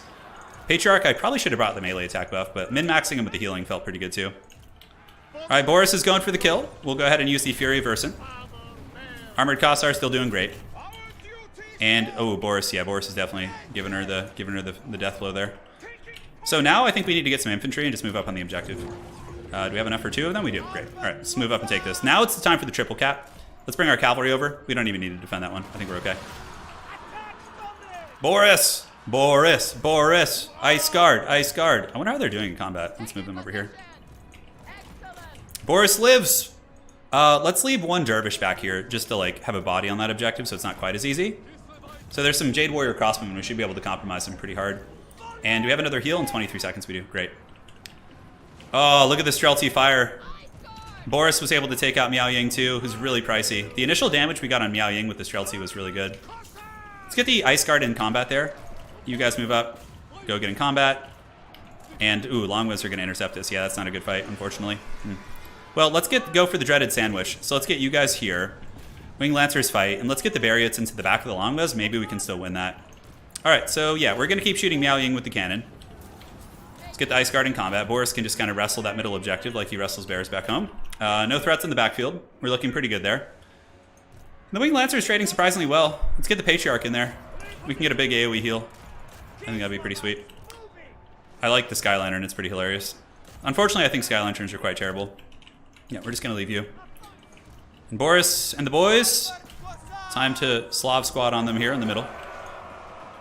And Warbear Riders are breaking. See, normally you would want to unsummon them if they're this low, and then I could resummon them back at some point as well.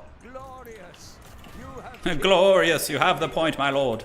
Here's the heal. Ready for this? It's going to heal the Lancers. Oh, I missed the Lancers, but it gets the Bariots, which is nice. Any backfield pressure? I don't think so. Damn, I wish these Bear Cavalry would just like shatter or go off the battlefield so I could get them back. So now we could basically spawn camp Cathay, I think. Oh my god, the Sky Junk is so cool though. Damn Longwiz causing problems. Little Grom. Let's start shooting the Sky Junk here. Let's get the 2 Streltsy to shoot that as well. Kossars can whip out their pistols and shoot it, and you can whip out your pistols and shoot it here. Yeah, the fight's getting a little bit messy back here. The Bear Chariots are getting quite damaged. Let's see if we can get away, actually, and go, like, just defend this objective. It's okay if we lose them, though. Okay, so we have a ton of money. This would be a good time for the Elemental Bear, that's for sure. So you can see you can kind of run out of reinforcements at a point. If your army's, like, you know, pretty healthy, you can still have most of it on the table here. How are the Ice Guard ladies doing? Do we still have them? Yeah, they're still here. Cool. Let's go ahead and shoot up at the blimp. Okay, you guys get back to the objective. Let's get Boris over there. That's where we're going to need help fighting. Like, the middle is super secure. I don't see them getting that back. Form ranks, form ranks, form ranks, and form ranks here. And then Streltsy can, yeah, just basically blast that blimp into the Shadow Realm. So what kind of cavalry do they have? Jade Lancers mostly. Okay. Pretty secure here. Boris can just fight whatever. He could just go be a super Chad, as he is. And the Warbear Riders are back in a minute. Yeah, we want to let them get to full. Let's pull in the Winged Lancers. And you can see how the army's, like, bigger than a Warhammer 2 army now. Okay, let's countercharge. Let's pull you guys back, actually. Pull you back, pull you back. Streltsy have almost finished off that damn blimp. Let's actually shoot the cavalry. I feel like that's more important. And the Ice Guard do have glaives, actually, so they can do that. Fury Versin. And let's go into the backfield again with these units. You almost got the blimp down. Loop around the back. Got a nice little charge here. Boris just being an alpha male as usual. The Streltsy firepower, just this slow push is so cool. Yes, good, good. Let's go arrive. Let's get the Winged Lancers to arrive. So something that would have been a good play for Cathay would be to unsummon the Fire Rain Rocket and then bring that back. And now in the 4th quarter, we can bring in our Bear Cavalry. Granted, I think we're in good shape. So in this matchup, I think bringing multiple Bear Cavalry is probably a little better. We're going to go ahead and desummon these like beat up units, and we're going to desummon our Chariots here. And just put them back in the respawn pool. Because like, they're not going to do that much here in this case. Alright, so shoot and shoot. You're able to hold the middle. It's almost like a campaign map battle in some ways. Like the choke points and different things like that. I'm really curious how Xiphos's Lancers, or the Glaive Guard did. Yeah, it's hard to say. Alright. There you go. Yeah, like, I don't think my magic would have been that good there, honestly. Like, the magic is situationally good, but I don't know how crazy it is. Yeah, GG to HapyPupy. Not using Sentinels, too, is very brave. Sentinels would have been good, but again, like, Streltsy will annihilate Sentinels. So will Little Grom and Boris, so, like, I think maybe that was good. Yeah, I think that was good. All right. So, that is KISLEV versus Cathay. Streltsy are super cool. So let me see if anybody else wanted to go next.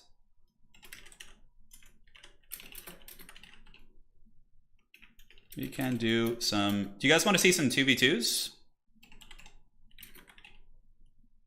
Let me see here.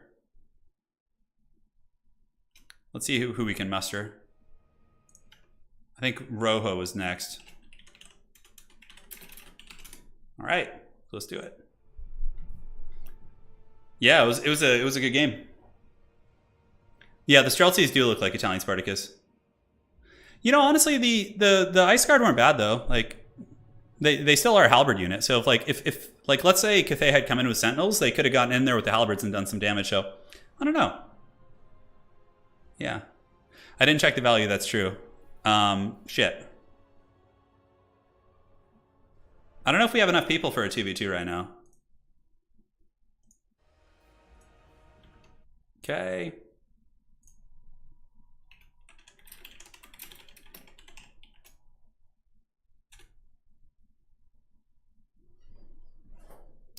Seems like you guys want to see 2v2s. It's really fun. Okay, let's pop this and this.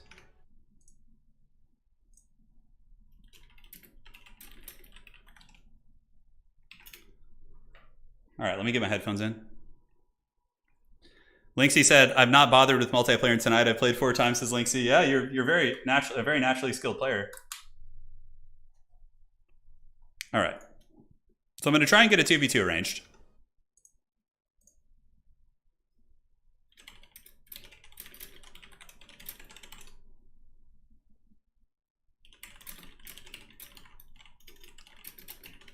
Cool.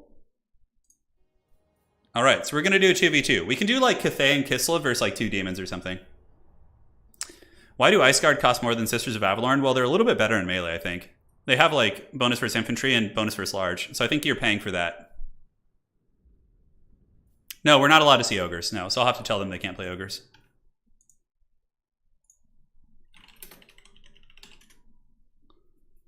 Okay. So Linksi, let's have you go with, I'll play Grand Cathay. And Linksi, if you're listening, let's have you go with KISLEV. So we can do like good versus evil, just to like keep it thematic too. I think it'd be fun to make it easier to watch. Let's do the Crossing of the Sea of Claws. This is a really good 2v2 map. So now we just need a teammate for Rojo here. I'm gonna bring a really cool Cathay build. You guys are gonna love it. One more spot. How long have we been streaming? Yeah, about 3 hours. Okay, yeah, we're still pretty early on. All right, so we got me and Linksi versus Curved, Bubbles, and Rojo. So Bubbles and Rojo, you guys go any combination of demons. Obviously, no Slaanesh, Nurgle, Corner, Tzeentch. And Linksi go for KISLEV. So Curved and Rojo go demons. We will go mortals. So Linksi, KISLEV. And all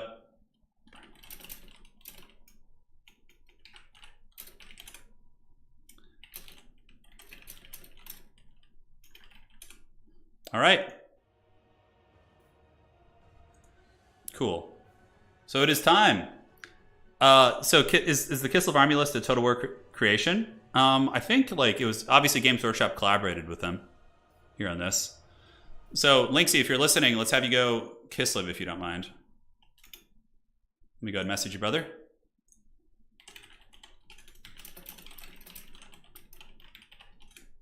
Grand Cathay is going to be pretty fun. Okay, so what I'm going to do, like everybody plays with the dragons, but I'm going to go with the Magistrate build. And we're going to put him on foot. And he has 3 buffs that are actually pretty decent. So we're going to try that. And what do we have? Khorne and Nurgle as our enemies. That's pretty tough. So what's good against both of these? Probably, honestly, like a Halberd front line would be decent. Okay, if he really wants to play Tzeentch, it's fine. Maybe Cathay and Tzeentch teamed up. We'll see. I don't think they're listening to the stream. Like double Sentinel is the best way to go here, but I want to do something a little bit more imaginative. Imaginative? The old brain just can't think right now. Okay, let's do some elite stuff. Yeah, we'll do like triple Celestial Dragon Guard backed up by crossbows to shoot Nurgle stuff.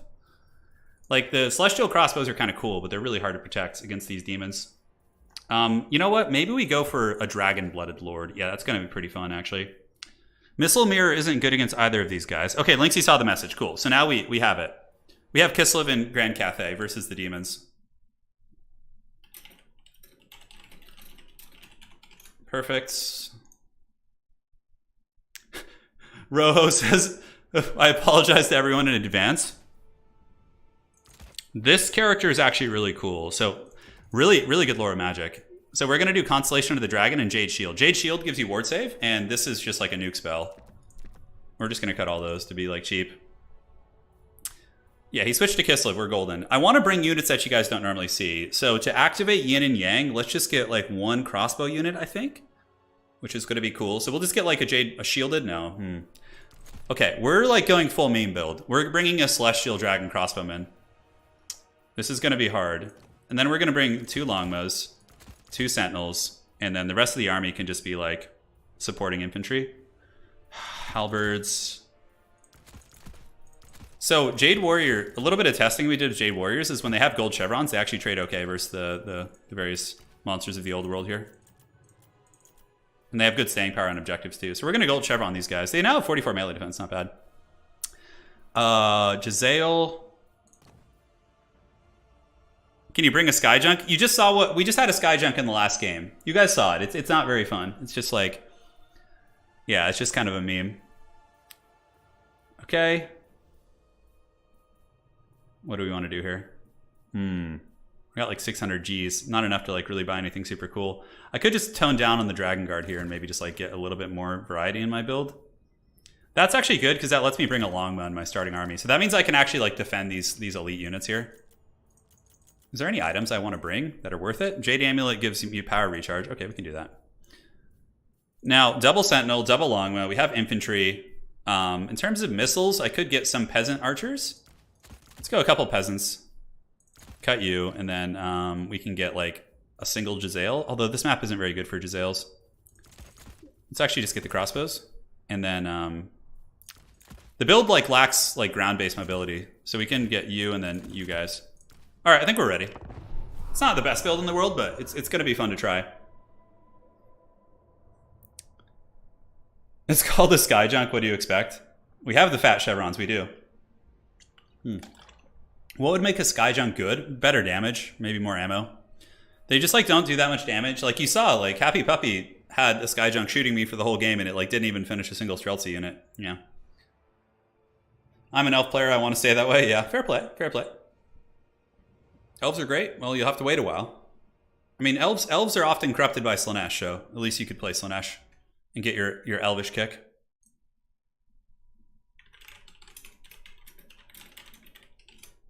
Cool. All right, excellent. And we are all good. The build does lack a war compass, that's true. Oh, don't do that evil to me. Dude, war compasses are so bad. Oh god, it's just like, what is this thing even? You pay like 1100 gold and you just get this like shitty chariot that like, you have like, if these spells were bound spells, you see, okay, this would make a compass good. If these 2 spells in the compass didn't cost wounds of magic and they were just like a bound spell you could cast like once, they would be good. Yes, it's so funny that spinning the junk makes it do more damage. It's hilarious. It's so hilarious. Dark Elves are kind of like ranged Slaanesh. Yeah, they do have the Harvesters of Slaanesh as an ROR unit. So I wonder if Curved Bubbles and Rojo are working together. I wonder if they're scheming. Oh my god, the pro gamer spinning of the junk. I'm already bringing like elite Cathay infantry for you. And then we have the Jade Longwood character with the Constellation of the Dragon, which is a super cool spell. I hope I get a chance to show you guys its power. The Cathay balloons are just, yeah, they're so bad. The balloons are so terrible. Like they might be better in like normal battles, but in this game mode, I just find they don't do enough damage to really like justify. They just like sit there. Even if they shoot the whole game, it's like they don't really pay for themselves. They might like barely pay for themselves, but they don't like make a difference on the fights. It's just such like minimal damage. Yeah, it's such small damage. Thank you guys for joining today, by the way. It's been a fun stream. We've had a lot of cool matches. Now we'll do a 2v2. We'll do like two 2v2s. And then I'll go back to maybe doing a couple 1v1s or something. We'll call it a day from there. Turin spinning is junk. Yeah, I know. It's classic. All right, so we have the forces of good versus evil. A lot of elite units. It'd be a shame if I had a pendulum. Oh my god. Yeah, thankfully there's no Tzeentch, so I know there's no pendulum. Yeah, I don't know why the pendulum is so bad. Not pendulum, the compass. Like they could have done so much cool stuff with the compass. Yeah, Shane, it's basically like watching French Hulks and AoE 4 spinning. It's the same shit. It's so funny. What do I have to do to pay someone for some sick chariot plays in Warhammer 3? Oh, dude, Christian, you had that last game. Dude, in my KISLEV game, I had 2 bear chariots just running everything over. Master of the winds. So my ally said he was going to go horse archers, but I'm just going to go like elite yin and yang here. So we got the reload skill. Yeah, Harmony is in full effect. And we have our Air Force too. They have armored Kossars. We have the Ice Witch of Tempest and some Streltsy. I love the squat. Do you guys see the squat, the idle animation? Okay, let's see. Where are the Streltsy at? Do they have flat heels? Are they doing it properly? Oh yeah. Dude, look, perfectly flat heels. I mean, a little bit of a kickback. No, perfectly flat. Perfect form. Oh, shit. It was an instinct. Sorry, I didn't mean to rush you guys. It just looked like my ally was ready here, so.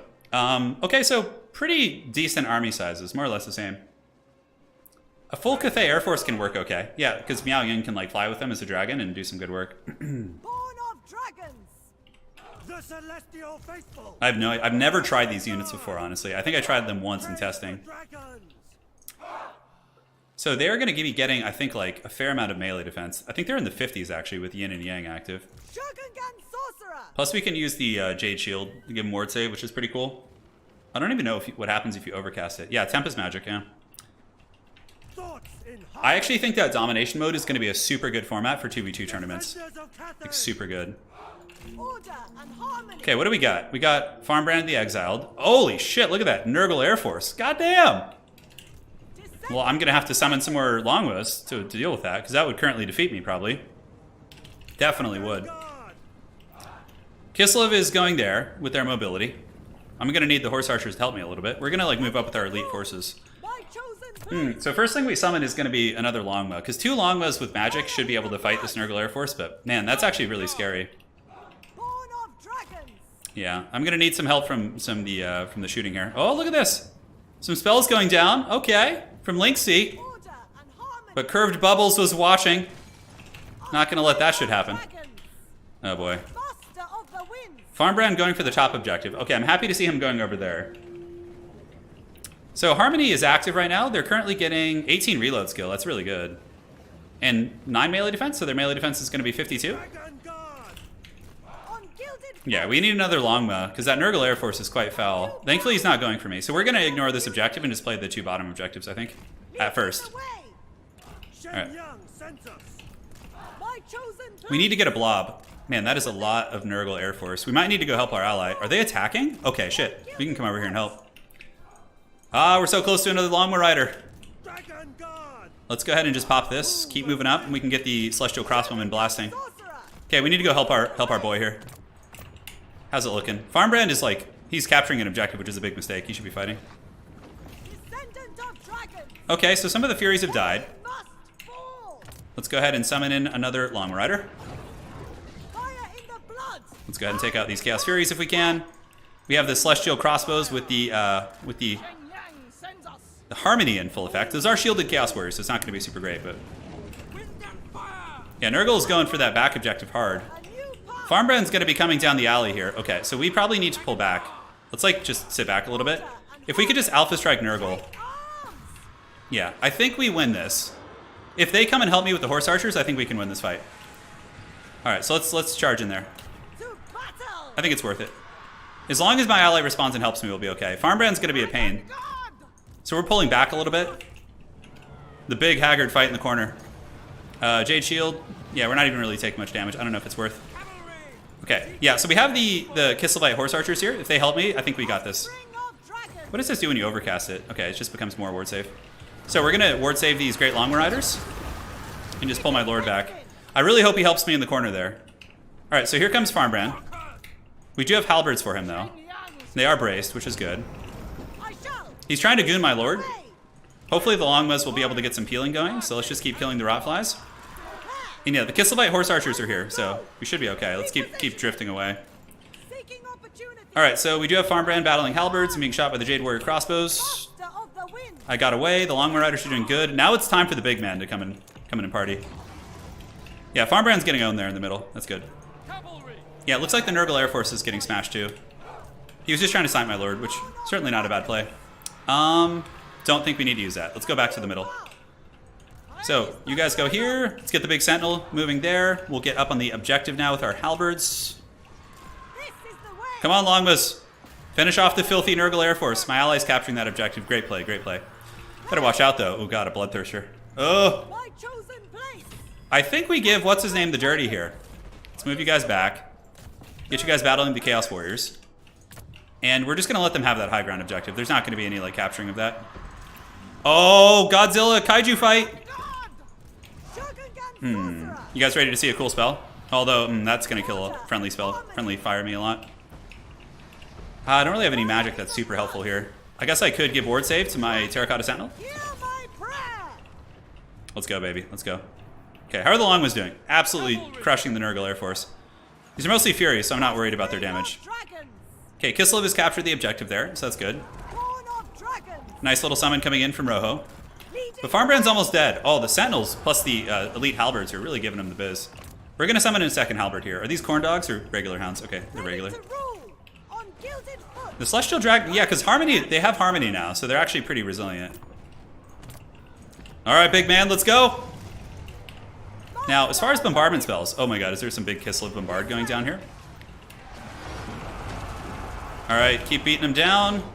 Let's intercept Farmbrand here. I will go. Do I want to use the Jade Shield? Yeah, we do. Let's give it to these guys. Oh, we got some Zargard coming in the middle too. Yeah, KISLEV has done a good job on this flank, and up here it's looking pretty good because he's bringing his KISLEV Horse Archers to protect my Longbows, which I really like. All right, dudes. Yes, the Greater Demon has fallen. Let's go get on the objective here. So I'm going to do a pretty fun bait here. I could lose my Lord, but I think it's going to be a really fun cinematic for you guys. So I'm going to do it. All right. Keep fighting here. So now I'm like, oh no, my Lord is trapped. Let's see if they pile into fight, or are they going to keep moving? We'll see. Okay, they're piling into fight. Check that. The shit hits so hard. Stone and steel. Oh yeah, give me the damage. You guys ready for this? Watch this one. It's such a cool spell. Oh yeah. Give me that. So now we can probably summon in some crossbows and just kind of, or infantry I suppose, and just move them up on the objective. We can actually start split pushing, because I think we're winning well enough. Dude, I love the Sentinels animations. It's so cool.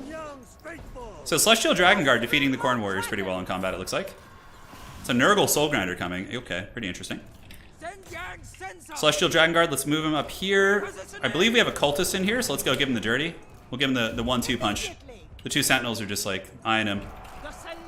Move you guys back here. Let's get some Jade Lancers. Right down there. Take those Nurglings. And how are the Longbows doing? I've kind of forgotten about them, to be honest. Oh, they're actually killing the Nurgle Lord, but that's not worth our time. We should be using Longbows to better use. Alright, so the Sentinels are 100% going to kill that Cultist. We'll save up for another big bombardment spell. And, yep. We'll just go for that objective, because we're securing the middle pretty well here. Look at the poor Cultist just running, yeah. Oh, look at that! The KISLEV Snow Leopard's going after him! I love it! Let's get on this big boy. Longbows can swarm it, and the other Longbows can go up here and help clear this objective. Alright, let's get this. Get the peasants around the side, do a rear charge to crumble leadership. Yes, slay the foul demons! Ooh, that's a good pick right there. I think we gotta go for that. How are we doing on the flanks here? Okay, they're actually contesting it, but we do have Streltsy there. Just to make sure we don't lose this flank objective. No, my ally's already doing a super good job with that. Okay, I don't even need to mess with that. Alright, crossbows for Overwatch. Let's get them up on the hill and they can just shoot down. These damn Nurglings are going to take like 10 minutes to kill. We got the Soul Grinder trapped. He's taking work. Longbows need to go after the Furies. Surround the Nurglings, crumble their leadership. I'm saving mana for like a big bombard. Oh my god. Oh, that's so juicy. Alright. How are the Sentinels doing? Pretty good. So they've done that. Let's go get them blobbed on Sentinels and see if we can kill them here. Longbows? Where are the other Longbows at? Yeah, they're still trapped up here. Alright. This is looking good. Nurglings are almost going down, and I'm about to get some Warriors on there, which should cap pretty hard. Oh, nice bombardment right there. I'm going to show you guys Gotham's Reckoning here in a second. We almost got that damn Soul Grinder down. Let's get back. Halberds up. Shoot these guys. Wow, that spell actually is pretty good there. Oh, the Streltsy are shooting it too. Okay. So maybe reinforcing this side is good. Alright, let's move up on the objective. Alright. So now it's time for Gotham's Reckoning. I don't know where to cast it, like dead middle? Let's cast it in the middle and see what kind of damage it does. Oh, yeah. Oh, that's gonna be thick. I think that should be thick. Oh! Oh, yeah. That wasn't like a direct hit, but it certainly looked really cool. Let's get crossbows continuing to move up. The demonic forces are being pushed back. Ooh, that's a blight boil. That's a blight boil. Oh, God! Here's the damage. Check this out, guys. Oh! Not good. Just throw the haggard peasants. Keep them off the objective. Let's get the Longma goon squad and go help up there. Sentinel's got this shit on lock, 100%. We can just park the Jade Warriors here. Let's park crossbowmen to shoot anything that's advancing. My ally doing a great job holding the flanks. And we got reinforcements coming over there too. KISLEV and Cathay endure, but we might lose this objective here. They got like gore beasts up here and shit. I could use the Jade Shield. Who do we want to use that on? These are Jade Lancers. Let's use it on the Jade Lancers. That'll give him a little bit of word safe to write home about. Okay, time for the big Chad Sentinels to come over here and help end the day. We have the Warriors. Probably going after the Chariots is the best bet. I think that's going to be the play. Peasants, you come down here, hold that objective. Yeah, we're in a pretty commanding position, I would say. The Nurgle Air Force was kind of scary, though, to be honest. Let's get rid of some of this filthy chaff here. I don't know if it's actually going to hit. I probably should have waited. Oh, yeah. Oh, yeah, destroy those Nurglings. Such a cool spell. I think the middle is just so safe. We can bring the big boys over here. Ah, they're capping the objective, though. Oh, no, my lord. Ward save. Dragons, hear the prayers, yes. Dude, it is like a tactical nuke. Yeah, it kind of looks like one. All right, pretty good foothold here. Crossbows defending. My lord is in the danger zone, that's for sure. She might actually end up going down here. Oh, KISLEVites, help me. Help me, I'm too weak. Yes, go my Longmas, go. Yeah, the peasant horsemen are doing all right. Do we have enough for another bombardment spell? Not quite. Let's peel, peel, peel, peel. Save that character. And here comes the Sentinels, great. They'll make pretty good work of those Plague Bearers. I mean, it'll take some time, but it's gonna be pretty sweet. Yeah, Khorne is really good. They're very strong. So a lot of players that are playing today, guys, are new. They're like just getting into this game mode, so take it as you will. I guess we just Jade Shield some of these guys. Who's fighting here? Yeah, no one really. We'll save our wins for bombardments. So that's gonna be GG. Yeah, looks like we got the objectives. The battlefield has been controlled. We have some Harmony crossbows and Jade Warriors holding there. My chosen place. Yeah, the Nurgle army actually did a lot of damage. It was the Khorne losing the big Chungus Lord early was probably too much to come back from. Let's go ahead and pop those guys. Yeah, they did finally get that objective from us. Yes! Good, brothers! We have won! Unending glory is yours. Yes. I don't think ladder anxiety will be as bad in this game mode. Could be. Could be indeed. Alright, so let's see who did really well. 1200, pretty good performance on the elite infantry. Crossbows got 17. They really melted Scarbrand. They're basically like shades. They hit pretty hard. Longmas with 2,000 value. Man, 1,500. Sentinels, wow, 3,000 on this Sentinel. I think this was the one that fought Scarbrand, so he did really well. How about Linksi's army? What did really good? KISLEV, yeah. Streltsy did perform pretty good. Had the horse archers. His elite infantry, also quite nice. The Nurgle Air Force was actually kind of scary. The Longmas thankfully can handle it pretty well. And Nurgle's got a lot of good tools. What are some of the good counters against terracottas? Oh, there's a ton. It depends on the faction you're playing. All right, so you guys want to see an FFA match? Okay, so 1 second here. Yeah, that was a fun one, wasn't it? Yeah. If you guys want to do an FFA, we can. Although it looks like they're leaving now, so. All right. I'll go ahead and do some more 1v1s right now, maybe. Sure. We can swap teams. Yeah, we'll swap teams. All right, so I will jump down here. We're gonna do another 2v2, but we're gonna switch up the teams.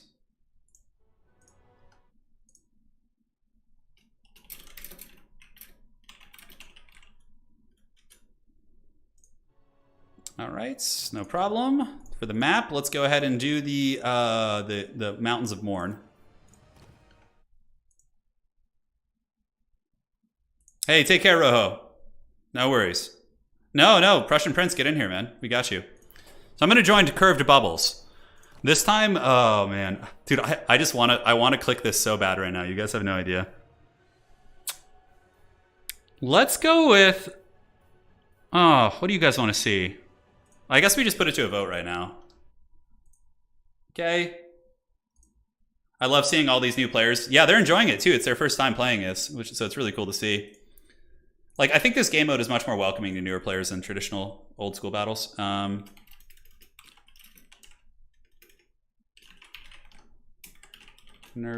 Khorne, or Tzeentch.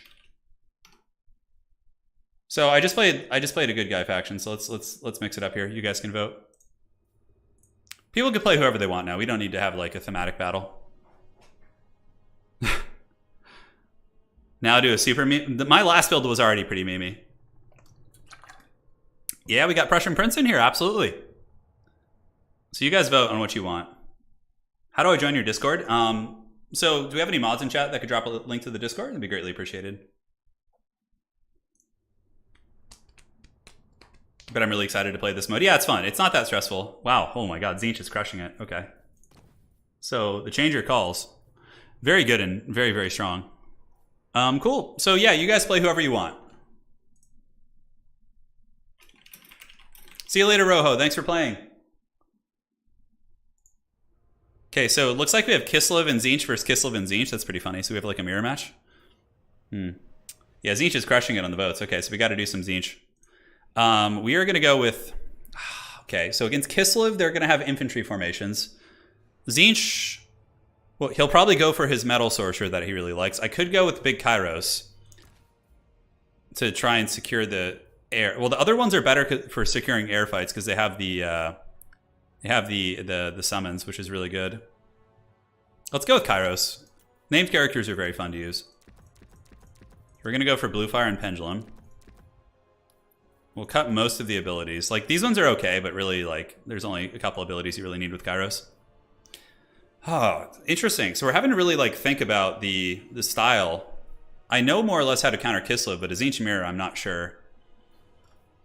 We could go for, like, a Doom Knight Air Force to try and just dominate the skies. Yeah, that might actually be good. We'll go, like, this, and man, if I could afford a Fury here somehow, that'd be so good. Oracle of Eternity. Okay, that spell's okay, but like honestly, you never get caught with Big Bird. This build actually feels really good. What happens if I have no ground units though? Do I start suffering leadership? We'll summon them in after anyways, so I suppose it wouldn't be that big of a deal. Let's do this. Let's do this. We have to take advantage of the disharmony in their formations. That's kind of the game plan here. Looking okay.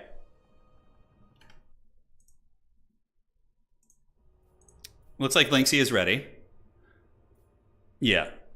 Double Soul Grinder? It's okay. Yeah, Soul Grinder actually wouldn't be bad here as like a reinforcing unit against KISLEV because it has anti-large armor-piercing shots against their cavalry and stuff. We need Forsaken. We need some pinks. And like a Chaos Knight on the ground could be decent too. But Chaos Knights...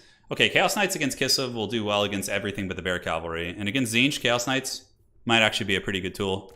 So maybe we cut one Forsaken for a Chaos Knight. This is obviously not a build I would bring in 1v1, but in 2v2 I'm thinking it might be better. Yeah, he's got like a ground force for sure. So ground and air should be covered here. The only thing is I don't have any more like screamers. And I'm pretty limited on flying units because Kairos counts towards the flying cap too. We need the dudes to hold objectives. I like this, but there's a lot of expensive units in the reinforcement pool. Typically, you only grab like one really pricey unit. The Soul Grinder, how bad do I need him? How bad do I need that Soul Grinder? It's really, really kind of expensive. I think we're okay with the Doom Knights. We already have enough cool units. Let's just get more stuff. And yeah, that looks good to me. That feels a lot better. Alrighty, I like this build. I think it's pretty fun. Why can I not ready up? The army has no units that can capture victory points. Interesting. Okay, so it actually doesn't let you start with no ground units. Okay, so we've answered that question today, so we'll just do this for now. And he can have all the chevrons that his little heart could ever desire. So now we want to actually get another flying unit in reserves. So we have Furies. I feel like Screamers might be better. They're really good against KISLEV cavalry. Awkward spot. Like, I don't have enough to really summon. Like, I hate when you have this left, because putting chevrons on these units makes them more expensive to summon, which sometimes is, like, not good when you're in a desperate need. The double Forsaken is great. Forsaken are just super, super good with Tzeentch. I have plenty of flame. I got 2 flamers of Tzeentch. Like, Doom Knights, like, all kinds of good shit. The Exalted Flamer's pretty cool. Pink Horrors are pretty bad against KISLEV. Pretty okay against Tzeentch, though. But I feel like Flamers do the tricks. Maybe we cut you guys and get the Exalted ones instead, which give you extra wins of magic. 69 gold? I ain't touching it. Sign me up for that 69 gold. My opponent's got a good army. He's got Rasputin and some ground-based troops. He's got a caster in reserve. Yep, looks fine. All right, let's see what happens. Yeah, you need at least 1 ground unit. Double Doom Knight could be cool. Yeah, who knows? The problem is KISLEV, if they bring in Streltsy in their starting army, I could just get like shot out of the skies. I'm just testing out weird shit. All right, Curved Bubbles and I march to war in a mirror match. Interesting. Well, at least you know it's fair. There's no excuses, right? It's like, well, they played that better than we did. Yeah, I like getting Air Force dominance, especially with Kairos. So you can like fly around, get a bunch of annoying magic. And if he's got Streltsy, I can pendulum them too. So we do have that going for us. Hero in the main, and you can do hero in your main army. Yeah, 69 gold in the bank for luck. Exactly. See, you know how it's played. You know how it is played. Doom Knights are really cool. They're actually quite strong too. Like their cycle charging is really powerful. Wow, everybody here has a really good connection. That was like super quick. I hope my tournaments are like that. All right, so chicken. This is a scary Tzeentch Air Force. We'll just grab our little guy and go capture the side objective. And I'm gonna go use the restroom real quick. I'm gonna just let my homie set up here. I'll be right back in like 30 seconds. Oh, maybe a little longer.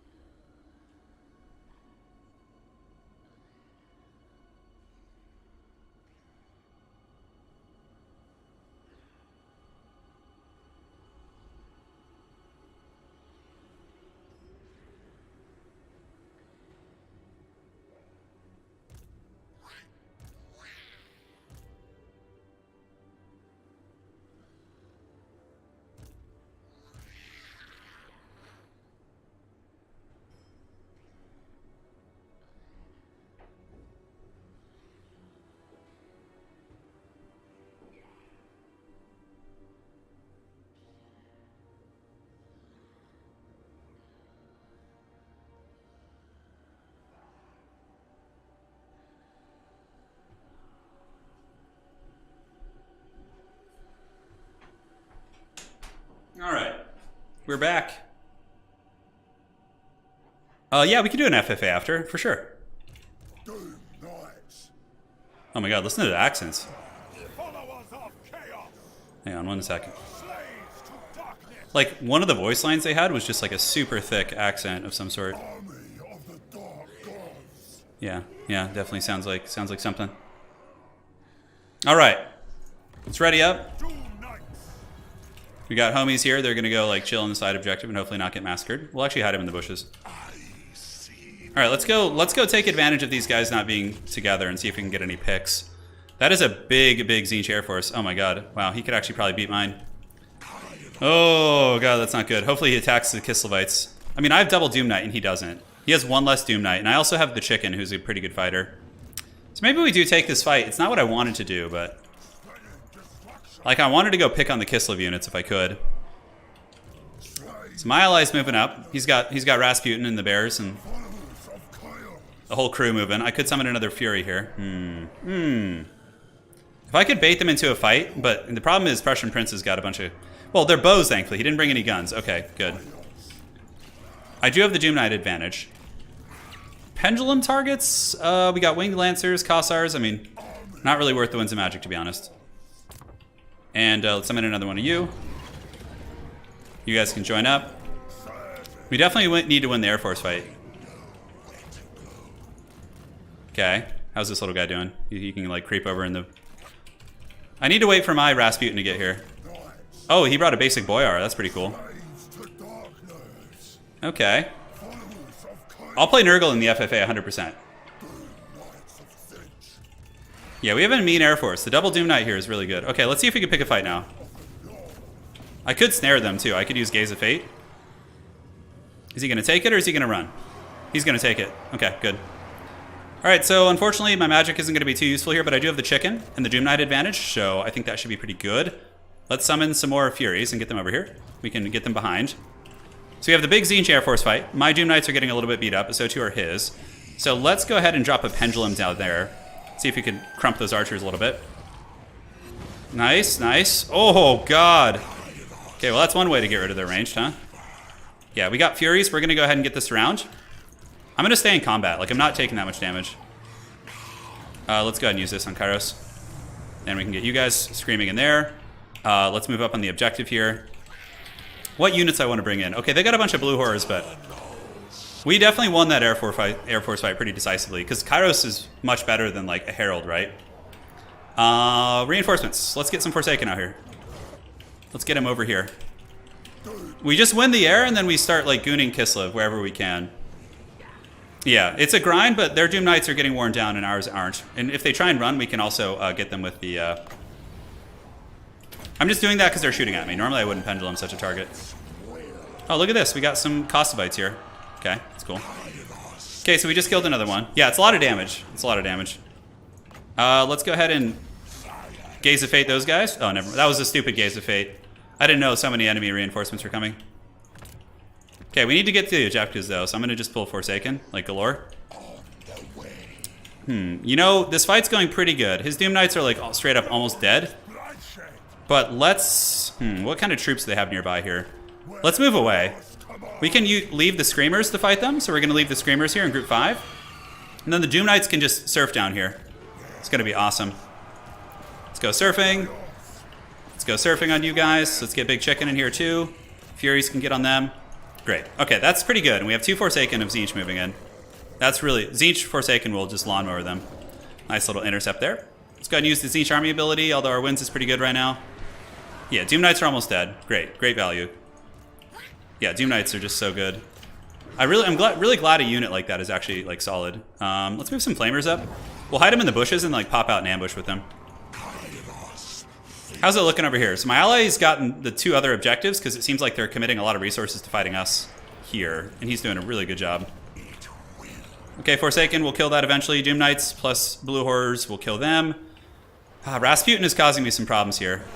Oh no, that's my Rasputin. I was like... I thought he was locking us up. I was like, man, I've been trapped there a while. Winged Lancers, okay. And 2 Kossars coming in. The Doom Knights have fallen, finally, but man, that was not an easy fight. Okay, where are the Flamers at? We need you guys to come and do a little bit of Christmas roasting here.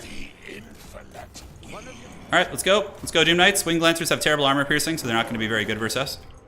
They need, like, shooting, like, proper shooting.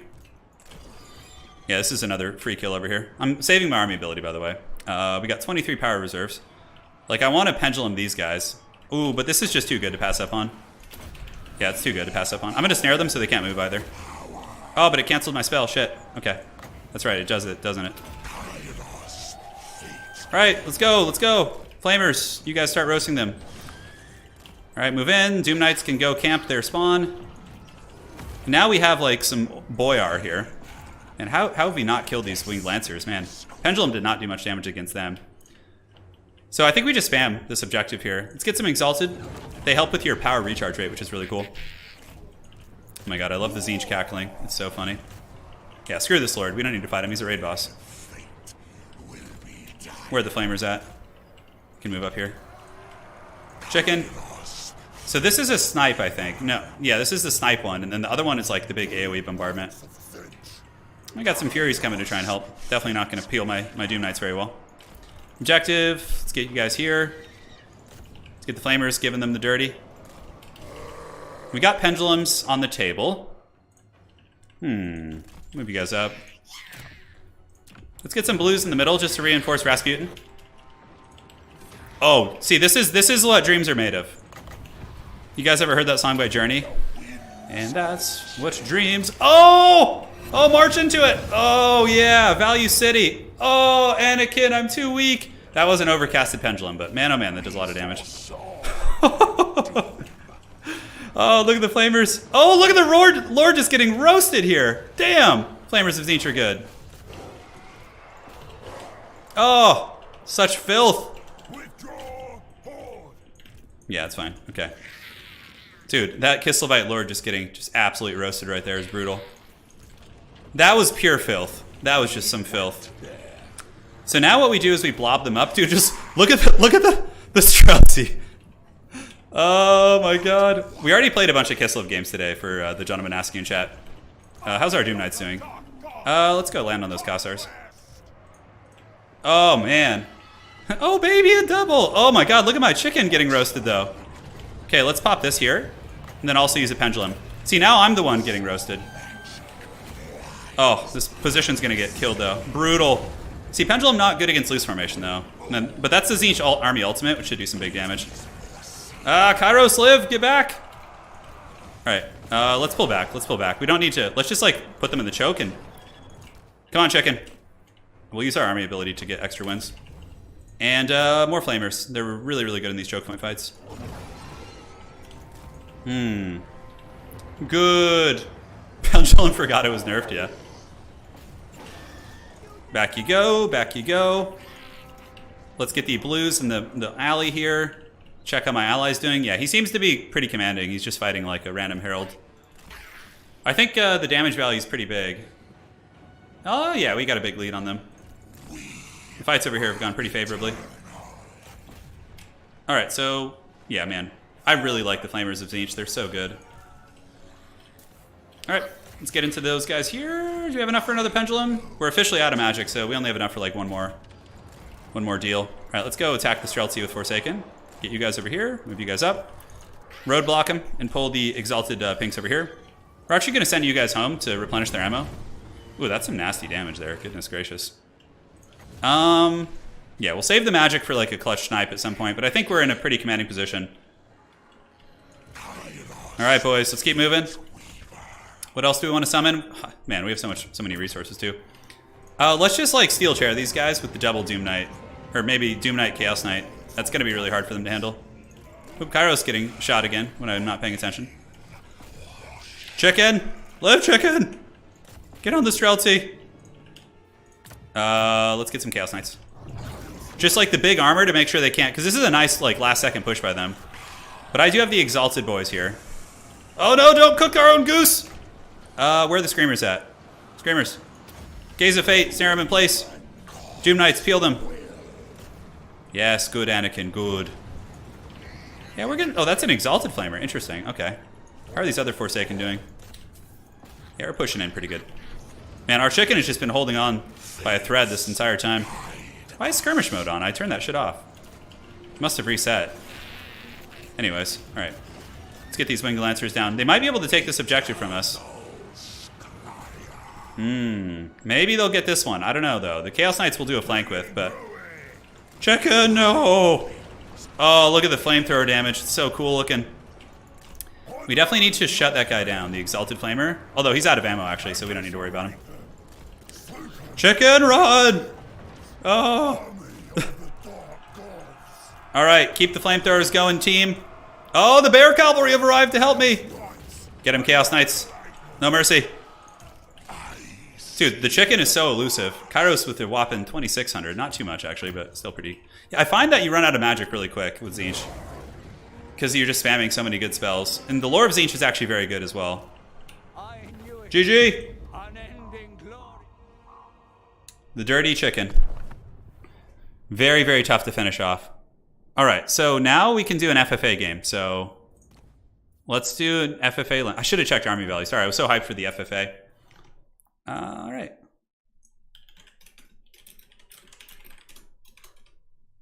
Linksi says he would not die.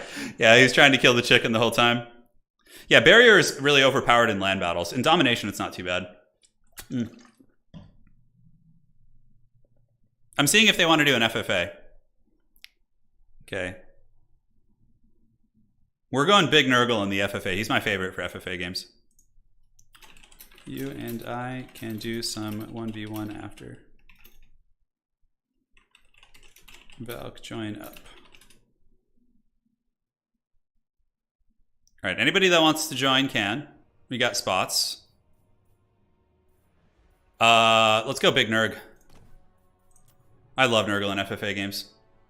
Map setup. Let's go ahead and do... It's all the old school maps, unfortunately. There's no new FFA maps, but apparently like almost nobody played FFAs, and according to the metrics for Warhammer 2. All right. Yeah, this seems fine. We could do the rest, I suppose. Sure, this one's fine.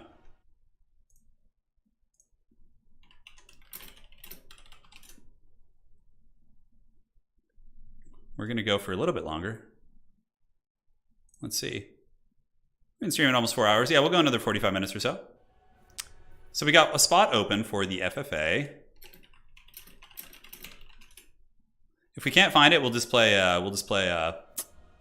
1v1s. What's going on, darling? What am I missing? One sec, guys. I'll be right back. Just give me 1 minute and we'll get this started. I will make my Nurgle army. Well, this map's going to take a long time, though. There's just all these weird hills and shit.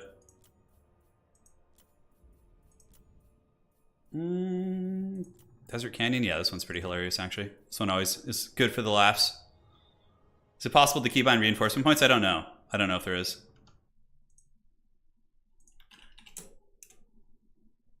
Alrighty, perfect. Let's do it. Cool, so we got a fourth player. Obviously, we can't show the Chungus Kingdoms. Do we want to go Kugath? Probably the Great Unclean one's going to be a little bit better, because you can actually move around and do stuff. Blightboil and FFA could be good, but I think Stream of Corruption, Fleshy Abundance is the way. We're going to go big Kugath. We're going to go 2 of these. Don't really care for summons too much in FFA. Yeah, so everyone's got their team set here. Yeah, this is going to be fun. This will probably be the last one, actually. The wife needs me for something. Yes. Let's go Exalted Plague Bearers.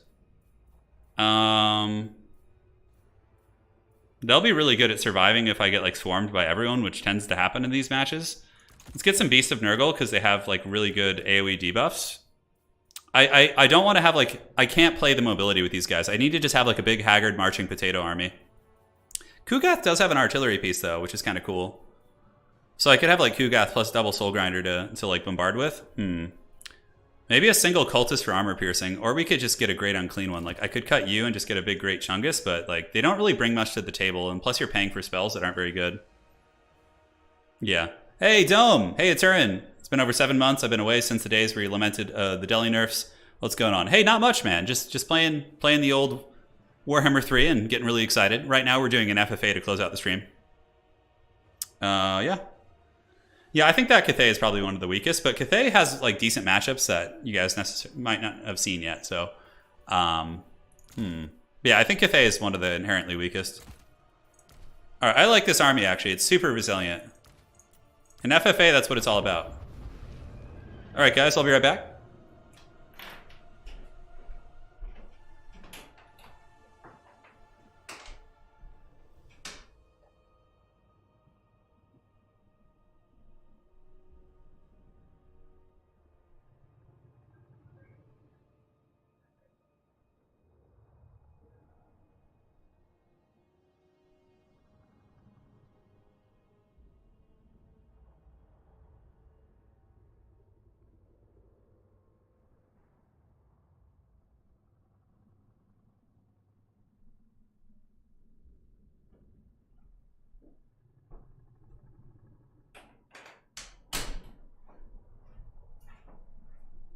All right.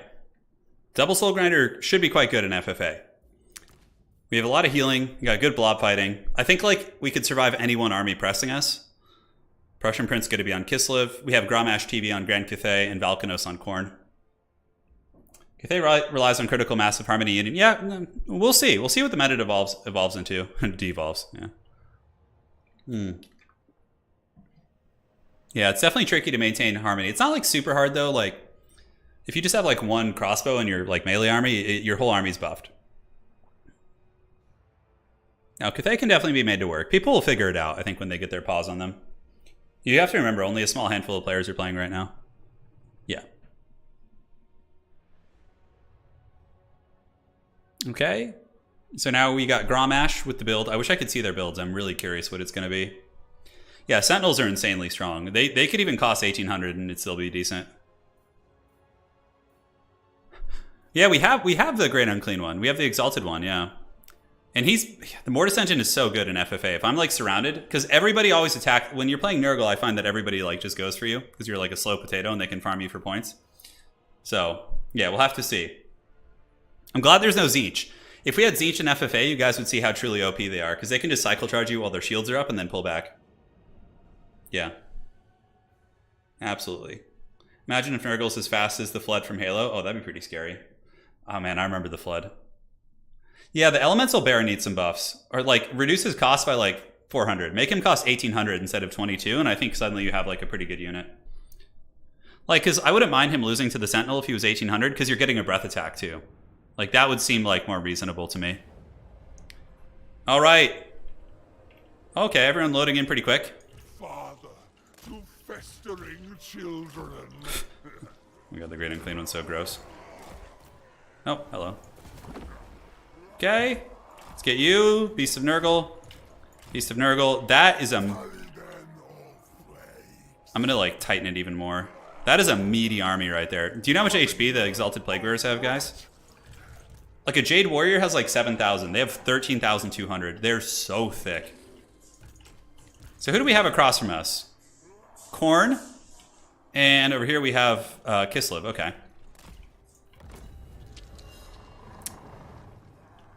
I think Nurgle. I personally like Nurgle more than Cathay, but that's just my 2 cents. I don't like playing Cathay that much.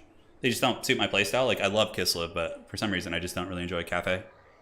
Yeah, Kugath in FFA is really slow, and he doesn't have much ammo. This guy has a Mortis engine too, so against like multiple opponents, it seems better. Does it seem like Nurgle? I'm going to be doing a video sometime this week on like all my thoughts for Domination and balance and things like that, and hopefully that'll be good feedback. I don't know why the bears like don't do well. It's very strange. Yeah, Gromash's name is here. I believe it's in Korean, so we can't see it. All right, so we can start bombarding some of these guys. Oh, look at that. He's got a skull cannon. I don't want to get surrounded. Oh my god, look at this army. He's got like artillery and shit. We have a KISLEV Cathay battle over there and then the demons fighting here. I don't even know if I can beat this Khorne army. He's got like double Bloodthirster and shit.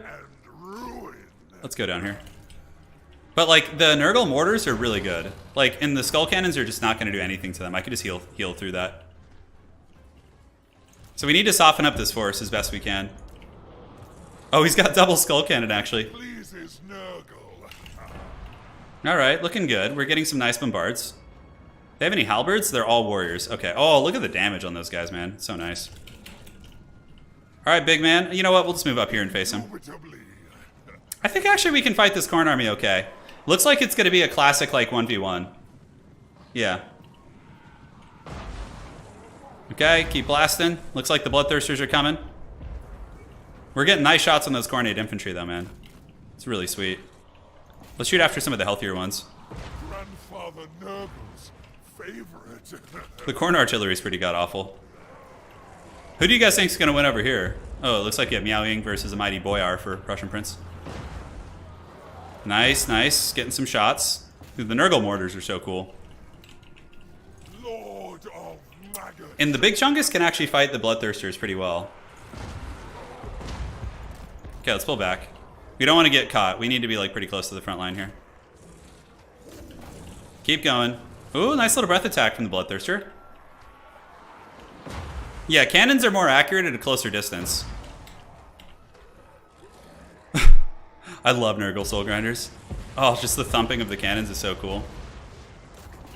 How do we do there? Do we get any hits? Yeah, we got some hits there. Ooh, that was a nice volley. Hey, we're doing pretty good on points. Certainly not as good as the Cathay. Like, the problem is our fight's going to be very slow here. I can start moving up. Wherever Nurgle asks. Okay, rip those shots. There we go. Come on. Shoot it, boys. Oh, brutal damage. I know he wants to goon me. I can see it in his eyes. He's got his little Bloodthirster squad there, but we actually have missile attacks too with the Exalted boys. It's really cool.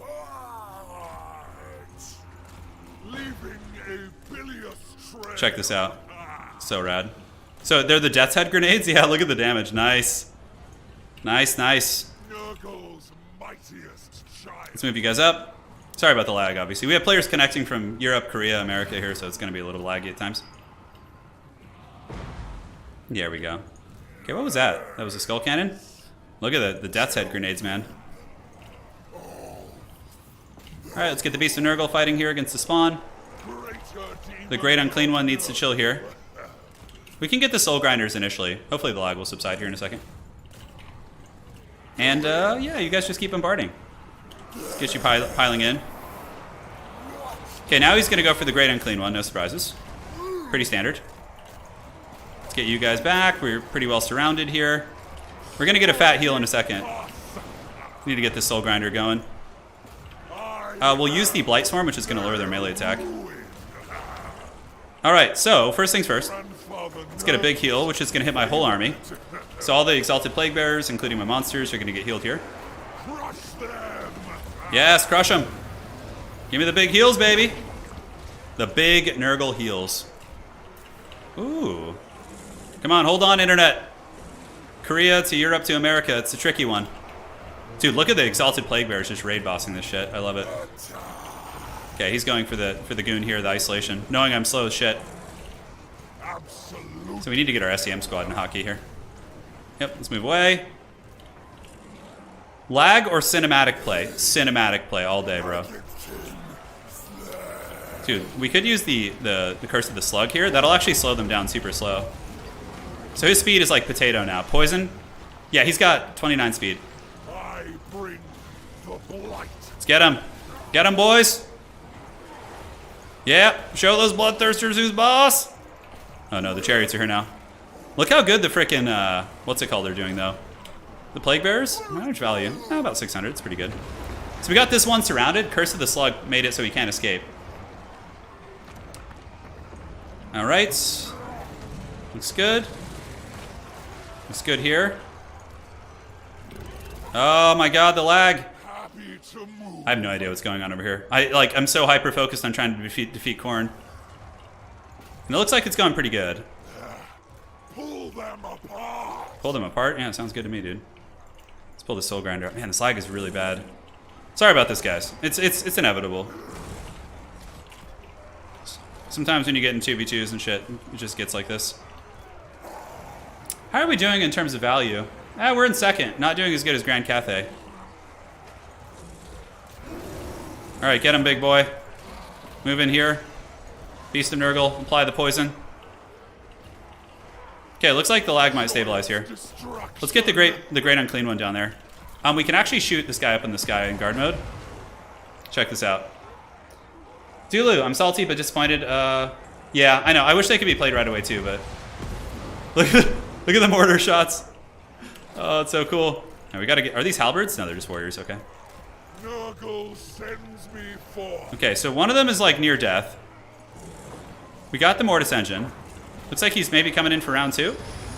That's a bold strategy. Let's go ahead and pop Light Swarm on him. Lower his melee attack. Get the other Beast of Nurgle going.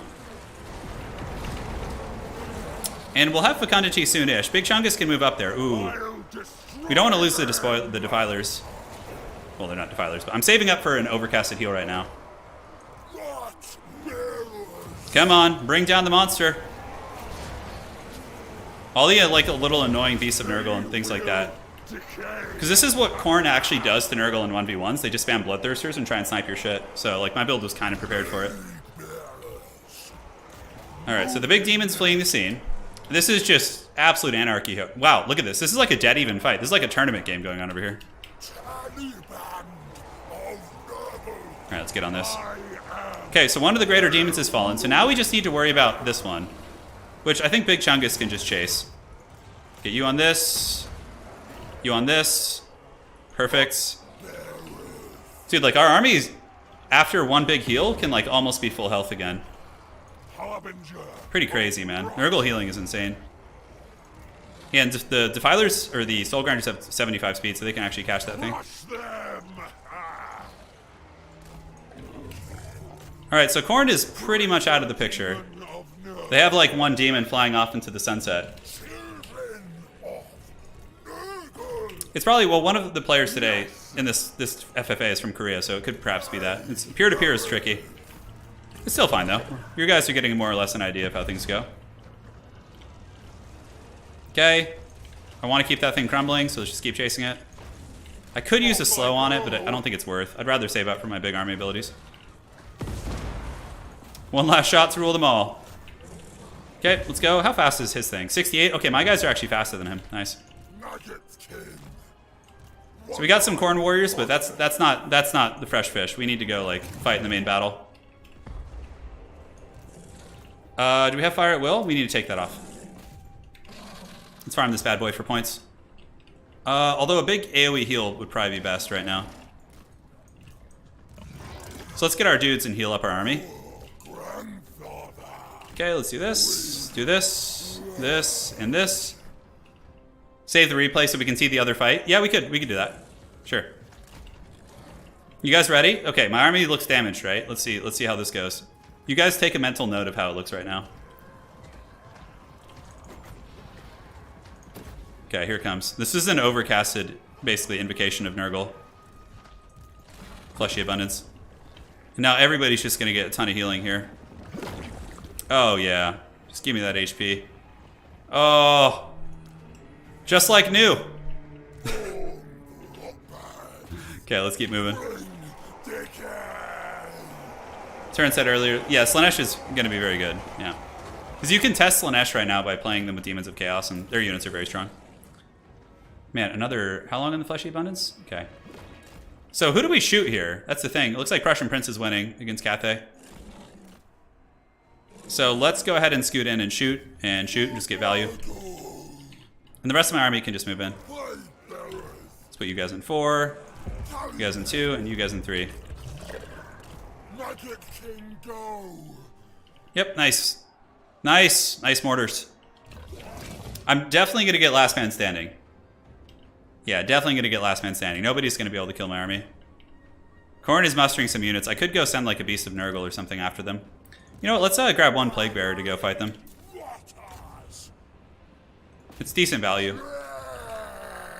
Perfect. No heal cap on... I'm not heal capped yet.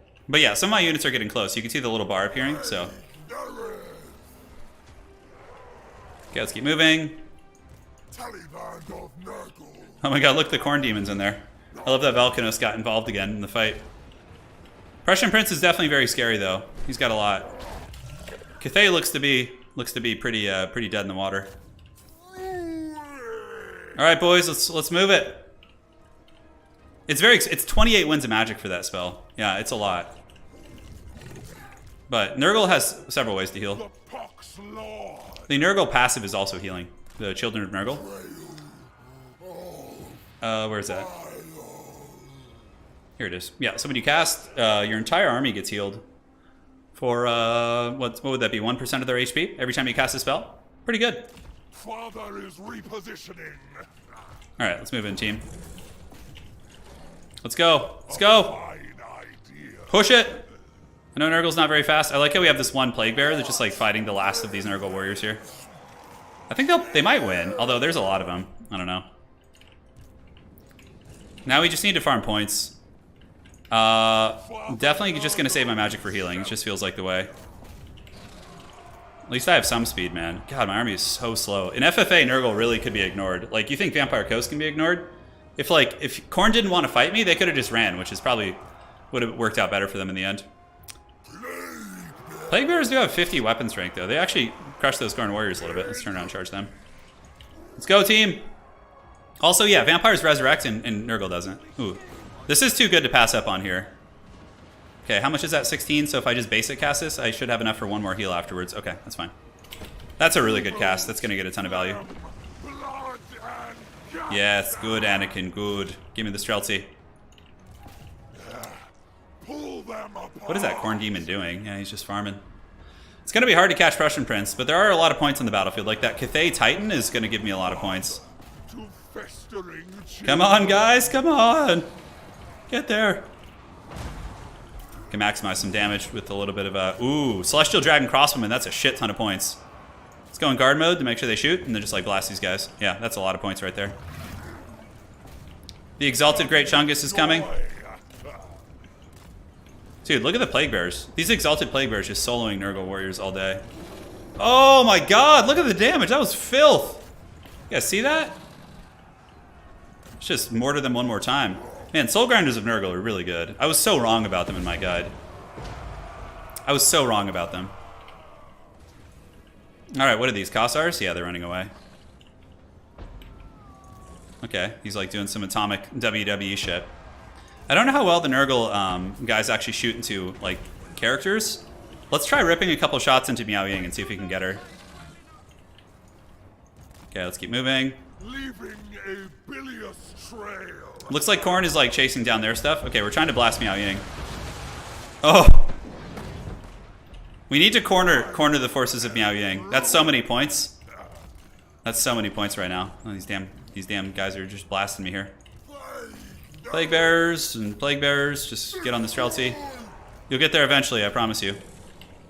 Okay, let's rip a couple shots. Let's get in the Sentinel. Get in the Sentinel.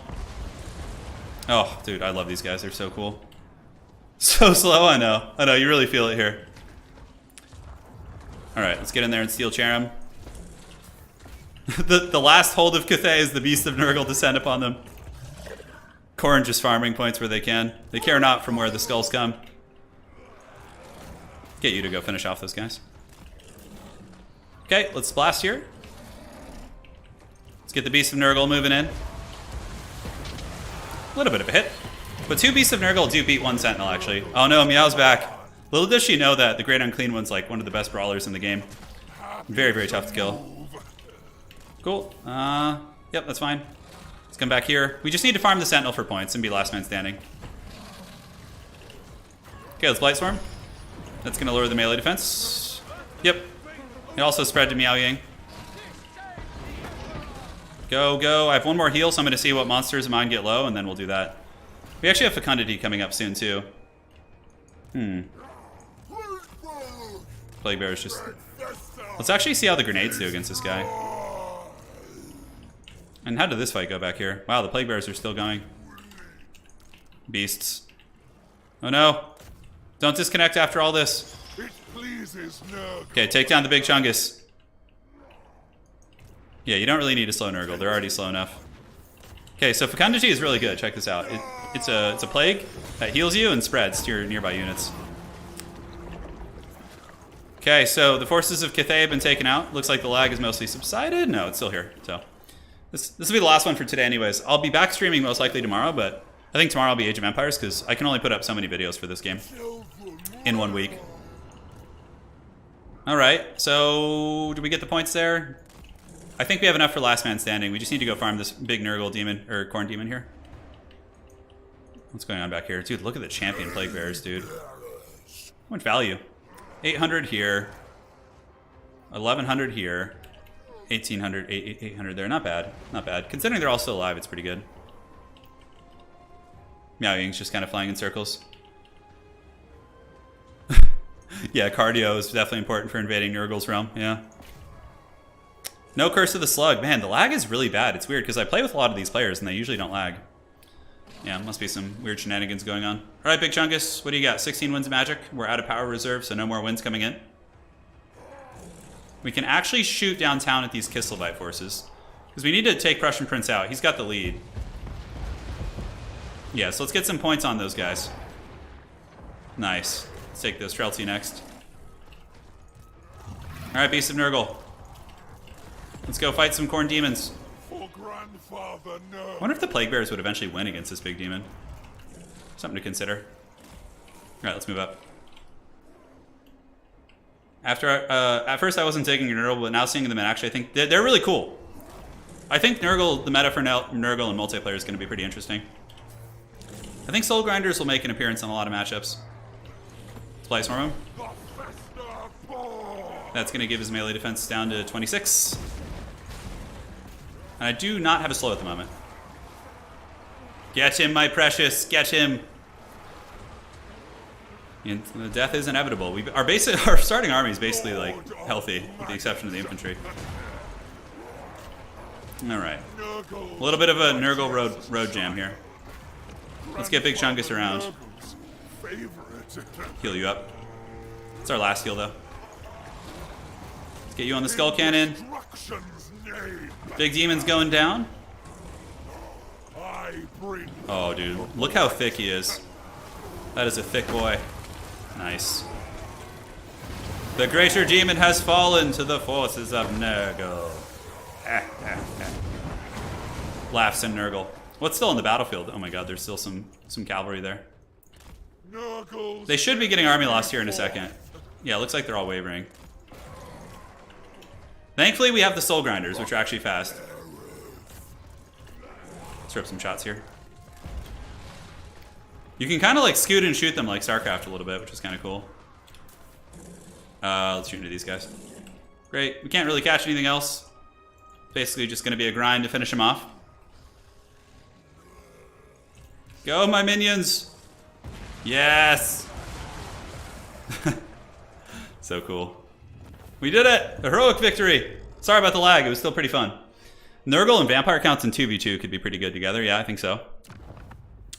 I probably won't go back to Bannerlord for a while. I mean, I might do some mod play with like Italian Spartacus if you were to invite me.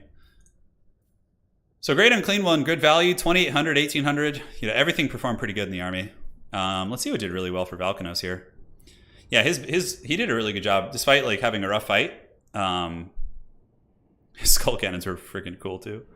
Yeah, taking the blob fight versus Nurgle is not going to go well for Khorne if they're prepared for SEMs. Yao Ying, how'd you do? Yeah, pretty decent. And then Prussian Prince here, bringing the epic Boyar. No magic, interesting. I would have expected magic with a big standing army like this.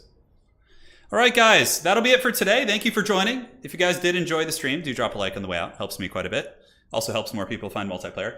I'll be back to, I don't know. There's going to be Total War videos like just nonstop. Stream sometime in the next few days. I'm not sure when. But a lot of fun stuff on the horizon. The website is getting there. We're getting closer and closer to the completion. It's going to look haggard at first. Like the aesthetics of the website aren't going to be awesome, but it's going to have well, I have to hire graphic designer for that, but it's going to have some really cool articles, and also it'll have a tournament calendar. So for anybody who wants to watch and or play in tournaments, it'll have a grand calendar where tournament hosts can post their events there, and then it's just like a repository, so you can see what's going on in the community. Yeah, I'm really excited for that. Really excited for that indeed. I kind of want to do another multiplayer campaign. Maybe I'll try doing the KISLEV co-op campaign or something. I think that one could be fun to do on a stream as well. But yeah, we'll be back. The website's coming along. But yeah, it's more like a wiki website, not like super fancy, but it has like all the a lot of information you'll need. That's kind of what I'm hoping for. But yeah, that's it. Take care of yourselves. I'm gonna go hang out with the smoking hot wife. My graphics card, if you go to my YouTube channel, description, the about section, you can see all my hardware. My shit is really old though. This PC is like 5 or 6 years old now. I need to update it, so yeah. All right, take care of yourselves. See you next time. And Sigmar bless this Ravage stream.